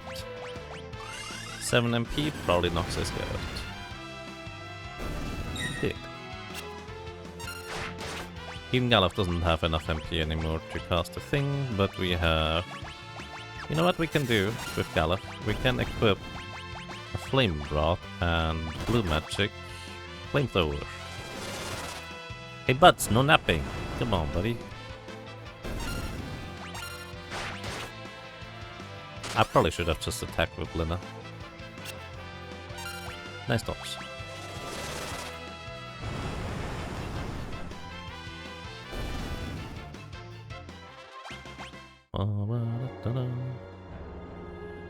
We get one more water encounter here. Should I revive? Nah, it's fine. Use an elixir on Ferris. That we recover MP. Is that overkill? Maybe. Just a little bit. Alright, Lena will one-shot the other guy. 2 attacks from Ferrets and Galuf. Actually, 1.5.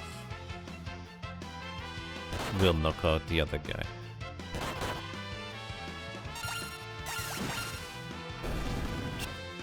Wait. Oh, I chose the attack command instead of aim.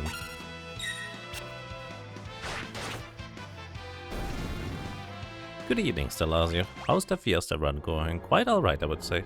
The chest on the left contains a Phoenix down. But we're just gonna not worry about that part. Welcome to this boss. This guy has 5000 HP. And you can just insta-kill him with a Phoenix down.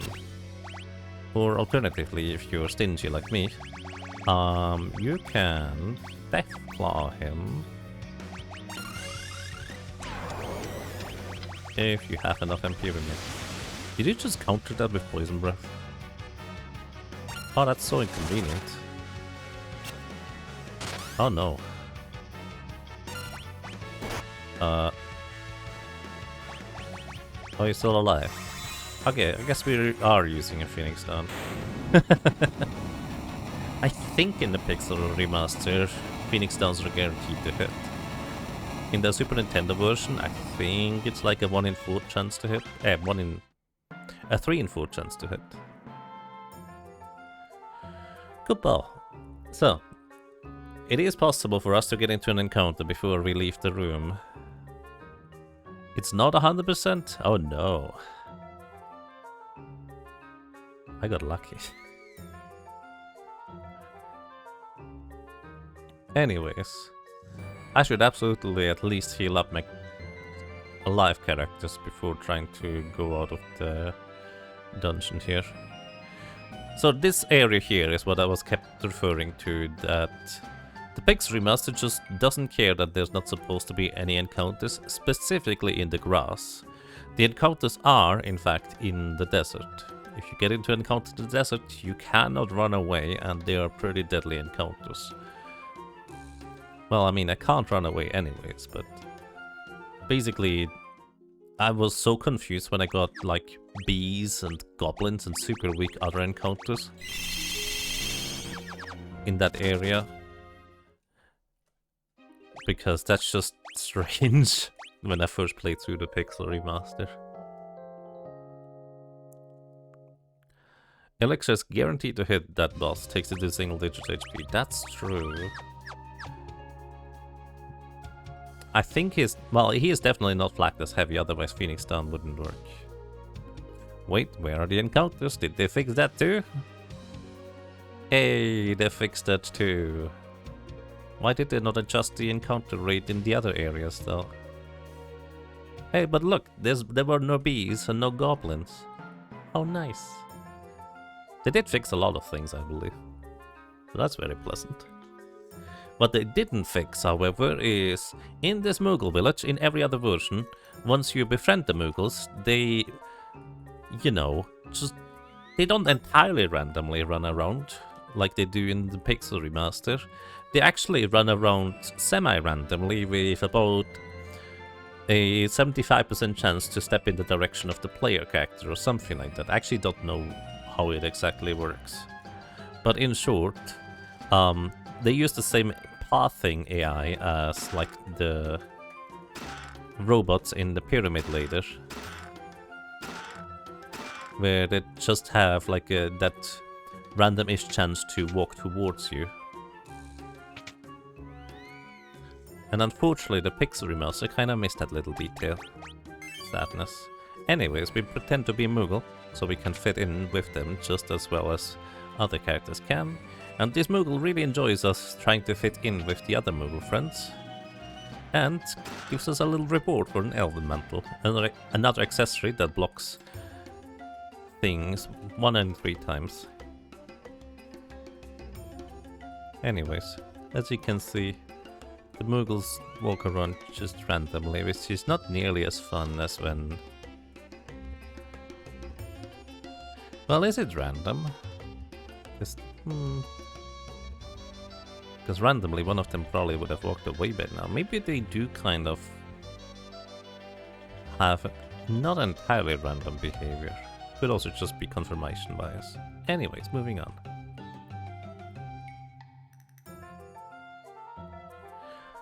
You can understand a Moogle being happy you're putting in an effort. You still don't get a Moogle keeping a Moogle suit.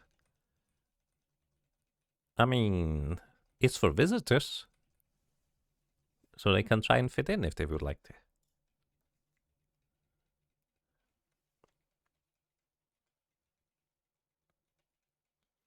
Presumably, considering Kryl exists, we are not the first humans that have managed to have friendly relationships with the Moogles in this universe.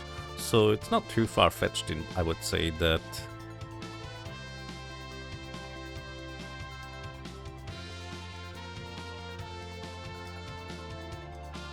there might have been other people, humans or otherwise, that tried to fit in with the other Moogles too.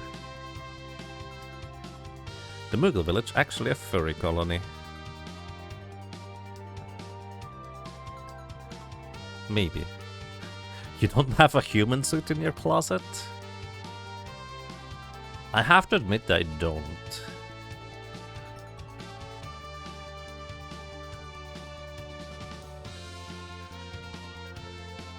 Is that weird?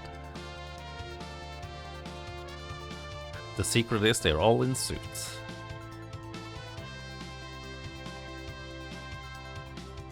I mean, does it matter? They're cute and cuddly and friendly, and try their best to help us out.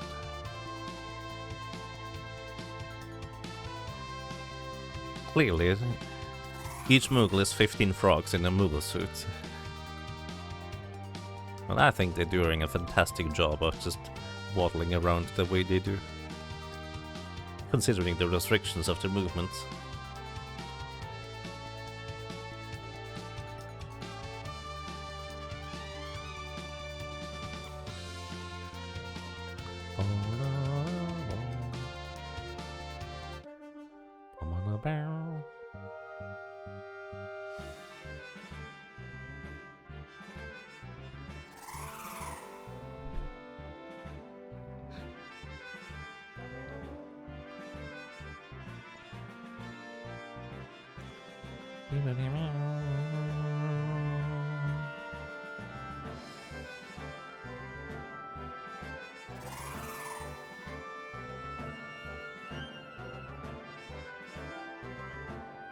So we could pick up the episode, but I am well and truly past the point where I have any idea on what levels the enemies are for the most part. So, Goblin Punch is likely not gonna be part of the strategy anymore.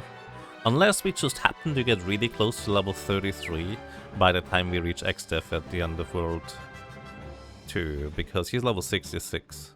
So we could Dark Shock him down to 33, and then Goblin Punch.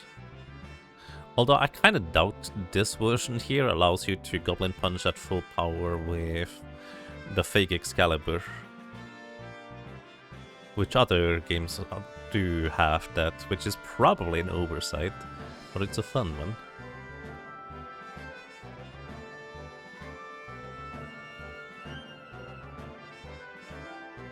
.33 is kind of dangerous though. It is, yes. It's level 3 flare, but at the same time, think about it. We could learn level 3 flare.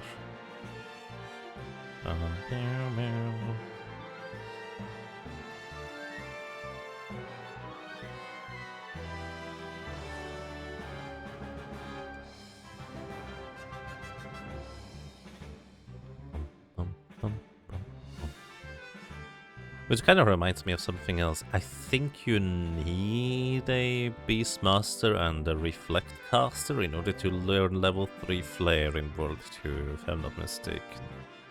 Before X-Death, that is. But it would be really nice to have level 3 Flare before X-Death. But I'm pretty sure it's rather restrictive on how you can learn it right now. I think the level check enemies in the tower technically have level 3 flare, but they're not going to use it unless you Beastmaster control them. Maybe Confusion would work, but we would need a White Mage in order to cast Reflect at that point. Okay, normally I go down the stairs on the right side and save, but it's really not necessary in this case. We can also pick up the episode later.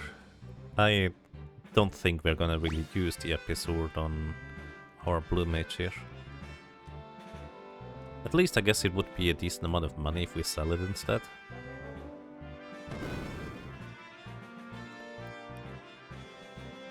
Just mirroring? No, the thing is about the mirroring. We need the enemy to have Reflect, not us. In order for... Because a confused enemy is only going to cast level 3 flare on their own side of the field. So we need to reflect it off of an enemy onto us in order to learn it. Alright, you, good sir, are very much not heavy, so Deathclaw is gonna work. And I wish you good night. Man, that... I forgot. Bows and whips have the anti-flying enemy thing, don't they? They never miss, and I think might deal extra damage to them. Wait, do I want a Konaga Gourd?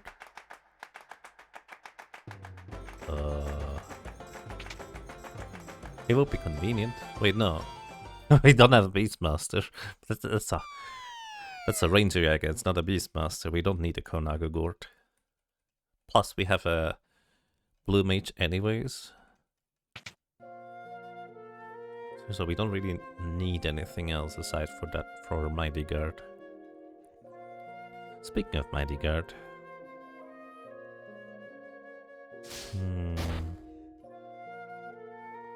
So here's a weird question. Can you learn Mighty Guard by releasing a captured monster that casts Mighty Guard on your own party? Or do you specifically have to get hit by Mighty Guard by an enemy? That is a concept I never even thought about. Like, theoretically, you could learn the monster ability by virtue of releasing it from the Beastmaster thing, right? Bonk.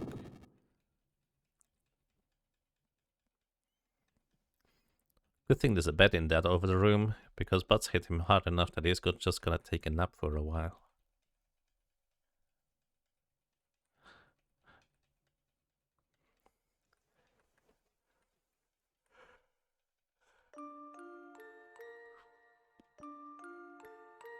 Also, I didn't go and pick up the other Bard song just in case we get the Bard. I forgot.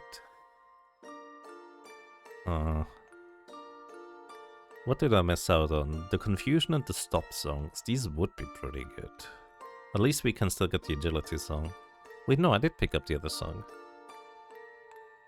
I actually don't know which one I picked up. I either picked up Confusion or Stop song. Either way, both more or less do the same thing, I guess.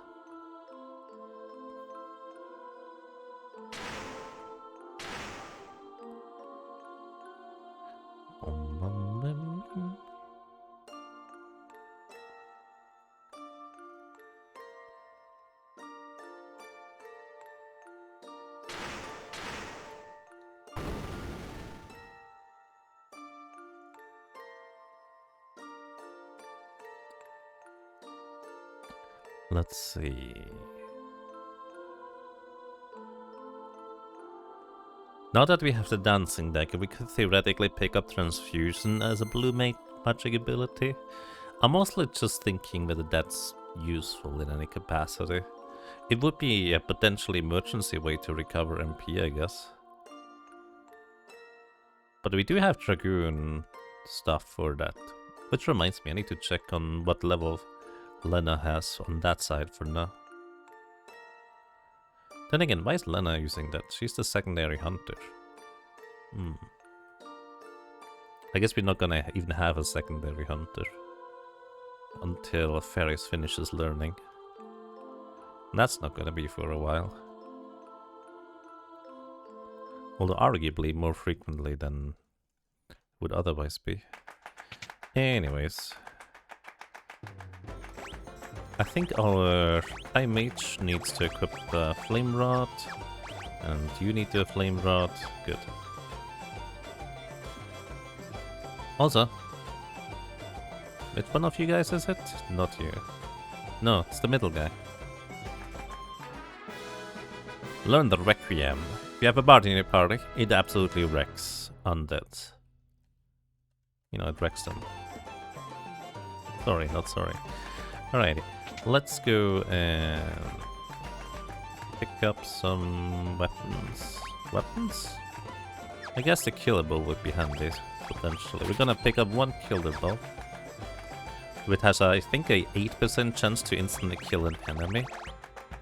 Don't think we need anything else for weapons for that man. Then we want to pick up some power. So I think specifically Ferris and Lena get the power sash. Ferris gets the headband, and you already have that one. So Hunter is one of the few classes that can equip all 3 power equipment. This gives +3 strength, this gives +3 strength, and the power armor gives +3 strength. Basically meaning that Ferris deals way more damage now than she did before. Her physical attack is actually pretty substantial at this point. We also buy the power sash is less physical defense, but 3 strength is nice to have. And do you want the Elven Mantle? No, we give the Elven Mantle to one of our mage guys. You get that Galaf. Right, and I guess we could go and buy mage armor too. How much money do we have? 3,000. You know what? Sure, 2 wizard sets. It's just about good enough. If you don't have any hat, this is +1 magic. Oh, I thought it was 2 magic power. Oh well.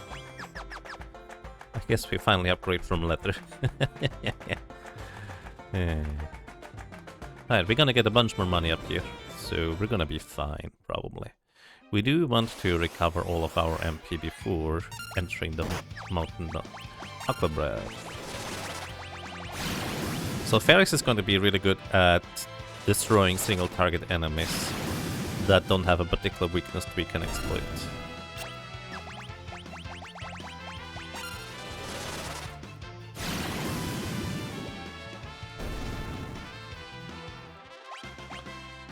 Or mastered time magic level 6. Wait, that's maxed out, isn't it? Well, functionally maxed out anyways.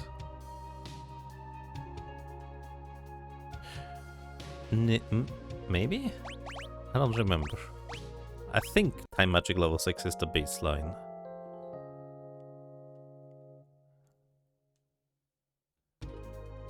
Anyways, recover 100 MP. Okay, everybody has MP.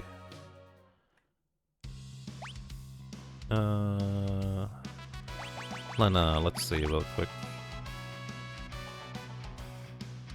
Yeah, you don't have the Dragoon thing yet, do you? No. By the way, animals from the hunter is a nice like ability to have group heals if you, or just as a button to click if you don't know what else you want to click. For the most part, I kind of know what I want to click, so don't worry about using it. Oh, that was not nearly as much damage as I hoped it would be. But we're gonna use Flamethrower for now, for these encounters. It's good damage, not crazy, but very, very cost efficient. And this is gonna be a bit of a longer walk until we get to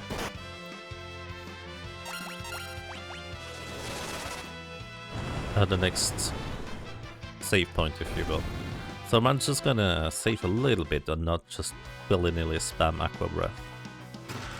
Monies.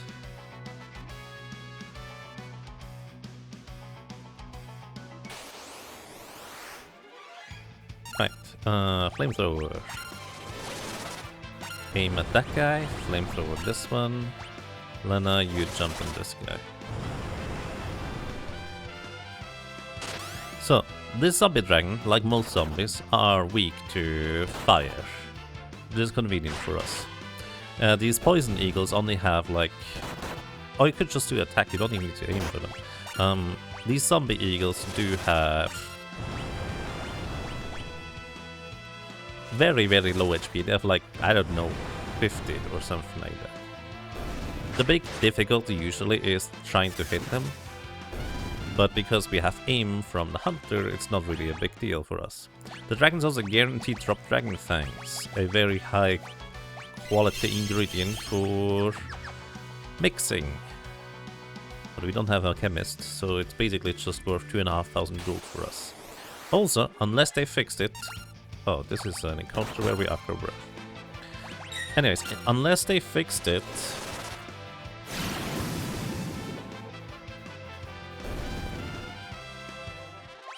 The zombie dragons in every other versions are not flagged as heavy in regular encounters. Which means you would be able to use Phoenix Downs on them. And I just assumed they didn't bother fixing that. Anyways, you can attack this one. You never miss flying enemies and deal double damage to them with bows and wits. Which, again, is a property that I tend to forget about. Because it doesn't often come up, really. But it does occasionally come up.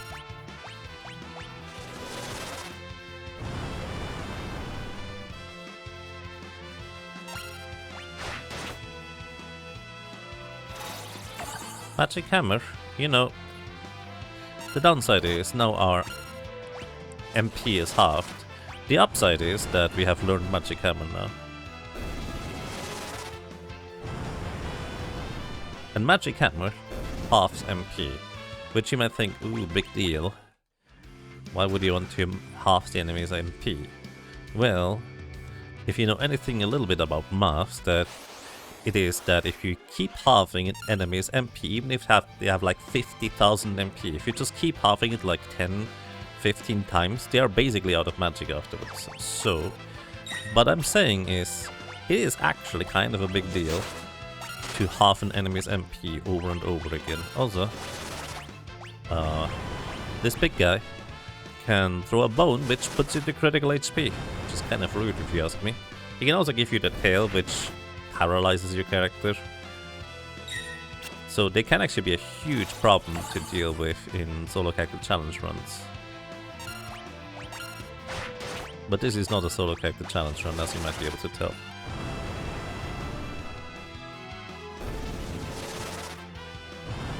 Making zombie dragons heavy seems like an intentional choice, although they're still weak to petrification. Yeah, it is conceivably an intentional choice. There is a high probability that it was an oversight that they were not heavy to begin with.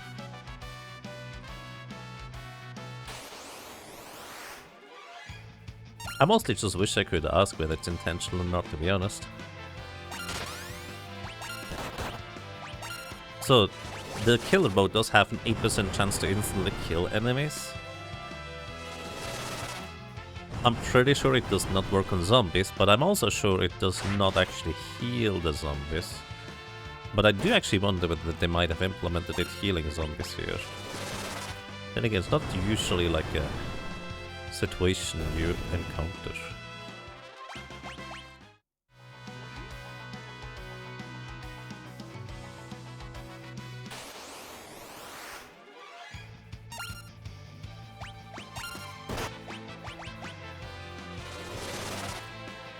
You kind of get the feeling that they ended up just copying over the stats from the zombie dragon in the golem fight rather than recognizing there are in fact two different zombie dragons. Like, that's kind of the more likely scenario, I would argue.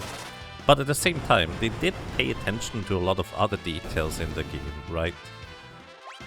So it is in fact possible that it's an intentional choice too. Like, I will give them a lot of credit for a lot of like little things they get right. Also, bone mail, which we give Lena. Just don't try to heal. Well, actually, we don't do that right now. We can do that later. Bone mail here is an exceptionally powerful tool that you can put into your arsenal if you'd like to. Bone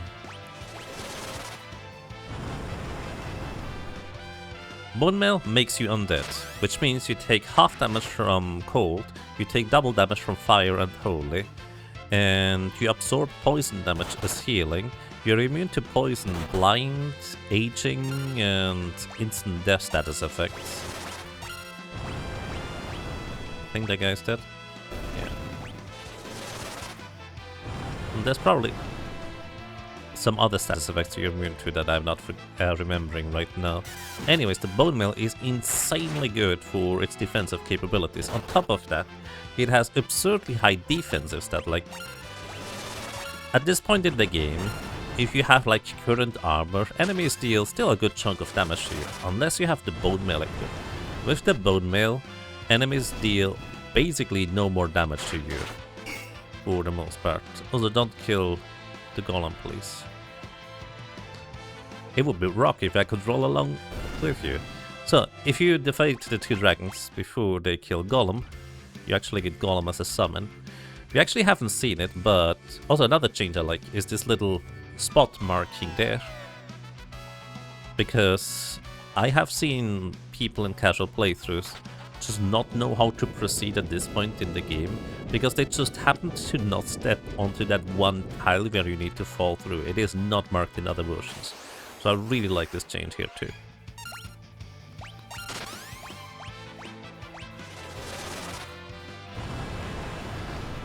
But yeah, bone mail incredibly powerful because it genuinely just makes you take functionally no damage from so many enemy attacks. It's really, really good.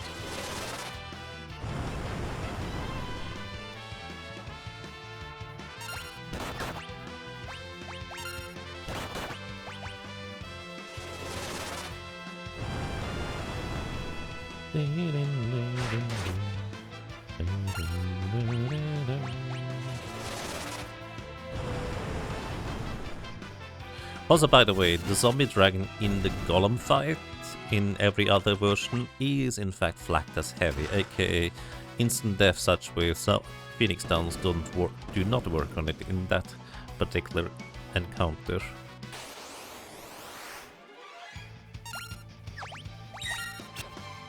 Also, fun fact, the cats are weak to water and fire, if I'm not mistaken.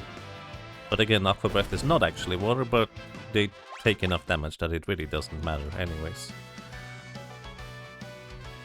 There is a wind weapon. Hypnocrown, there we go.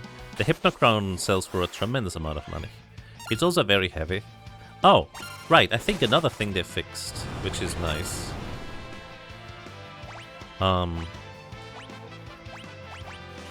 They actually fixed the armor slowing you down 1-1 rather than 1-8.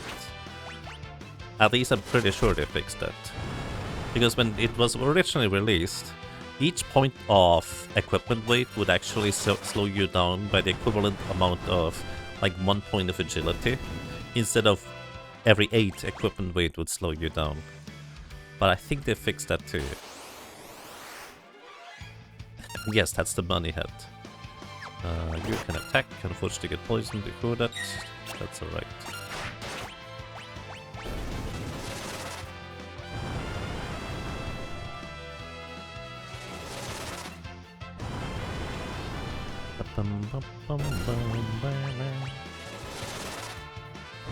Flamethrower is so nice at the beginning of World 2. It is so cheap and strong against just the right kinds of enemies. It's so handy to have.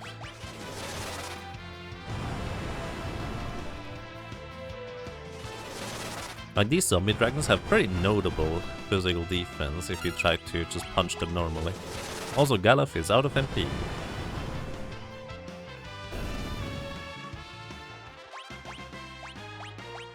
The dragon thing. Don't worry about it, fairies, you're gonna be fine.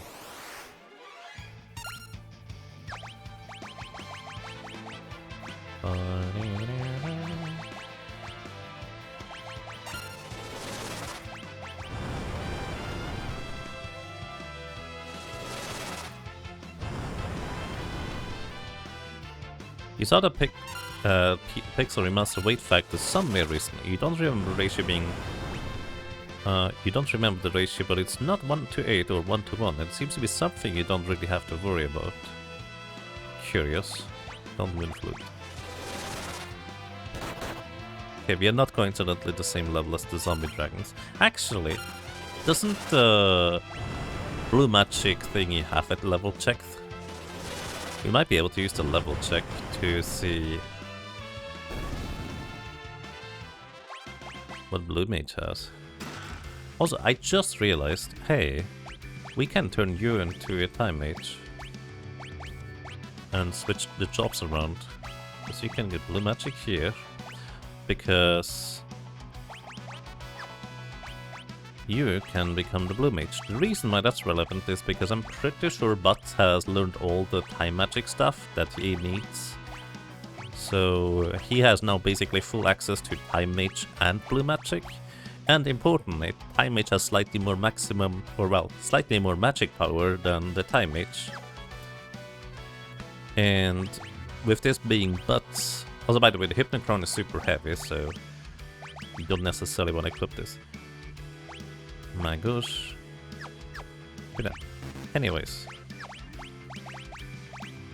Dancing Dagger for 1 magic power. Wizard Hat. No shield. Silk Robe is fine. Elemental. But yeah, we have nice defenses now. And our blue mage now has the same magic power as the time mage. Which is excellent, because again, we have slightly less magic power normally on the blue mage. Not much less, it's like, I think the baseline is 46. And time mage is like, what, 50? Time mage is notably less than the other pure casting classes. But I don't think it's much less. But effectively, when you get like time magic level 1 on a character, you get like a potion about, I don't know, 75% of the time magic's magic power transferred over. But if it's level 6, you get all of it. So that's kind of why that's relevant.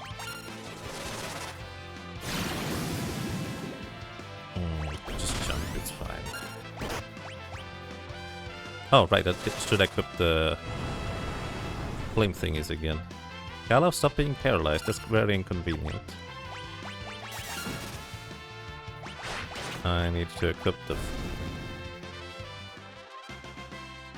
Wait, instant death works against this guy? I'm pretty sure I did not deal enough damage to that thing yet. Really?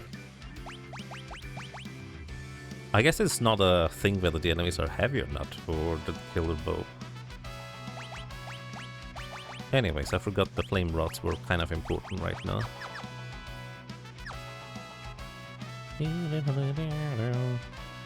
Do I want to heal up? It probably doesn't matter. Well, it might.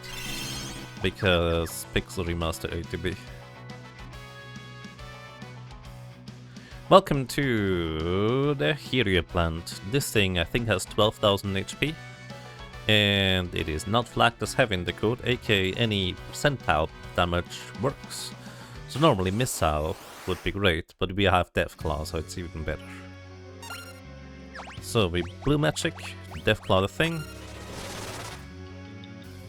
We miss. It does have a bit of magic evasion, not much though.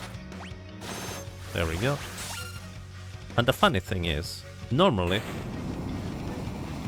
that plant is actually very fast and summons the little plants before we get to do anything in combat.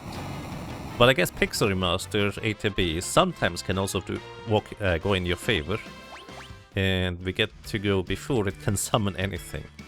So this is actually occasionally a rather tricky battle. Wait, we have time magic. Did I pick up exit? I forgot I don't have to walk outside. Hold up. Did I pick up exit? Oh, did teleport. Just don't use it in combat, because you run away in combat if you use that. But it's very nice to just not have to backtrack out of dungeons. Most of my playthroughs of Final Fantasy V are Four Job Fiestas, and I so rarely get time mage that I just forgot about that potential. But it's so nice to have one. Anyways, we're gonna sell... I press page down again. Page down doesn't work. Keep the elemental bows. We don't need the silk ropes probably.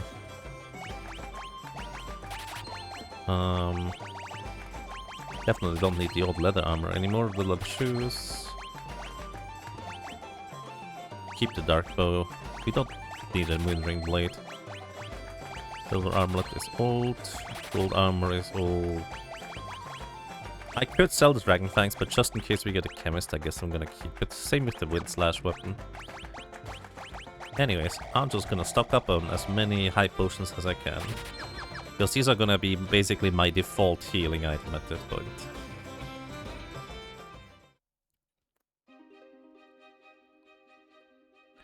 This is such an awkward dungeon in this respect. Random mid-game dungeon requiring full backtrack. Yeah, I mean, I would assume there's a good reason as to why they specifically put teleport at the, well, beginning of World 2. And they just assumed that you have and used teleport at that point in the game.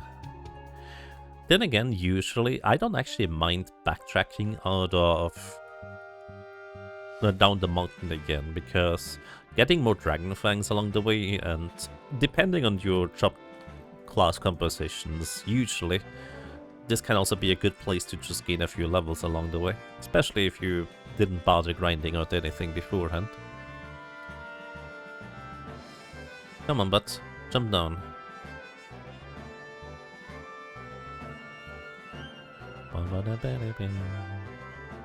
Anyways, there is the great sword lying in the trench there. We could have picked this up before. We can equip this. This is not a night exclusive sword. But I don't really have a reason to get that. The only character that can equip it is the blue mage, who is better off just casting spells anyways. We could pick up the sleep blade. Wait, actually I should pick up the sleep blade. I just realized. Is this the weapon shop? It is.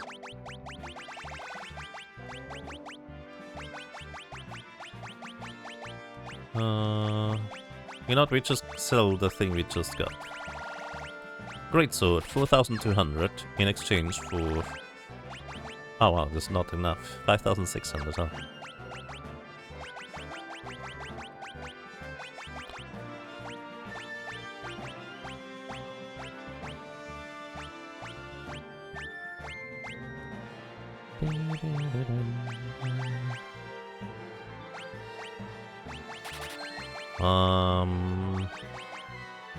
Have you sell a dragon fang for it? There we go, sleep blade. Sleep blade has a 1 in 3? 50-50? It has a high chance of casting the sleep spell when you do a regular physical attack with it. You know, actually thinking about it, I appreciate this game giving you, generally speaking, reasons to use your regular physical attacks for a variety of reasons. Because it feels like it frequently happens in especially turn-based RPGs, where once you unlock certain abilities, you're just never really doing a regular attack anymore. Because why would you? If you have something that uses your things and gives you a buff or heals you at the same time, you get the idea. Often there's not much of a reason to use the regular attack anymore.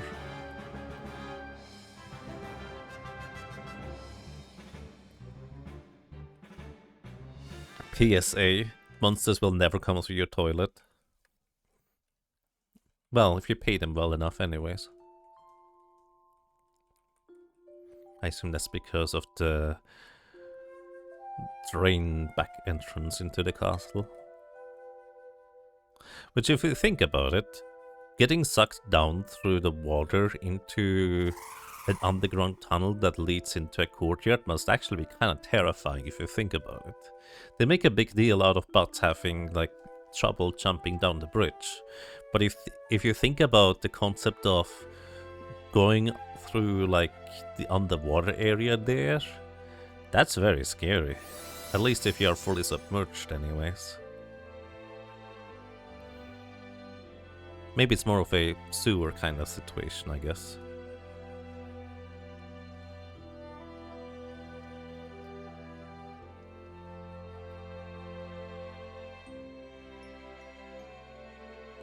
It's nice that Ferris actually jumps over Linda rather than marching through here. Yeah. This game has so many little touches that I think I appreciate quite a bit.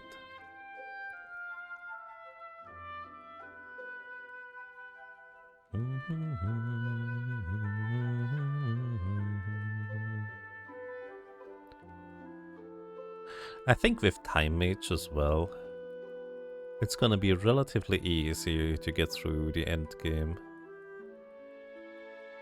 And losing Dragoon is, without a shadow of a doubt, the weakest class anyways that we have. Like, Time Mage is really good, Blue Mage is busted if you know how and where to get certain abilities. And when to use them, that is. And just Ranger is all around a bit of a slow starter, but especially if you're looking to get some extra leverage, I guess you could say, with, let's say, animals. Because animals is such a nice ability. It can deal a bit of damage, it can do some decent healing, where especially in the early game you might just not have that much healing. And random encounters, if you're not allowed to run away, will whittle you down, so it's really nice. In my case, I just know exactly how far we have to go in order to get to the next save point, and what I will need in order to defeat the next set of bosses, so I just don't have to worry about my resources, because I already know approximately how much I'll need anyways.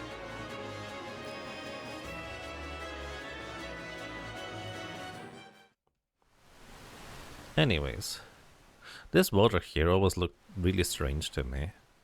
I assume it's actually more like high resolution-ish water that they just put a pixel filter over, and it just looks really weird to me.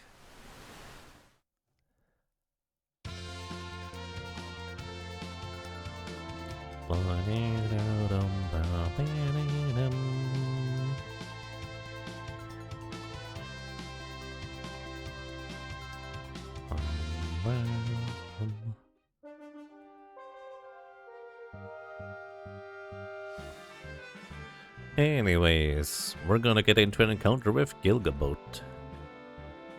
He is susceptible to instant death, so Killabo can actually just bail us out right off the bat. He is not flagged, well, he is flagged as heavy, so we can't just Deathclaw him. What else? I'm pretty sure we can slow him. Well, actually, is that true? Yeah, I think we can slow this one. Maybe. Either this one or the next Gilgamesh iteration is going to be the one that is entirely immune to every single status effect. I never remember which one of the two it is. What? Why does it say no by default? Hello and welcome. or welcome back. Welcome to the good music. Battle stations, everyone. Let's get Galuf in the front here.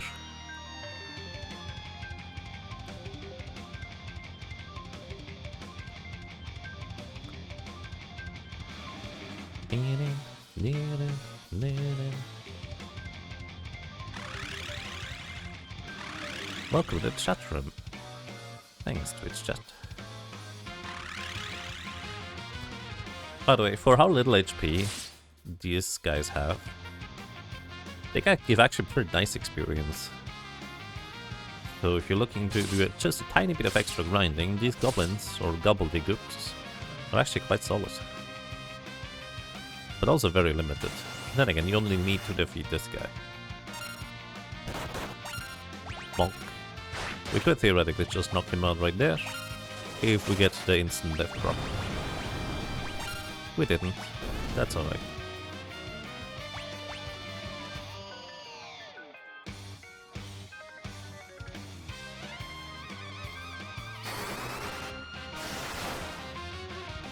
Is this the definitive version of the game? I mean, I prefer the Super Nintendo version, but I think for the most part, yes. Because it's probably the easiest accessible to most people. I would say maybe give the Game Boy Advance version a try if you haven't seen it. The main downside of that version is it's pretty low resolution. Like, it's kind of a bit unfortunate on that side. But besides that, it has like all the like upsides of the older versions, as well as the extra bonus dungeon for what it's worth. So Pixel Remaster, probably I would say on the same level as Game Boy Advance. Super Nintendo is a bit, it has its own quirks. It's the version I prefer to play, but I'm a bit weird, let's put it this way. But yeah, I think Pixel Remaster is probably a really good way to experience this game. No, definitely, not just probably. Welcome to this guy, he has 8,888 HP. Once he drops below 6,000 HP remaining, he is going to... Oh, I don't have haste gun. Right, that's not until later. Once he drops below 6,000 HP remaining... Can I blind you? I think I can. He will call in reinforcements. Let's see, can I blind you? Yes, okay, he can no longer physically attack us much. You get haste. And you just aim. He can instantly die to the killer bow, if we're lucky, but it's not a particularly high probability of that happening. It is, however, entirely plausible.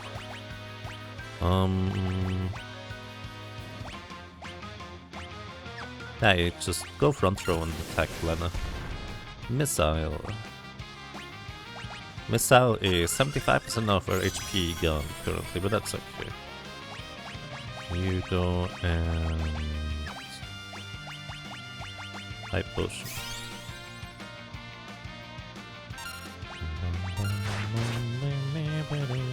Alright, Lena, you just attack. You haste. Ferris. And you just start spamming... Oh wait, she's already hasted. One thing is. Start spamming Flamethrower.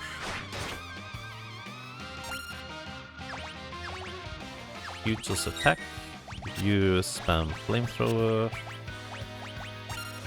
and you spam Flamethrower. Okay, now we can just mash the confirm button.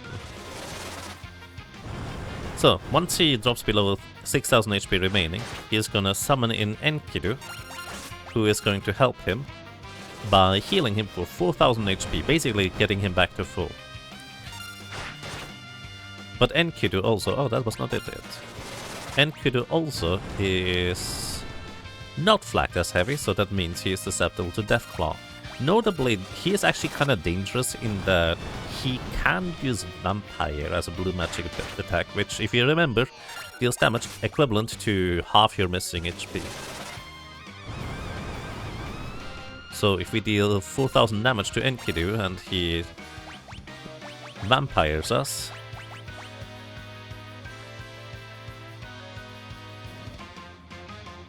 then we take 2,000 damage, which is Pretty extreme. Anyways, it seems like Gilgamesh here used his own turn to summon Enkidu rather than it being a counter-attack of dropping below, unless I just really didn't deal that much damage. Anyways, you do this. Try Deathclaw again. Alright, we hit him. Lena's gonna come down and hit him eventually. So the rest is just gonna focus on this guy.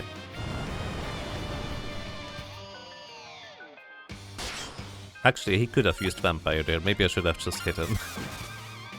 He's gone. That is the wrong spell to cast. Actually, I think you can also ult this guy, so theoretically we could equip the Ancient Sword on Butt and attack with that, but I really don't think it's all that necessary. We're just going to Flamethrower here and effectively win.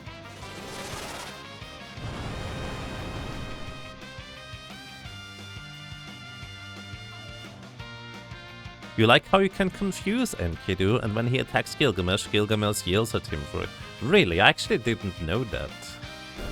That's awesome, I need to do that sometime. I had no idea that's a possibility.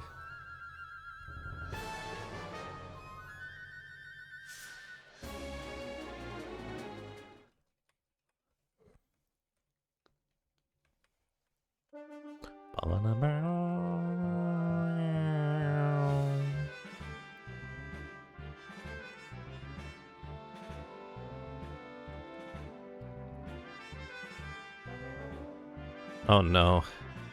Oh no. No, I think it's fine. Wait, hold up. Somebody tell me, are the pixels on this grid here the same size as the pixel on this wooden thing? Because these wooden things, of course, have like 2 pixels per hole. But this is just 1 pixel per hole. But it looks like these are just slightly smaller anyways. Surely that's not the case. Anyways.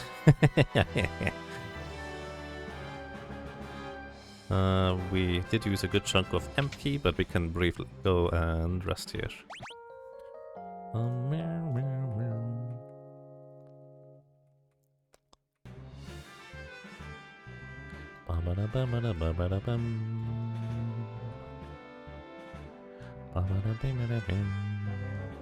So, Aquarek is once again going to be extremely helpful. Actually, you can't reflect Flamethrower.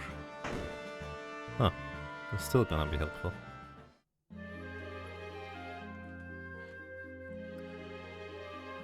Hello, welcome Newells. Hope you're doing well.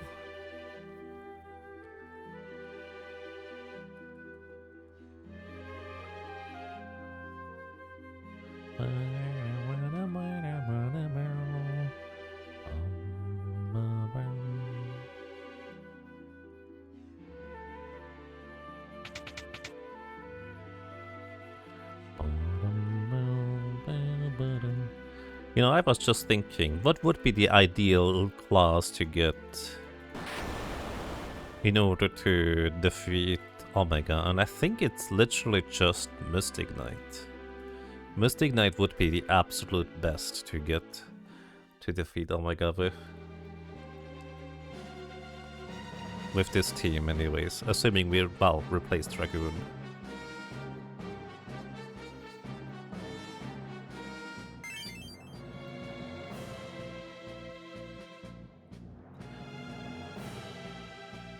And Daga Blade, yes.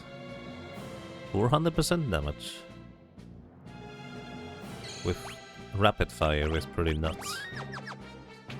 And also Osmose Blade with Rapid Fire is great. Actually, I wonder whether that works in this version. Anyways, welcome to Neons.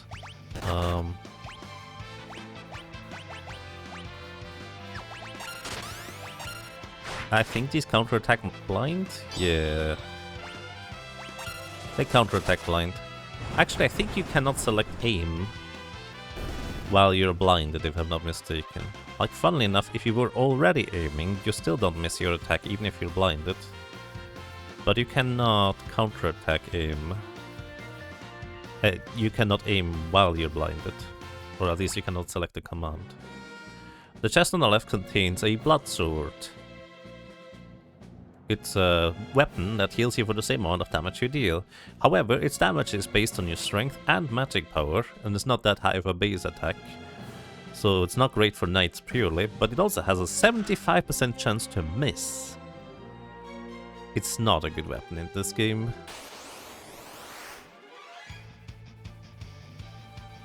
Unless you specifically rapid fire on like a freelancer that has already mastered both magic and other jobs, I guess. That is, I suppose, the one way it could be particularly strong.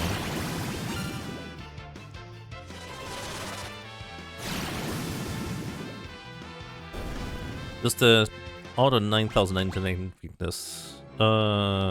Is it order 9,999? I actually didn't realize that. No, I think it's just 4 times damage. I thought the auto kill was just when you single. I actually don't know. Couldn't tell you. But Omega is flagged as heavy at least. Oh hey, we learned time slip. Works for me. Actually, time slip is actually useful in this version, isn't it? Look at Galuf. The old man just sleeping in the corner there, even nudged behind or into the corner of the pillar. Anyways, time slip inflicts sleep and old status effect at the same time.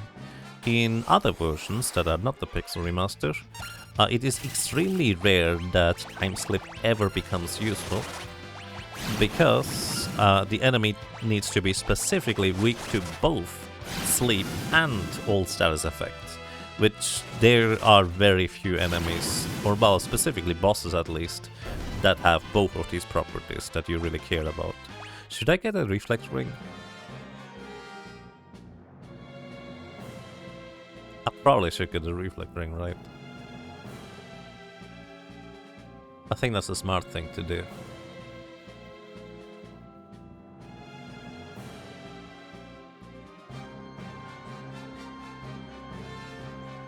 I guess it's not gonna lack... Well, no, that's not true. We are kind of going to lack damage against XDeath at the end of World 2. Our best damage dealer is going to be Eroga. Which, to be fair, is gonna be good damage. But it's not overwhelming. We do have haste, so that's good. And if I get a reflect ring, I can't haste at the same time. We also get float.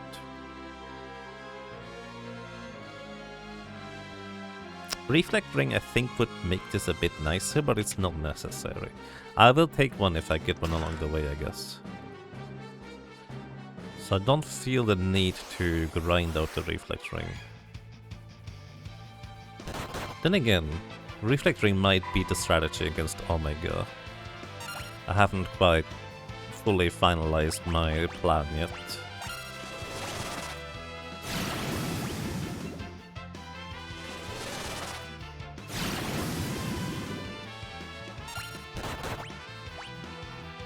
Yaga not having a max chicken knife for this run, the numbers will be a bit smaller. Yeah. I mean, we have... Well, chicken knife is just gonna be +5 agility and that's it. And chances are decent, I don't even want to try and equip it, even for that purpose. Just because I'm gonna be a big dingus and accidentally attack with the chicken knife and accidentally run away sometime. Which would mean immediate Alt F4 to reset. It would be a little bit inconvenient, I would say.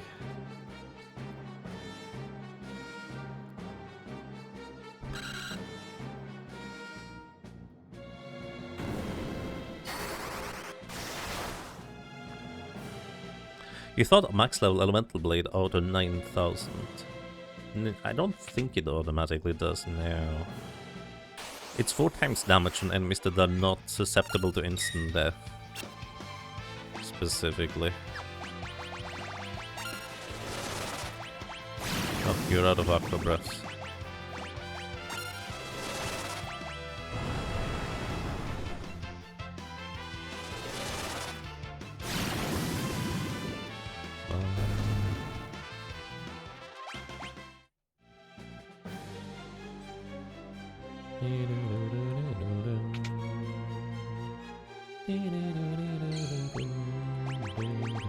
Alright, we get to use a tent here.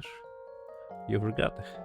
I mean, yeah, it's easy to just kind of think, oh, it's just automatically 9,999. When that's the only thing you ever see, right?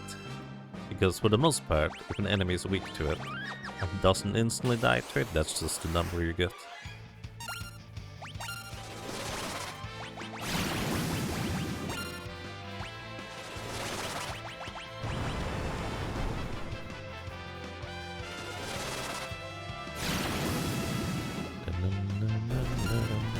Oh, you're still alive. Surely you don't have much HP. See? High potion. High potion.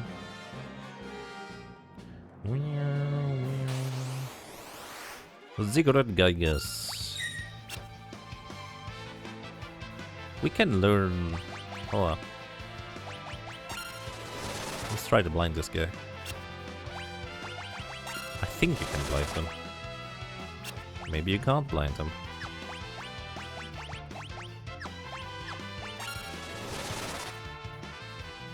Huh. Blindy. I don't know how much HP he has. Oh, 0 now, because we got the Death Bow proc. This guy has way more HP than 360. Alright. This is either a red dragon or 2 yellow dragons. Let's see what we get. 2 yellows. Alright, these are not flagged as heavy. We can Deathclaw them. Miss. Miss. These guys love using Thunder, which deals 25% of our maximum HP in damage. Which is very deadly, as you might expect. Anyways, Deathclaw does work on them, even if they have a good chunk of resilience against it, it seems. And this makes it relatively easier for us to deal with them that way. The red dragon would have been weak to ice. I might have broken one of the ice rods on his head, just to get him out of the way quicker. We get a rare drop for a coral ring. That's kind of funny. That's not gonna be useful, I don't think. Well, it's a lot of money, actually. That is useful. Coral ring makes you weak to lightning, absorbs water damage. There is almost no water damage in this game. Like, there's one specific boss where it's gonna be useful.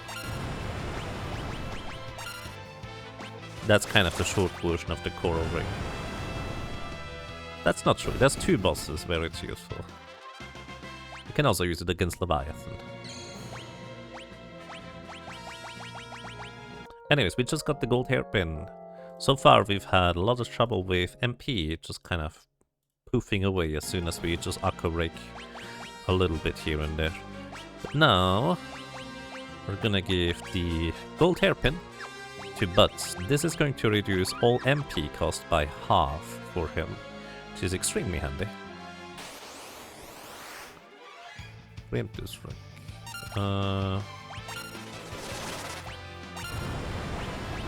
You're probably not gonna die to this. So, what I would like to have this guy do is use his ability on Butts. I guess it's specifically Butts, huh? I didn't think about that. I'm gonna give him one chance to actually use his ability. That is the wrong ability, sir. Please don't do that.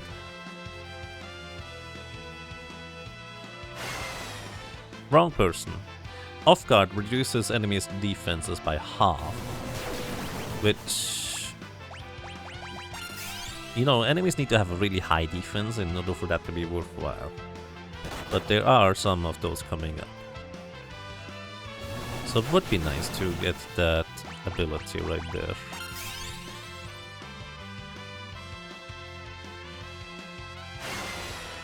Wrong character. Hurricane. Hurricane only has a chance to hit. It's a high chance, to be fair, but it's only a chance. Bum, bum, bum, bum. There we go, perfect, thank you, sir. Let's see how close I was to knocking him over.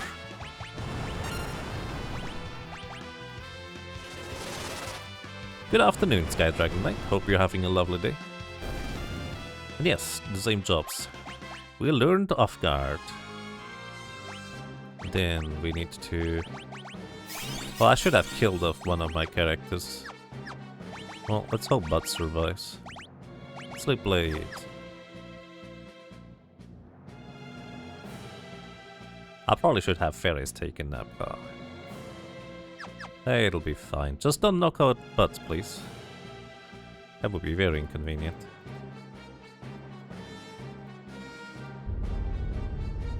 But yeah, I'm basically just tagging along with BGG and SevenSins in their Fiesta run, so I just used the exact same things. And I will probably end today's session after we get Trial and see what the last final job is going to be for us. Which means 1.5 more dungeons after this. Alrighty, welcome to Atmos. This thing has almost 20,000 HP. It has 19,997. Don't ask me why I know exactly the number. Anyways, it is exceptionally, insanely fast because it has permanent haste status. Please don't kill that guy. No, I need that one. It is exceptionally, ridiculously, absolutely, insanely fast. Why can you not aim at your own character? And basically, the short version about this guy is actually... Wait. Does time slip work? Oh, we didn't learn time slip because it didn't hit Butts. It hit Galov. I'm a dingus. Anyways, Dark Spark. Oh, it actually hit.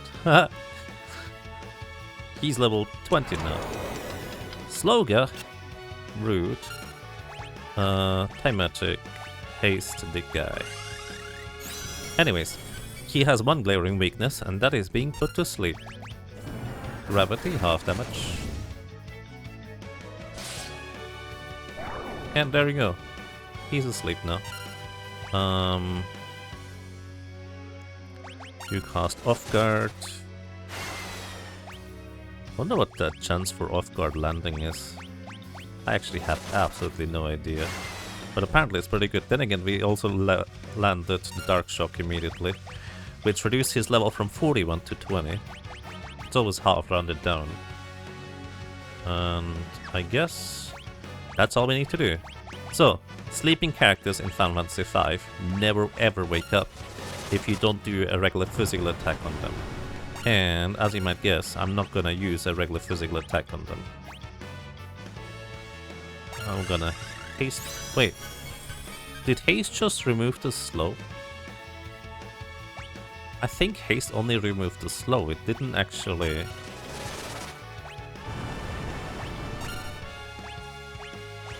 Huh.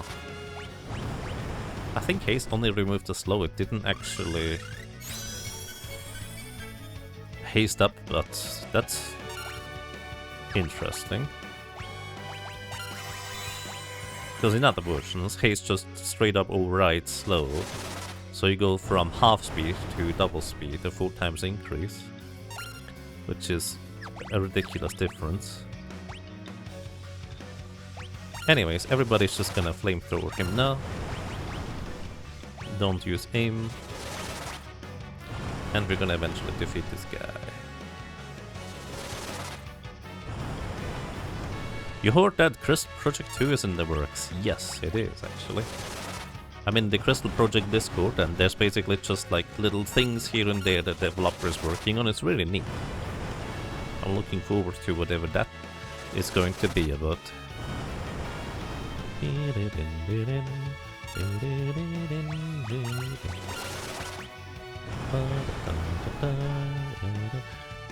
Anyways, what Atmos normally does is it attacks twice. Up to twice, actually.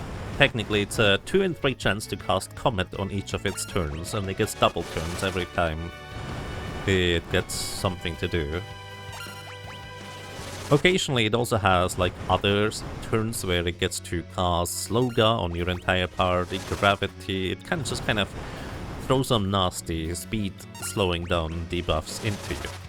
Anyways, he only will cast Comet onto your characters if your characters are not... Well, there's no current character that is dead on the ground.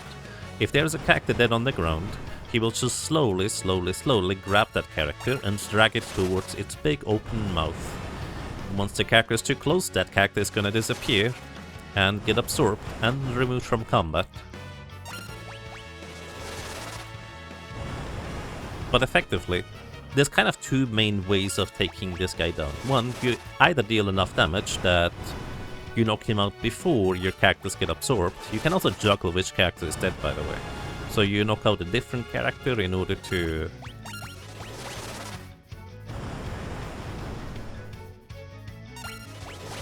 have another character get slowly absorbed, while the other one is just not quite removed from combat yet.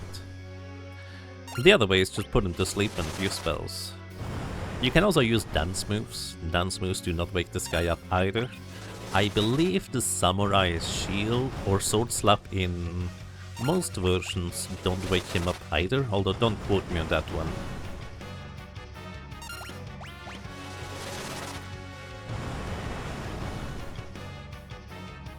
But yeah, he has almost 20,000 HP. It just takes a while to whittle him away. That's just kind of the nature of the beast, I guess.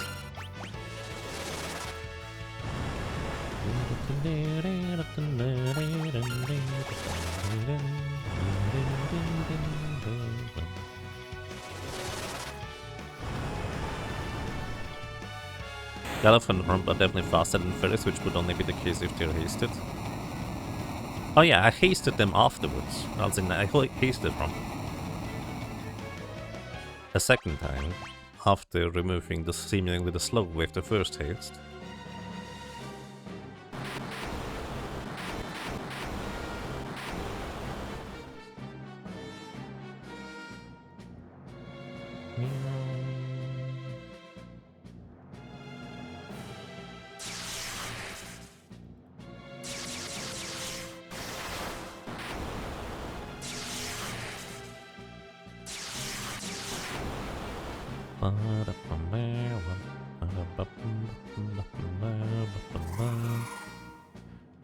Yep.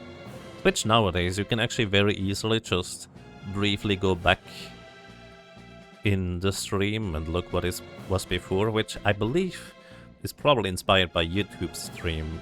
And that was one of the nicest things about YouTube streams, that was kind of exclusive over there. You could just briefly go back to whatever you wanted to watch earlier. In my case, I like to watch Pokemon VGC tournaments, and it's nice to be able to just freely like zip around to the matches that I actually want to watch and I haven't watched yet in the past. And no, Twitch can do that too. I actually don't know how long or recent that implementation is. It feels very recent.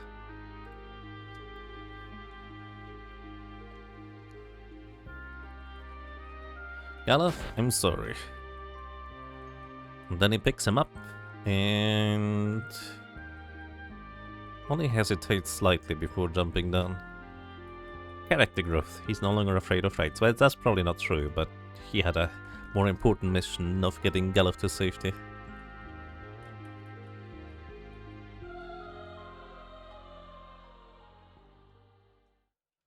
You know, I mastered that dialogue perfectly. The music is already over. Then again, I guess we are gonna get that music a little bit later as well.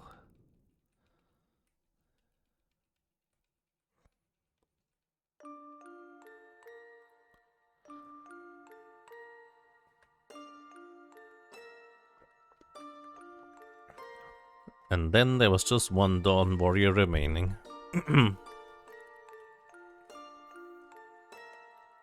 Poor Galuf.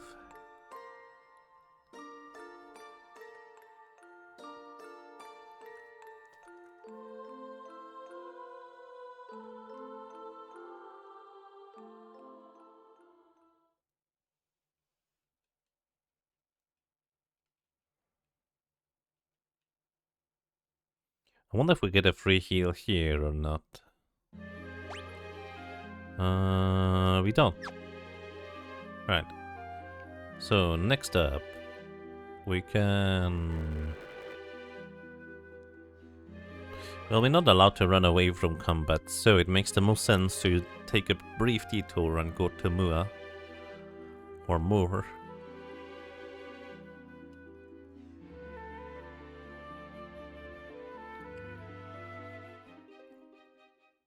And get the things from here. So, welcome to Moor. Few important notes. One, first of all, and most importantly, we want wind daggers. We want everybody to have one, so we pay a lot of money for it. These air knives increase the wind damage our spells deal by 50%. So, you know, until now, we didn't really have a way to boost our elemental damage that was not fire specifically. Now we do with the air knife. We can now boost our wind elemental damage by quite a bit. Then I need to find a very specific kind of enemy. Can I... nope. I think we get Hastegar here. Yes, Graviga, Old and Hastegar. I think I will want to have Graviga. Hastegar is really nice to have, but not as necessarily important. Graviga reduces the enemy's HP to a quarter. Maybe. I wonder whether it's a quarter. In the SNES version, it's actually Cold Quarter, the spell that is. But it actually reduces the enemy's HP to an eighth rather than a quarter. So it's actually more powerful than Missile. I don't know why I'm going this way around. This is slower. Oh well.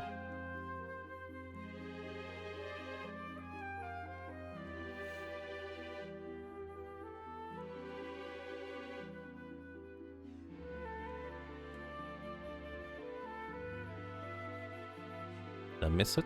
I missed it. Where is it? There it is. Alright. We can go down here and catch a few Zeds.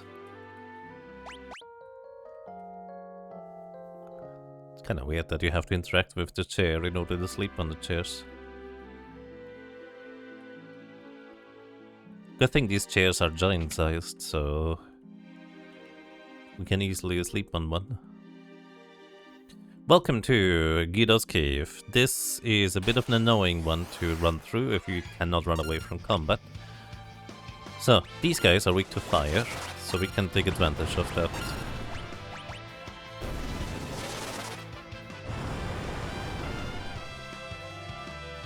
Oh wow, I thought this guy would have guaranteed gotten knocked out, but I guess Ferris was higher level, huh? So, it's just Ferris and Butts that knocked it out guaranteed, maybe? Anyways. More importantly, there's these metamorph enemies. These metamorph enemies can be... how to put it? There are like 4 different metamorphs. You don't know which one you're facing initially. But they have each 3 different transformations they can transform into. Specifically, the way they work is they don't do anything on the first turn, they're actually pretty fast. The second turn they transform. The third turn they use an ability of the transformed creature.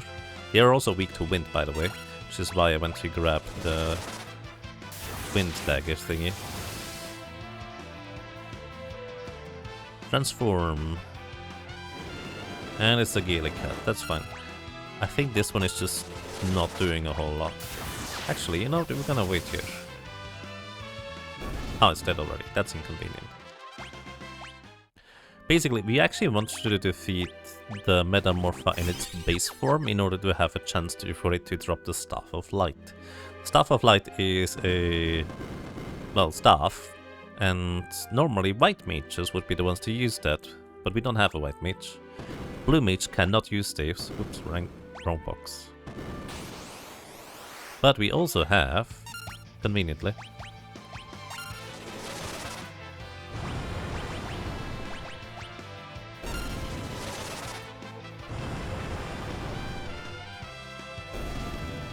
we also have a time mage, which in fact can equip staves. And if you break a holy staff, you cast holy, which deals about 6,000 damage to the final boss of the World 2 here. So it would be fantastic to get one. Not necessary, but it would just be very nice. But effectively, we don't really have a reason to not just wait until he transforms back and hope to get a Staff of Light.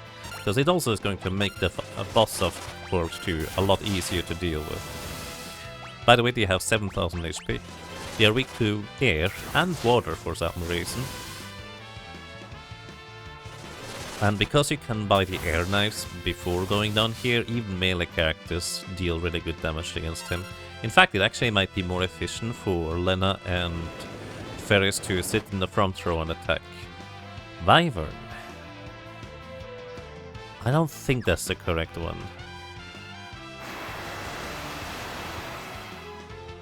It's 25% of our HP gone. I know the one that I'm looking for has like Ifrit? No, it has Shiva. I think Ifrit and Shiva are the other two transformations of the one that I'm looking for.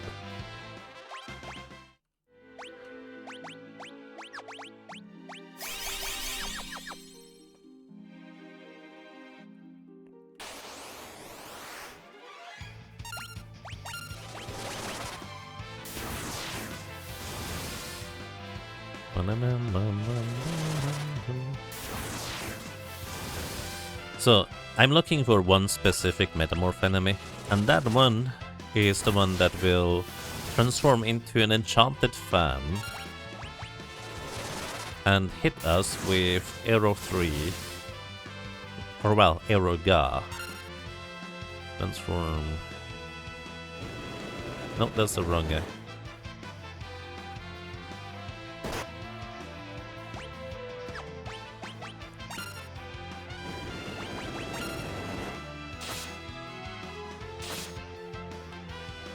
Oh wow, you're not dead? Wait, does the transformation have less HP? That would be weird. Anyways, let's have Lena and Ferris go to the front row. Wyvern, Ifrit, and Voldim. Yes. That is indeed what I'm looking for. So I was remembering it correctly. But also, friendly reminder, even though this is not normally channel policy, no help. I'm not allowed to get help during this run.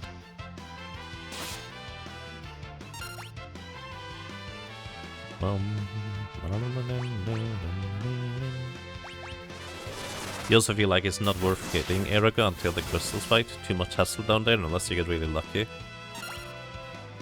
I mean... Wrong guy. The thing is, I would like to have it for the crystal fight. So I don't think we have to worry about...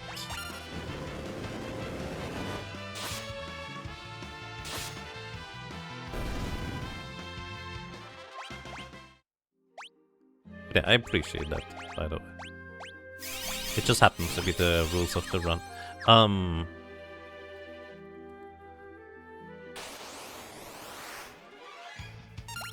I would specifically want it for the crystal fight, though, is the catch. Because I don't think we need to worry about...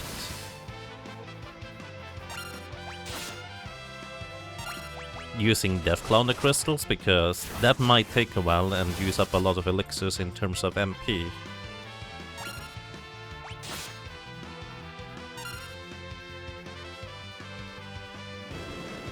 Alright, we got the one. We just need to get the correct transformation. Please, 25% of her max HP is gone.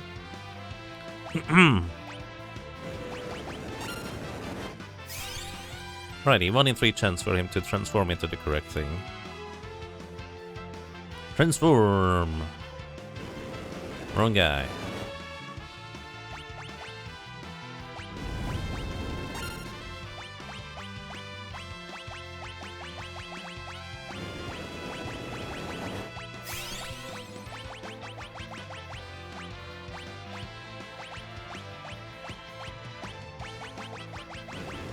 Wrong guy.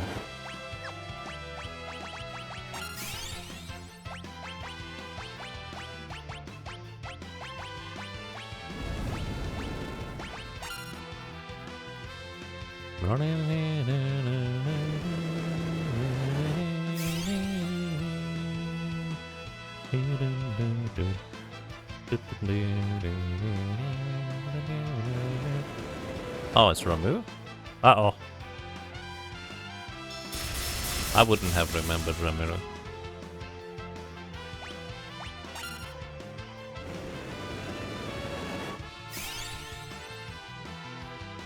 Oh, I thought it was the one with Shiva.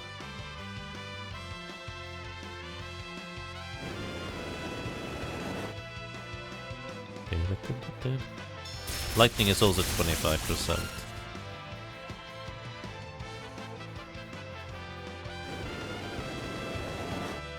Also, Lena's HP is not divisible.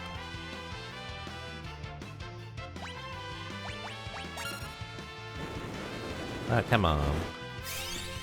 Show me the other one.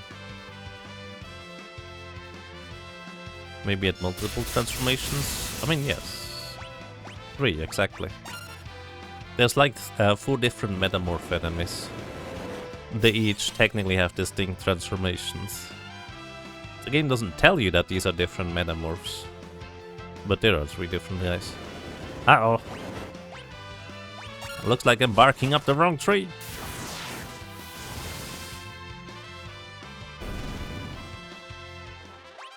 Uh-oh. Wait, which one is it then? I know they appear here. Uh-oh. Should have probably healed up before.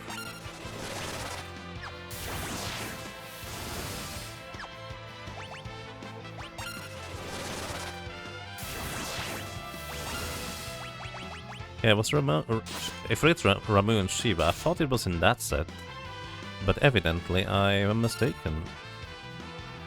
Transform. Well, this is not it.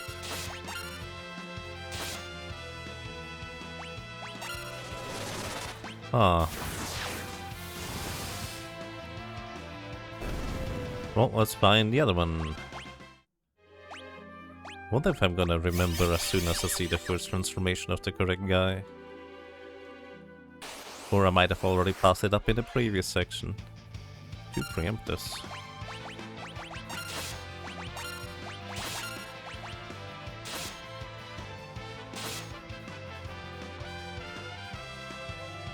Transform! Actually, I think it's this guy. Maybe. Although this zombie breath for some reason doesn't poison. Actually, zombie breath doesn't poison. Zombie breath zombies if he kills a character. Wrong thing.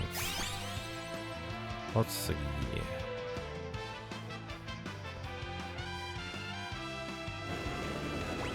Uh-oh.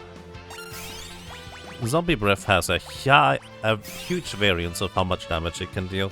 It's basically the same variance as Meteor and Comet, just not quite as high for base damage. Come on, don't zombie me again, bloody. Oh wait. We already have a zombie. He got a high roll there. Nice block fairies. Or Lena. This is why we have... holy water somewhere. There it is.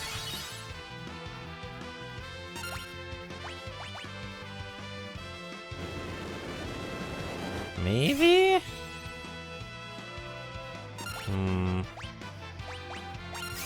I don't know which one it is. This guy is just gonna use flash, blinding us, but that's okay. Zombie pirate.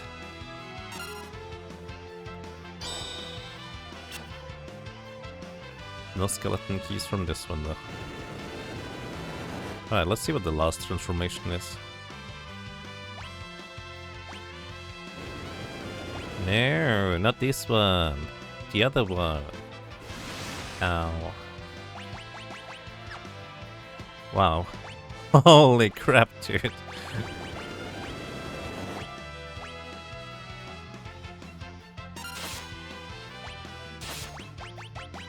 That's bad.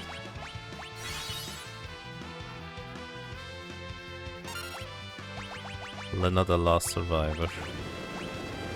No. Oh no.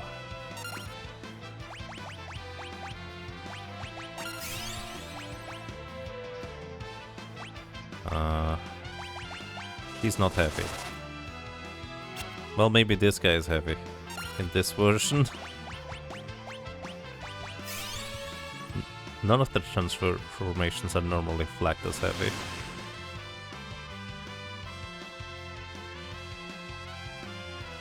Why do you keep landing so high on ferries? Stop it!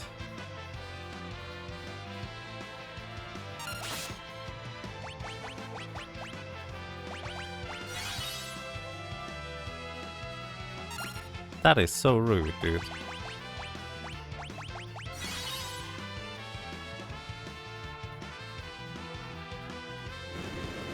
Are you serious?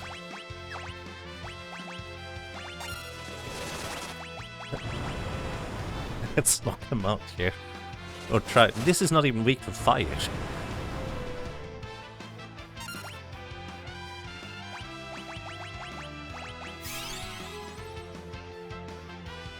At least it's undead. I'm dead. Uh-oh. Autosave, save me. I played around for too long. Okay, autosave is super friendly. Literally nothing to worry about. But my goodness. That's so annoying. That's so annoying. I think the Metamorph's HP does not carry over between phases, by the way. I'm pretty sure Metamorphs and their transformations have separate HP. Because we one-shot the Gaily Cat. But we definitely didn't deal enough damage to the other guy. Alright, it's this one again.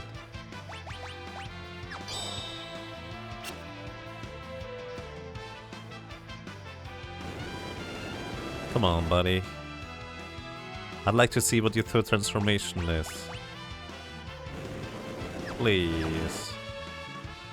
1 in 3.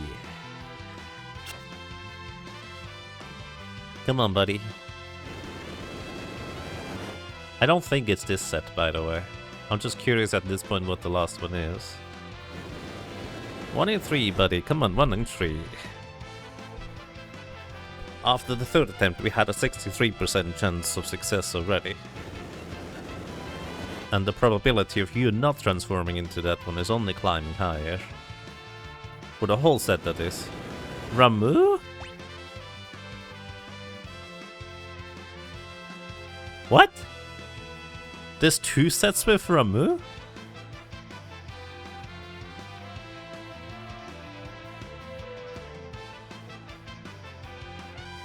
Huh? You sure about that? I'll believe you.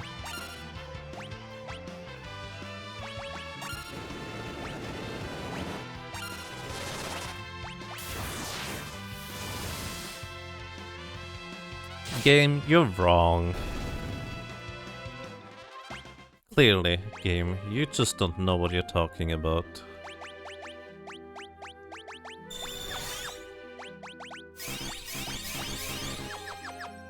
Go to bed now. Rest well, Hoppy. Thank you for dropping by and have a good night. Dude decided to transform into Ramu, but the other set already had Ramu. Surely there's not more than 4 transformations.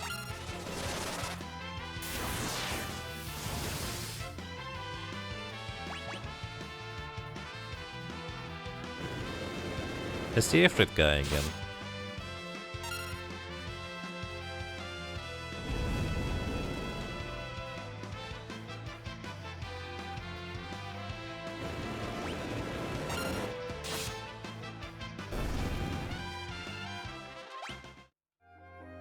Ah.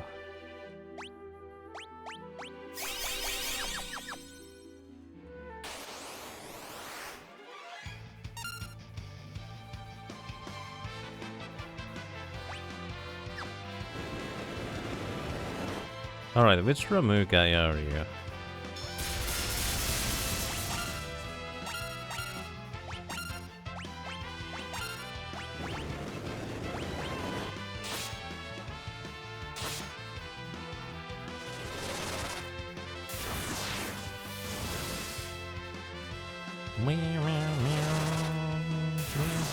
He survives one more physical attack from Lenore Ferris.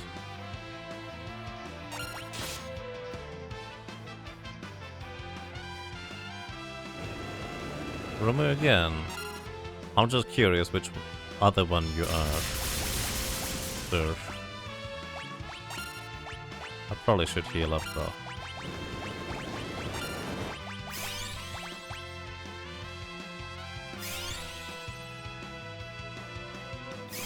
Apparently there are shared transformations. I mean, evidently. I just never realized that, I guess. Is a Shiva guy. I was so sure it was gonna be the Shiva guy that was... Wait, is there a 25% ice attack? No, that doesn't exist.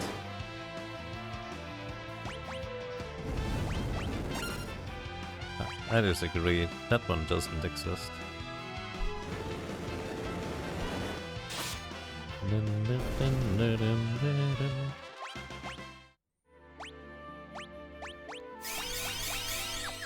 Alright, one more encounter.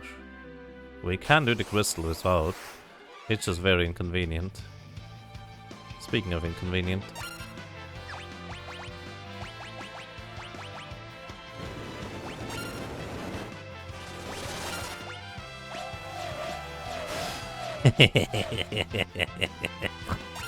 I didn't know that would work.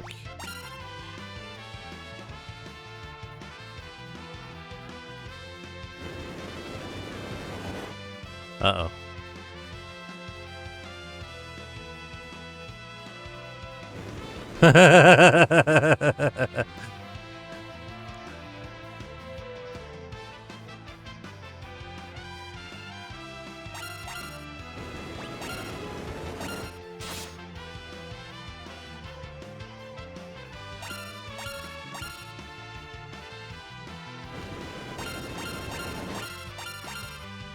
It's a crew dust.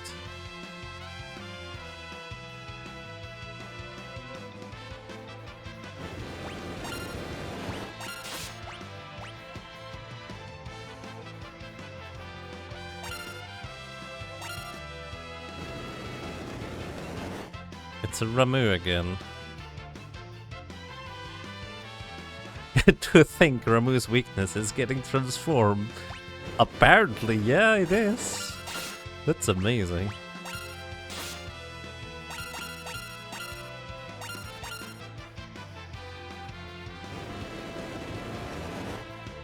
Crew dust.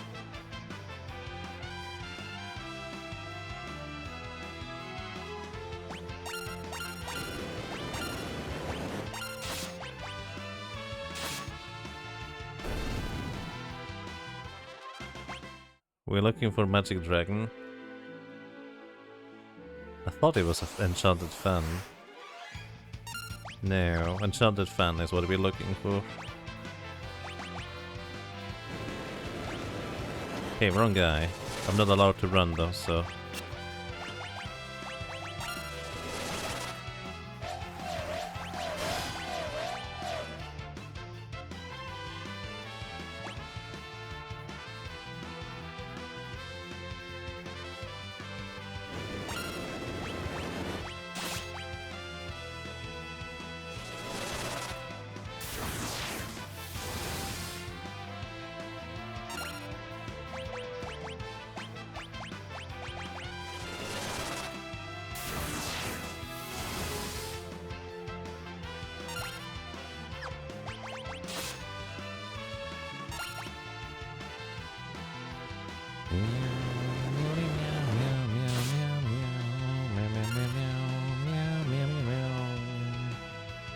Alright, we're gonna go for 2 more Ramu encounters.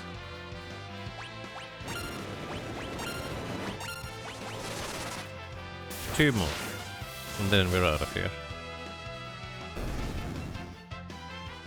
The blue mages need to get hit by the spell in order to learn it.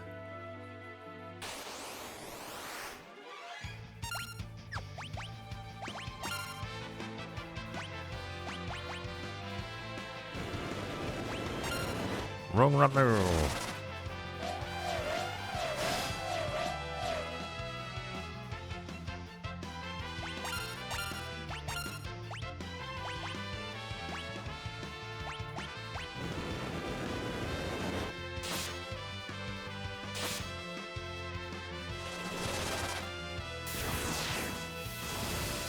It's very improbable for us to not run into this guy eventually if we just keep trying. But at the same time, I'm trying to go somewhat fast, and I recognize this is not all that necessary to try and go fast, I suppose. Remember again.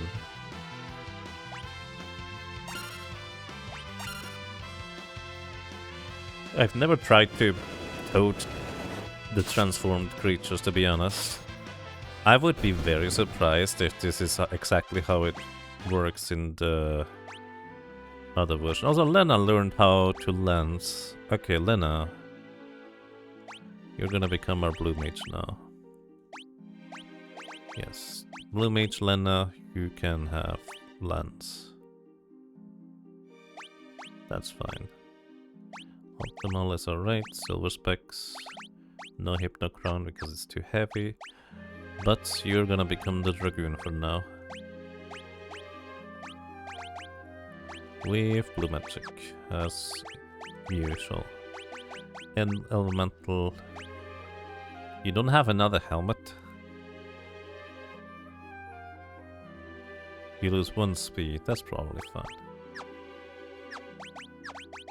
Then we go eye drops. You go front row, you go back. You know what? Actually, everybody goes front row. That's fine. Preemptive strike.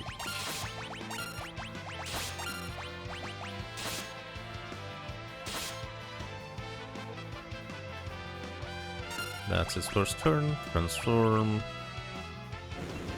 Wrong guy.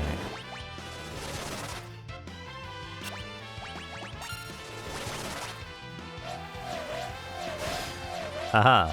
I just love that you can do that.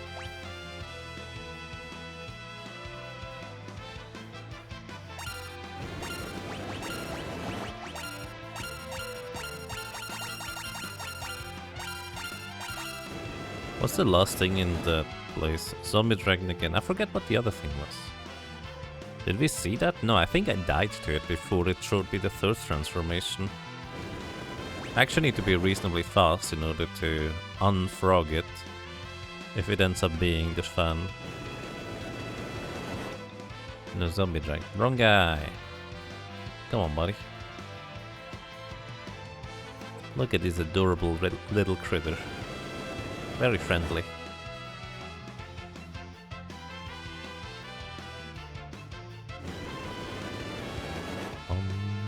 Ramu. So zombie dragon, Ramu, and what else? No, that was the third one. Wasn't it? That was the third one.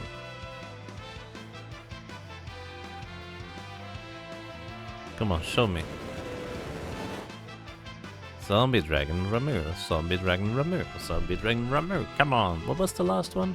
I think we've seen this one. I think this one was crew dust, wasn't it? I think this one was crew dust. Last chance. Ramu, okay.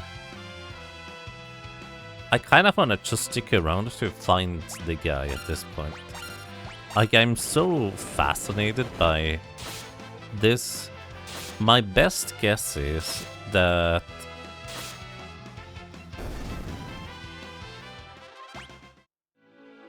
I'm in the wrong room. I will guess that I needed to be in the room before this one in order to get the correct encounter. I thought it was that room, but I mean, statistically, I'm wrong. most of the time about that assessment, considering our low success rate of anything useful happening so far.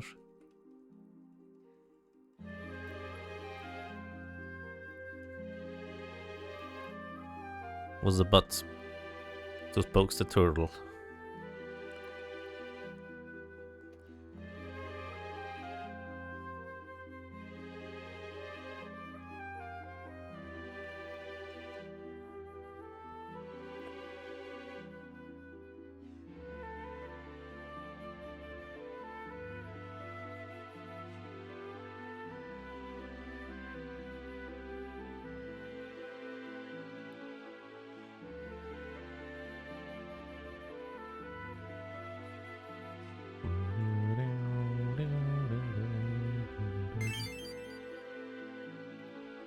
Prediction, which comes first?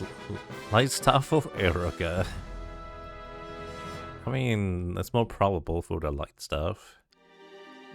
Even at the rare encounter rate, I think. Well, maybe. Anyways, we could just teleport out with the time magic stuff. Well, I'm gonna walk back to the previous room and see.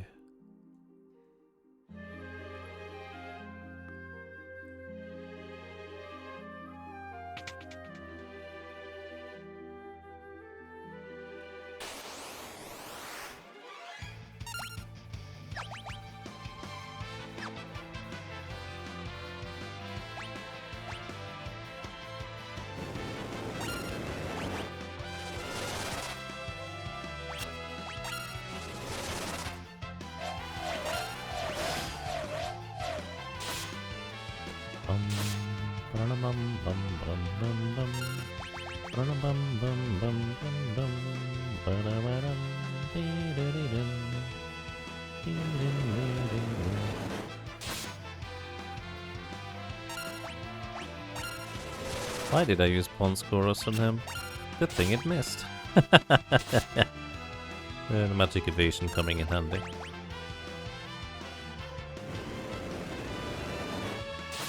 Zombie dragon. No, wrong guy. I need to test whether this works in the Super Nintendo version.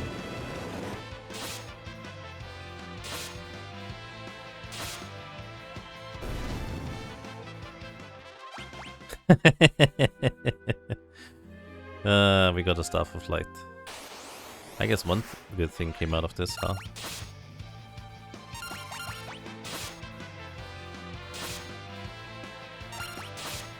Rare drop. I mean, to be fair, that was reasonably probable at this point.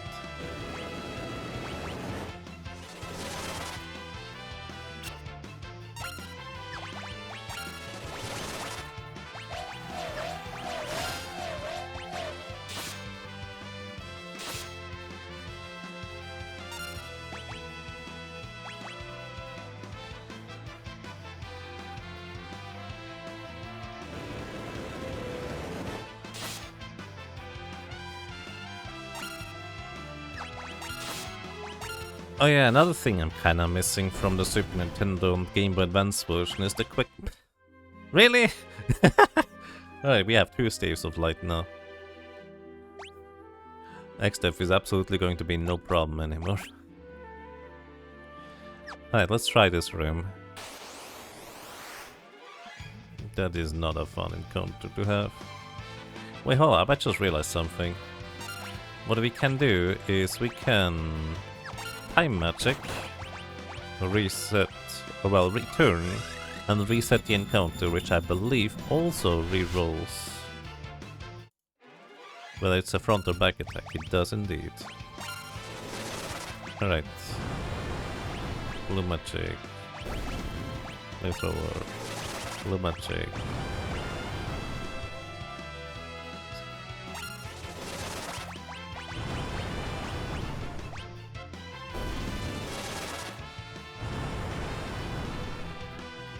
It takes you so long to grind those.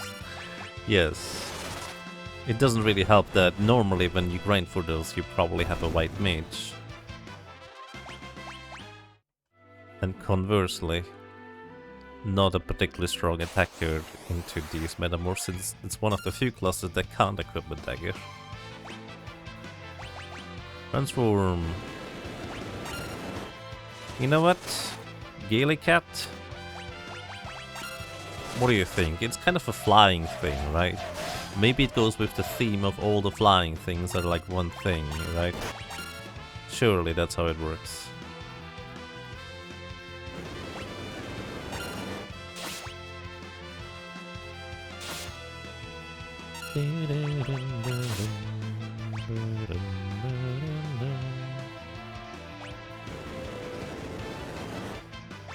Elf Toad. Wait, it's this one, isn't it? I think it's this one.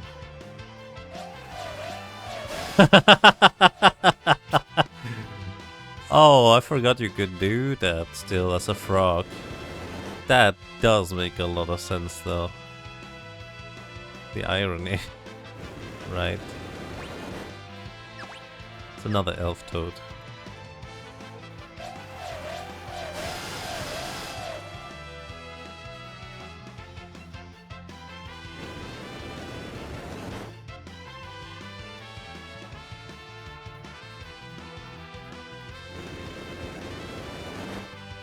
Shiva?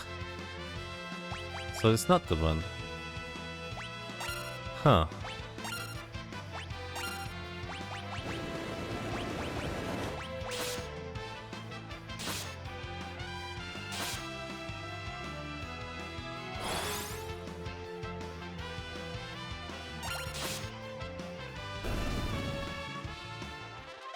Alright, I'm done here. I'm getting out of here. I wasted so much time in here for no good reason. Well, that's not true. It was a good reason. But there's clearly something I'm missing. Or I just got unlucky. Which is also possible. Reasonably unlikely, but possible.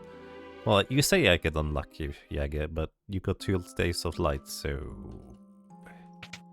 maybe not that unlucky. Anyways, piano. Which reminds me, I forgot the other piano in the first village in World 2 again. I always forget that one. Probably because it's in a bar that I don't enter to begin with. Then again, neither do I normally enter this one. Okay, we're gonna get Heiska. We are no flex, indeed. Do I want old? Who could I even use old on? Kalotisteri. That's it, right? Yeah, no, it's too expensive. I don't think old is useful. Cue me in 3 hours. Recognizing that, oh no, old would have been useful. Anyways, we could buy luminous ropes. They are pretty decent upgrades for what it's worth. Why does Lena do the animation without the up arrow? That's kind of weird. We could buy diamond plates. These reduce lightning damage received by half. Which, considering I don't have any reflex rings, actually is probably a good idea to have some. But at least 1 diamond helmet makes in that case more sense. That way our Dragoon has that already basically built in. We can sell the coral ring. I'm not using this one.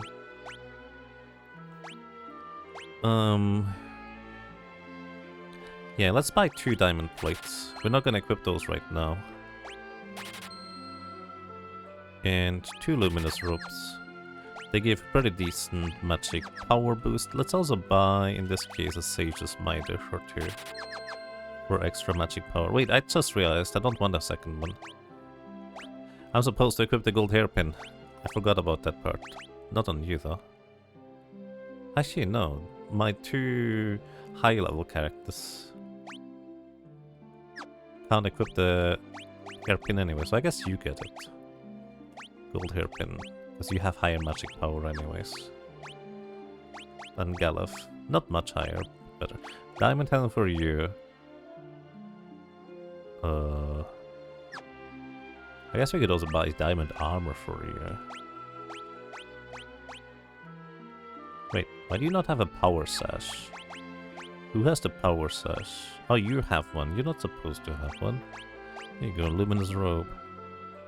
You get the power sash for extra physical damage. Your stuff is fine. Your stuff is fine. Alright.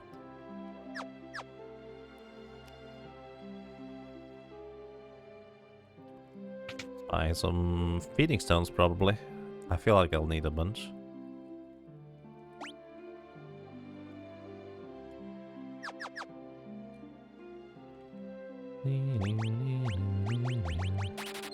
Three. I get 3. That's okay. We don't need more than 3, surely.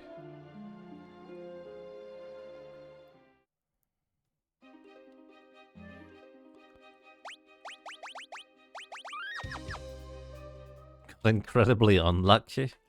That's nice. See, it kind of balances it out. Sometimes I get lucky, sometimes I don't. So there's a bunch of chests in here that are worth a lot of money. I don't know if I can reasonably kill the enemies in here particularly efficiently though, so I might just not worry about them.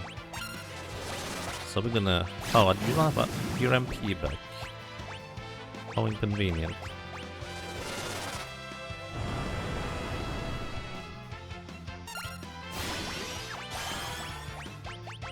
See, this is another place where I would love to have Aeroga at this point. It would be so much more cost effective.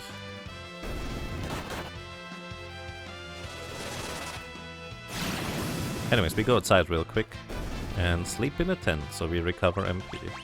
Oh look, we get a wizard hat.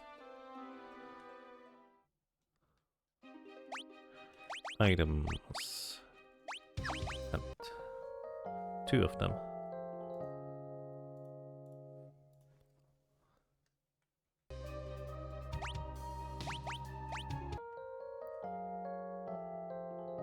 The up arrow means it's an upgrade. Right.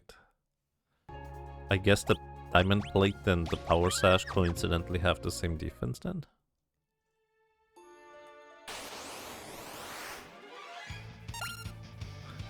So instead of an upgrade, it's just a grade. I think Gala Chalice have low HP.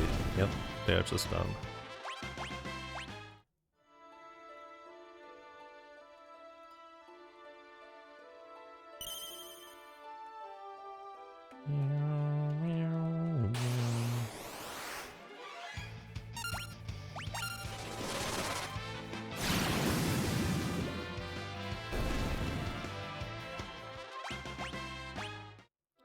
Level 24, divisible by 3.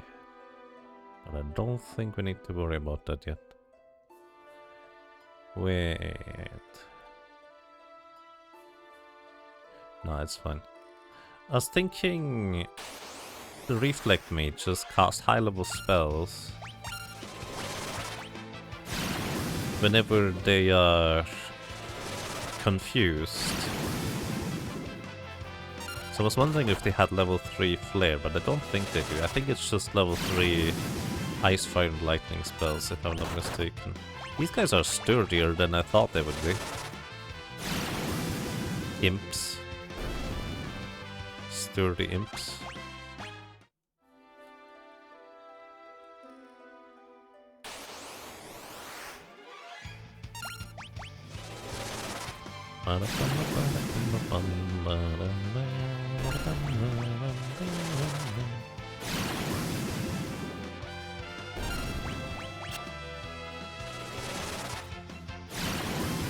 I probably need to go and get float too.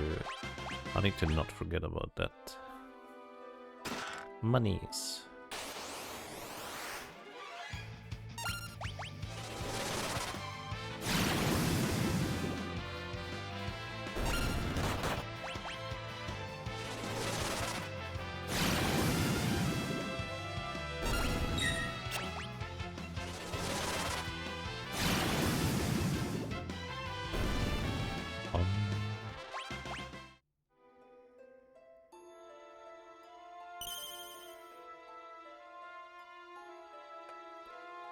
Always such an awkwardly long time until I actually gain control of my character.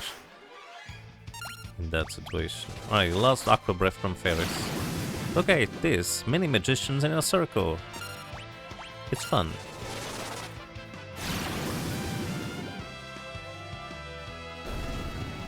Do I want Ferris to be minute? No, we don't do the Dark Bow thing. It's not necessary. Anyways, we can recover MP here.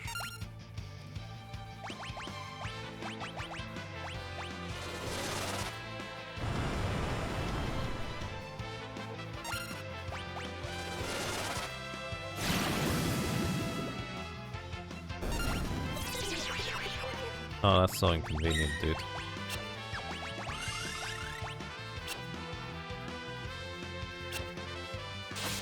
Stop.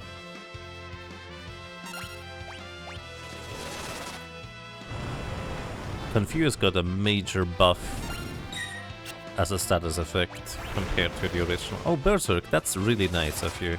Because this means that the imp is no longer going to confuse us. The downside is going to be that his physical attacks are significantly stronger.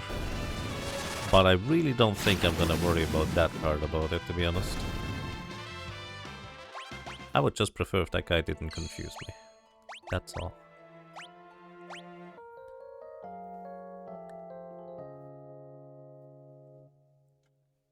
And the one save point in the game, which no longer needs to be different because PC can blend more than 2 ways at once. Yes.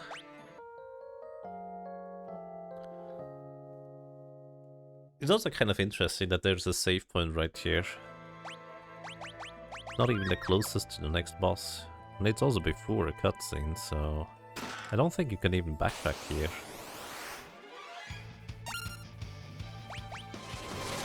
It's actually kind of a peculiar location for a save point, I guess. Maybe they just wanted to have a halfway point.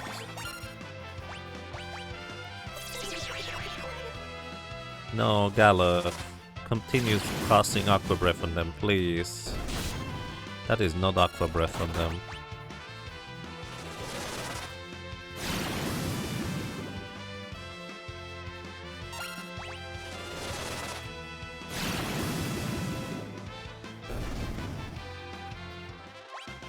Imps. Don't like them. They stink. Morningstar. Worms?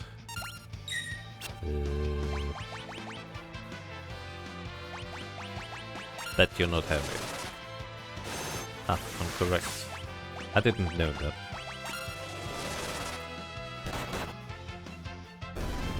But it worked. Alright, do we want an Aegis Shield or a Flame Shield? Considering we need to take down Omega, Flame Shield probably makes the most sense. But then again, considering we go into the other areas... The second Flame Shield is in the pyramid, right?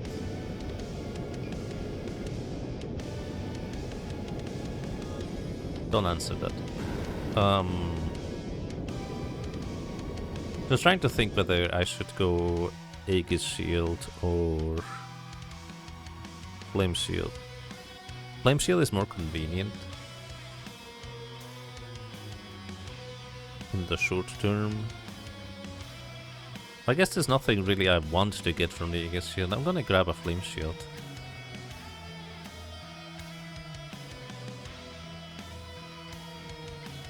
Like, Aegis Shield is more generally useful, but by the time I care about that generality, we're gonna have another one. Then again, we could use 2, huh? Because we have 2 shield users. Full heal. Goodbye. Thanks, buddy. It's alright. I think Flame Shield is a fine choice. I don't know if it's the good choice, but it's a fine choice. Also, they have actually a background for when the forest has been burned down. Which I believe is not true for the other versions. Improvements.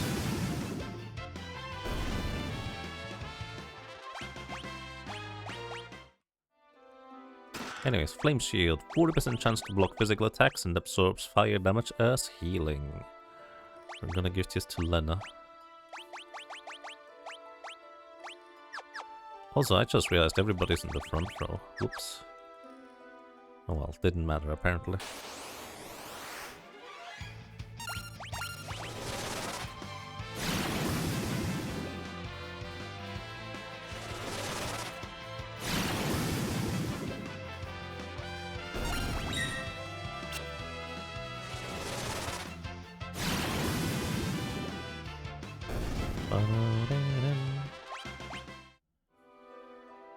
Galuf want to stay time it. I think it's fine for him to be time itch.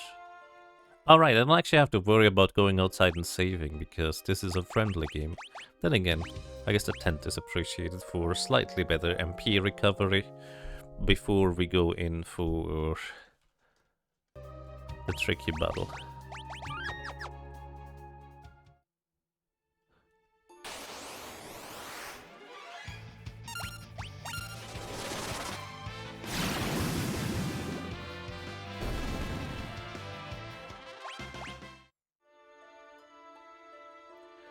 Flame Tongue is the night exclusive sword that deals fire damage.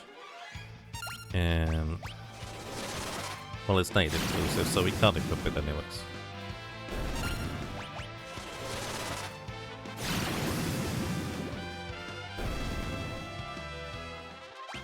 The chest containing ash, and every first time player desperately wondering how to get it before the forest burns.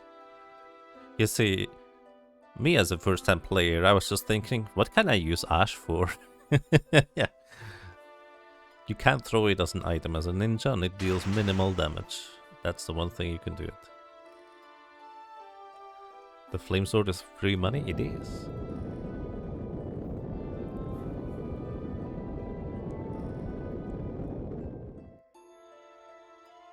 Let's go. One more encounter? Probably. Alrighty.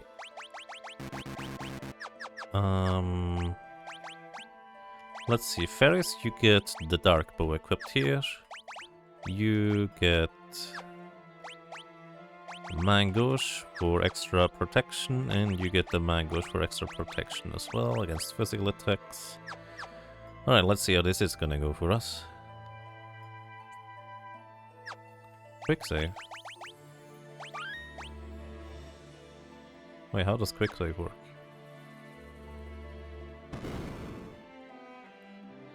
I don't think I've ever used that option. Alrighty. Let's see. Welcome to the Steel Guardians. Each one of these crystals has 7,777 HP. And once they drop below 3000 HP, they will unleash their respective element of area of effect onto our entire party, dealing about 500 to 800 damage, depending on which crystal it is. The right one is water, quote-unquote, with Aquaric. It's not actually water, it's neutral, but it doesn't matter. The bottom one is earth, the top one is fire, the left one is wind. They can be blinded in order to... Okay, left one is blinded. They can be blinded, so their physical attacks are gonna have a high probability of missing. So we're just gonna try that for a few rounds. They are level 77 as well, for what it's worth, so pretty high level. Our chance to hit abilities, such as that, is kind of unlikely to land, let's put it this way.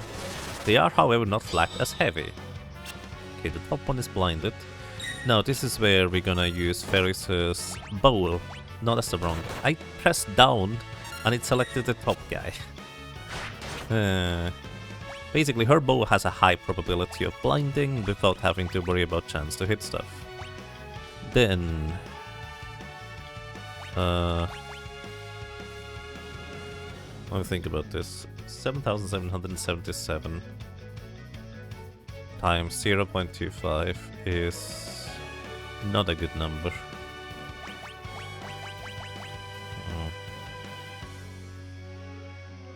I guess we just start using Deathclaw with Galuf and hope for the best. We try to hit the crystal on the left first, because that is absolutely the fastest one. His chance for landing Deathclaw is not good. Lena also starts using Deathclaw. and everybody just death claws. If we land, it will be in critical HP. It will just throw like a huge area effect attack at us, which we will survive. Okay, that probably didn't blind it.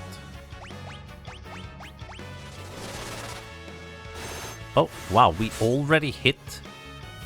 That's crazy. Alright, we get Arrow Guard. It does absorb wind damage as healing, so we want to use Flamethrower in order to finish it up. That's really lucky to get one right off the bat, and we have learned Aeroga. Well, we will learn Aeroga, we actually haven't learned it yet. We soon will.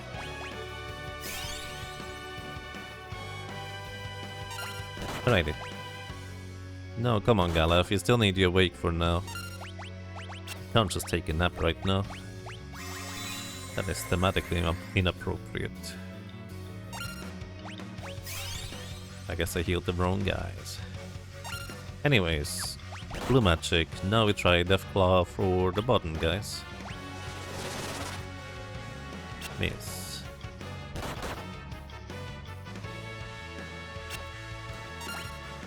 What does it cost to cast Garaviga 18? It's really not any much cheaper than Deathclaw. It might have a much better chance to hit for what it's worth.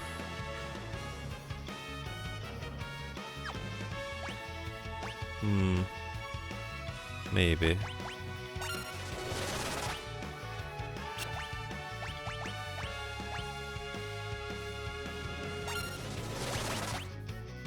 Tried to blind that guy. Didn't blind him. I wonder if the Dark Bow doesn't have its crazy high probability of blinding in this version, because it definitely feels like it.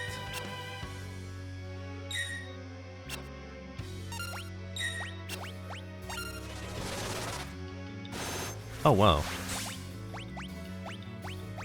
Getting pretty good luck here. I don't know what the exact chances are, but I could probably calculate it. I think it's 80% baseline. They are level 77, I'm level 25. So the difference is 52.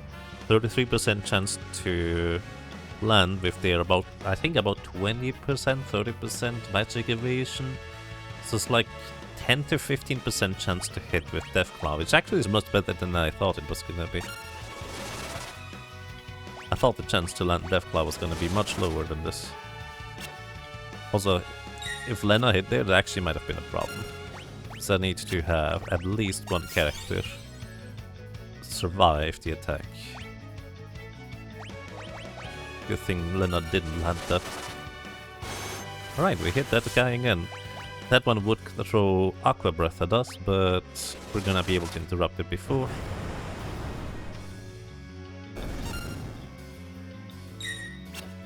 And then with Deathclaw. Each crystal also has different speeds.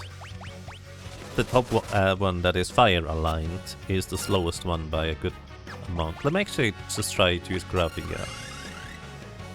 Just because I'm curious whether Galuf is gonna hit that before the others hit Deathclaw. We will always survive the top crystal because we have a flame shield equipped on Hiryuu, who will absorb it as healing. Actually, it is on Hiryuu. Might be on the other guy. Also, I completely forgot that I could haste myself, but the Pixel Remaster version haste just feels so much less important than in the other versions. It would probably still be a good idea to use it, though. There we go. Lena hit. And with this, we just drop a rock on its head and we win. Learned Aeroga. Wow. This is the battle I wanted to have Aeroga for, although it would have also been really nice in the walk up here. But yeah.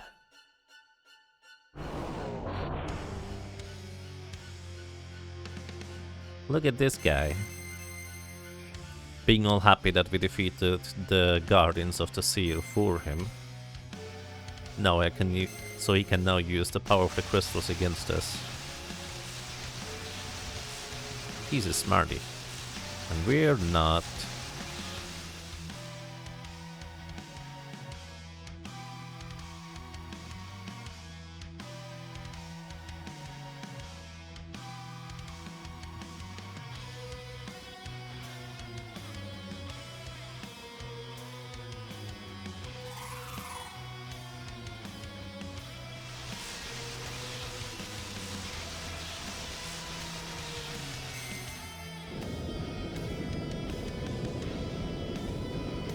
Thankfully, the random little girl is very strong and just knocks him out of his power fantasy. Hello, welcome to Crusher. Thank you, good luck. Impudent little fool. He's very angry at Cryle. For, I suppose, obvious reasons. And Cryle is not having a good time getting slammed around and through the walls right there. Because he can.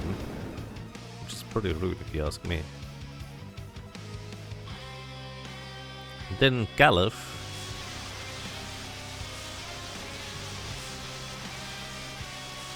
The very, very angry grandfather that he is just too angry to let his granddaughter get hurt any further. Just through sheer power of will, destroys the crystal, gets Cryle out of this annoying circle, absorbs it, and just tackles the big bad evil guy. I mean, you can argue he is the strongest character in the game. Anyways, you cannot die during this battle, because you always have 1 HP. So, however, we need to deal 7,000-ish damage to him. Oh, he actually has 0 HP. In order to defeat him. So, what's my best option? You know, actually, we can revenge attack him. How fitting. Wait, there's only 3 question marks? This is supposed to be 4 question marks. Come on, Pixel Remaster. You're missing a question mark in this thing. Anyways, it does appear that revenge attack in this version is guaranteed to hit, which is good. Because, frankly, it's not terribly useful otherwise. Outside of maybe Atmos or something.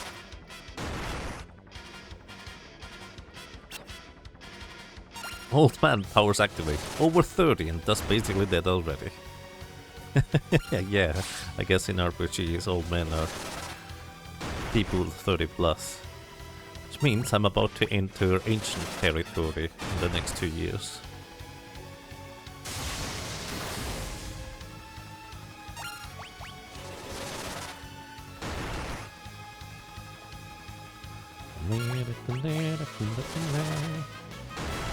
Actually, can we explode during this version? I don't think we can. Vacuum wave.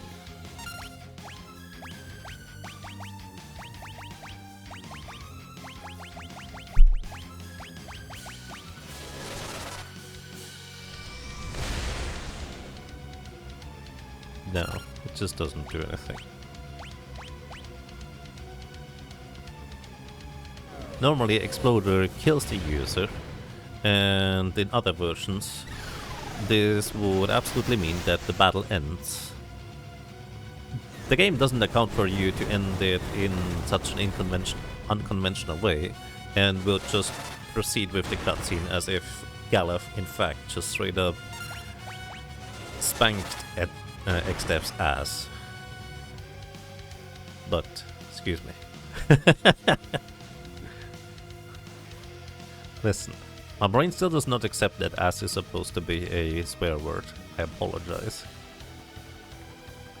Because it's the normal word I've learned in English school that this is referring to the butt. And butt is just kind of an alternative word that you can use for it.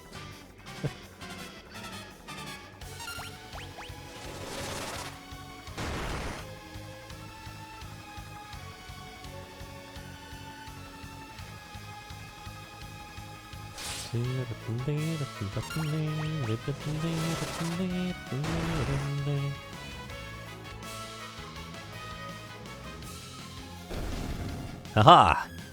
Galuf was triumphant.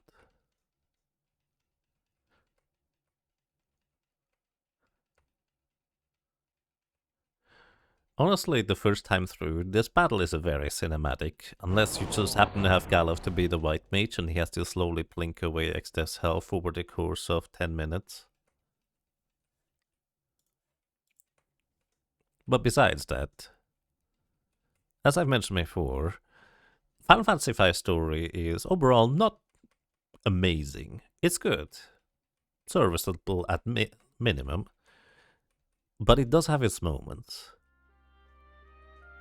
And Gallows' life just flickering out here while the characters try to cast Cure Raga, which we haven't bought by the way, or Raise, which we also haven't bought, or try to use Elixirs and Phoenix Downs, is appreciated. I think this is the only Final Fantasy game that acknowledges that these items don't actually revive the dead, just from the unconscious, I guess. Gallows' flame has flickered out.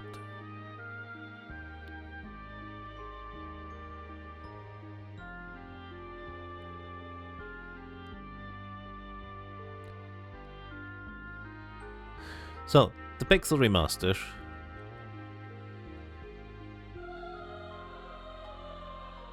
doesn't do the waiting. In other versions, you just wait until Kryl eventually gets up. In the Pixel Remaster, you just talk to her and poke her for the cutscene to continue. But I really like this music.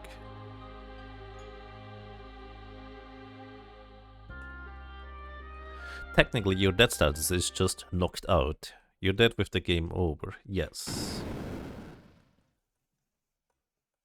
Pretty much.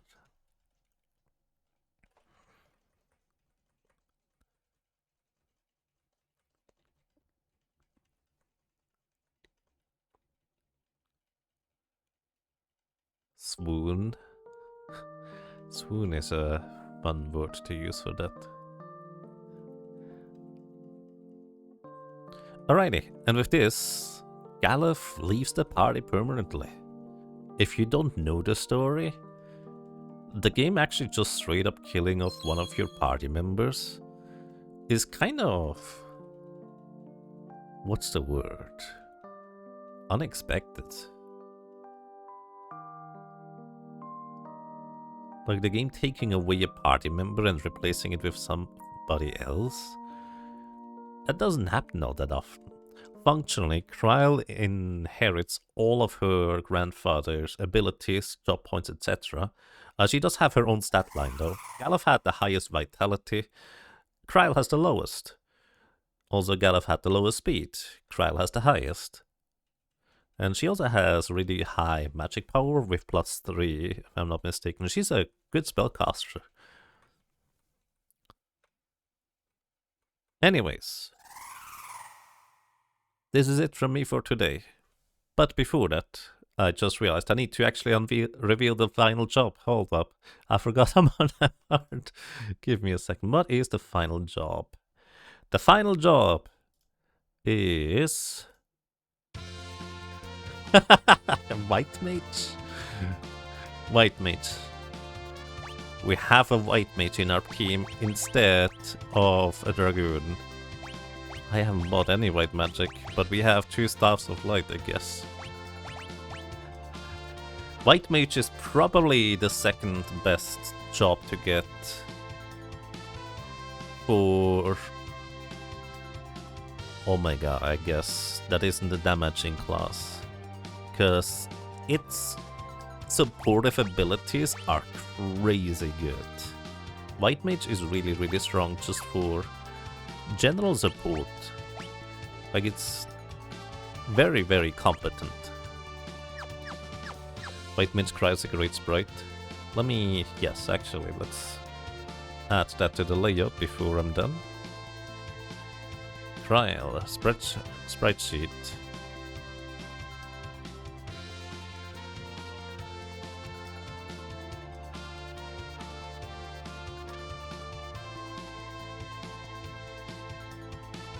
This one.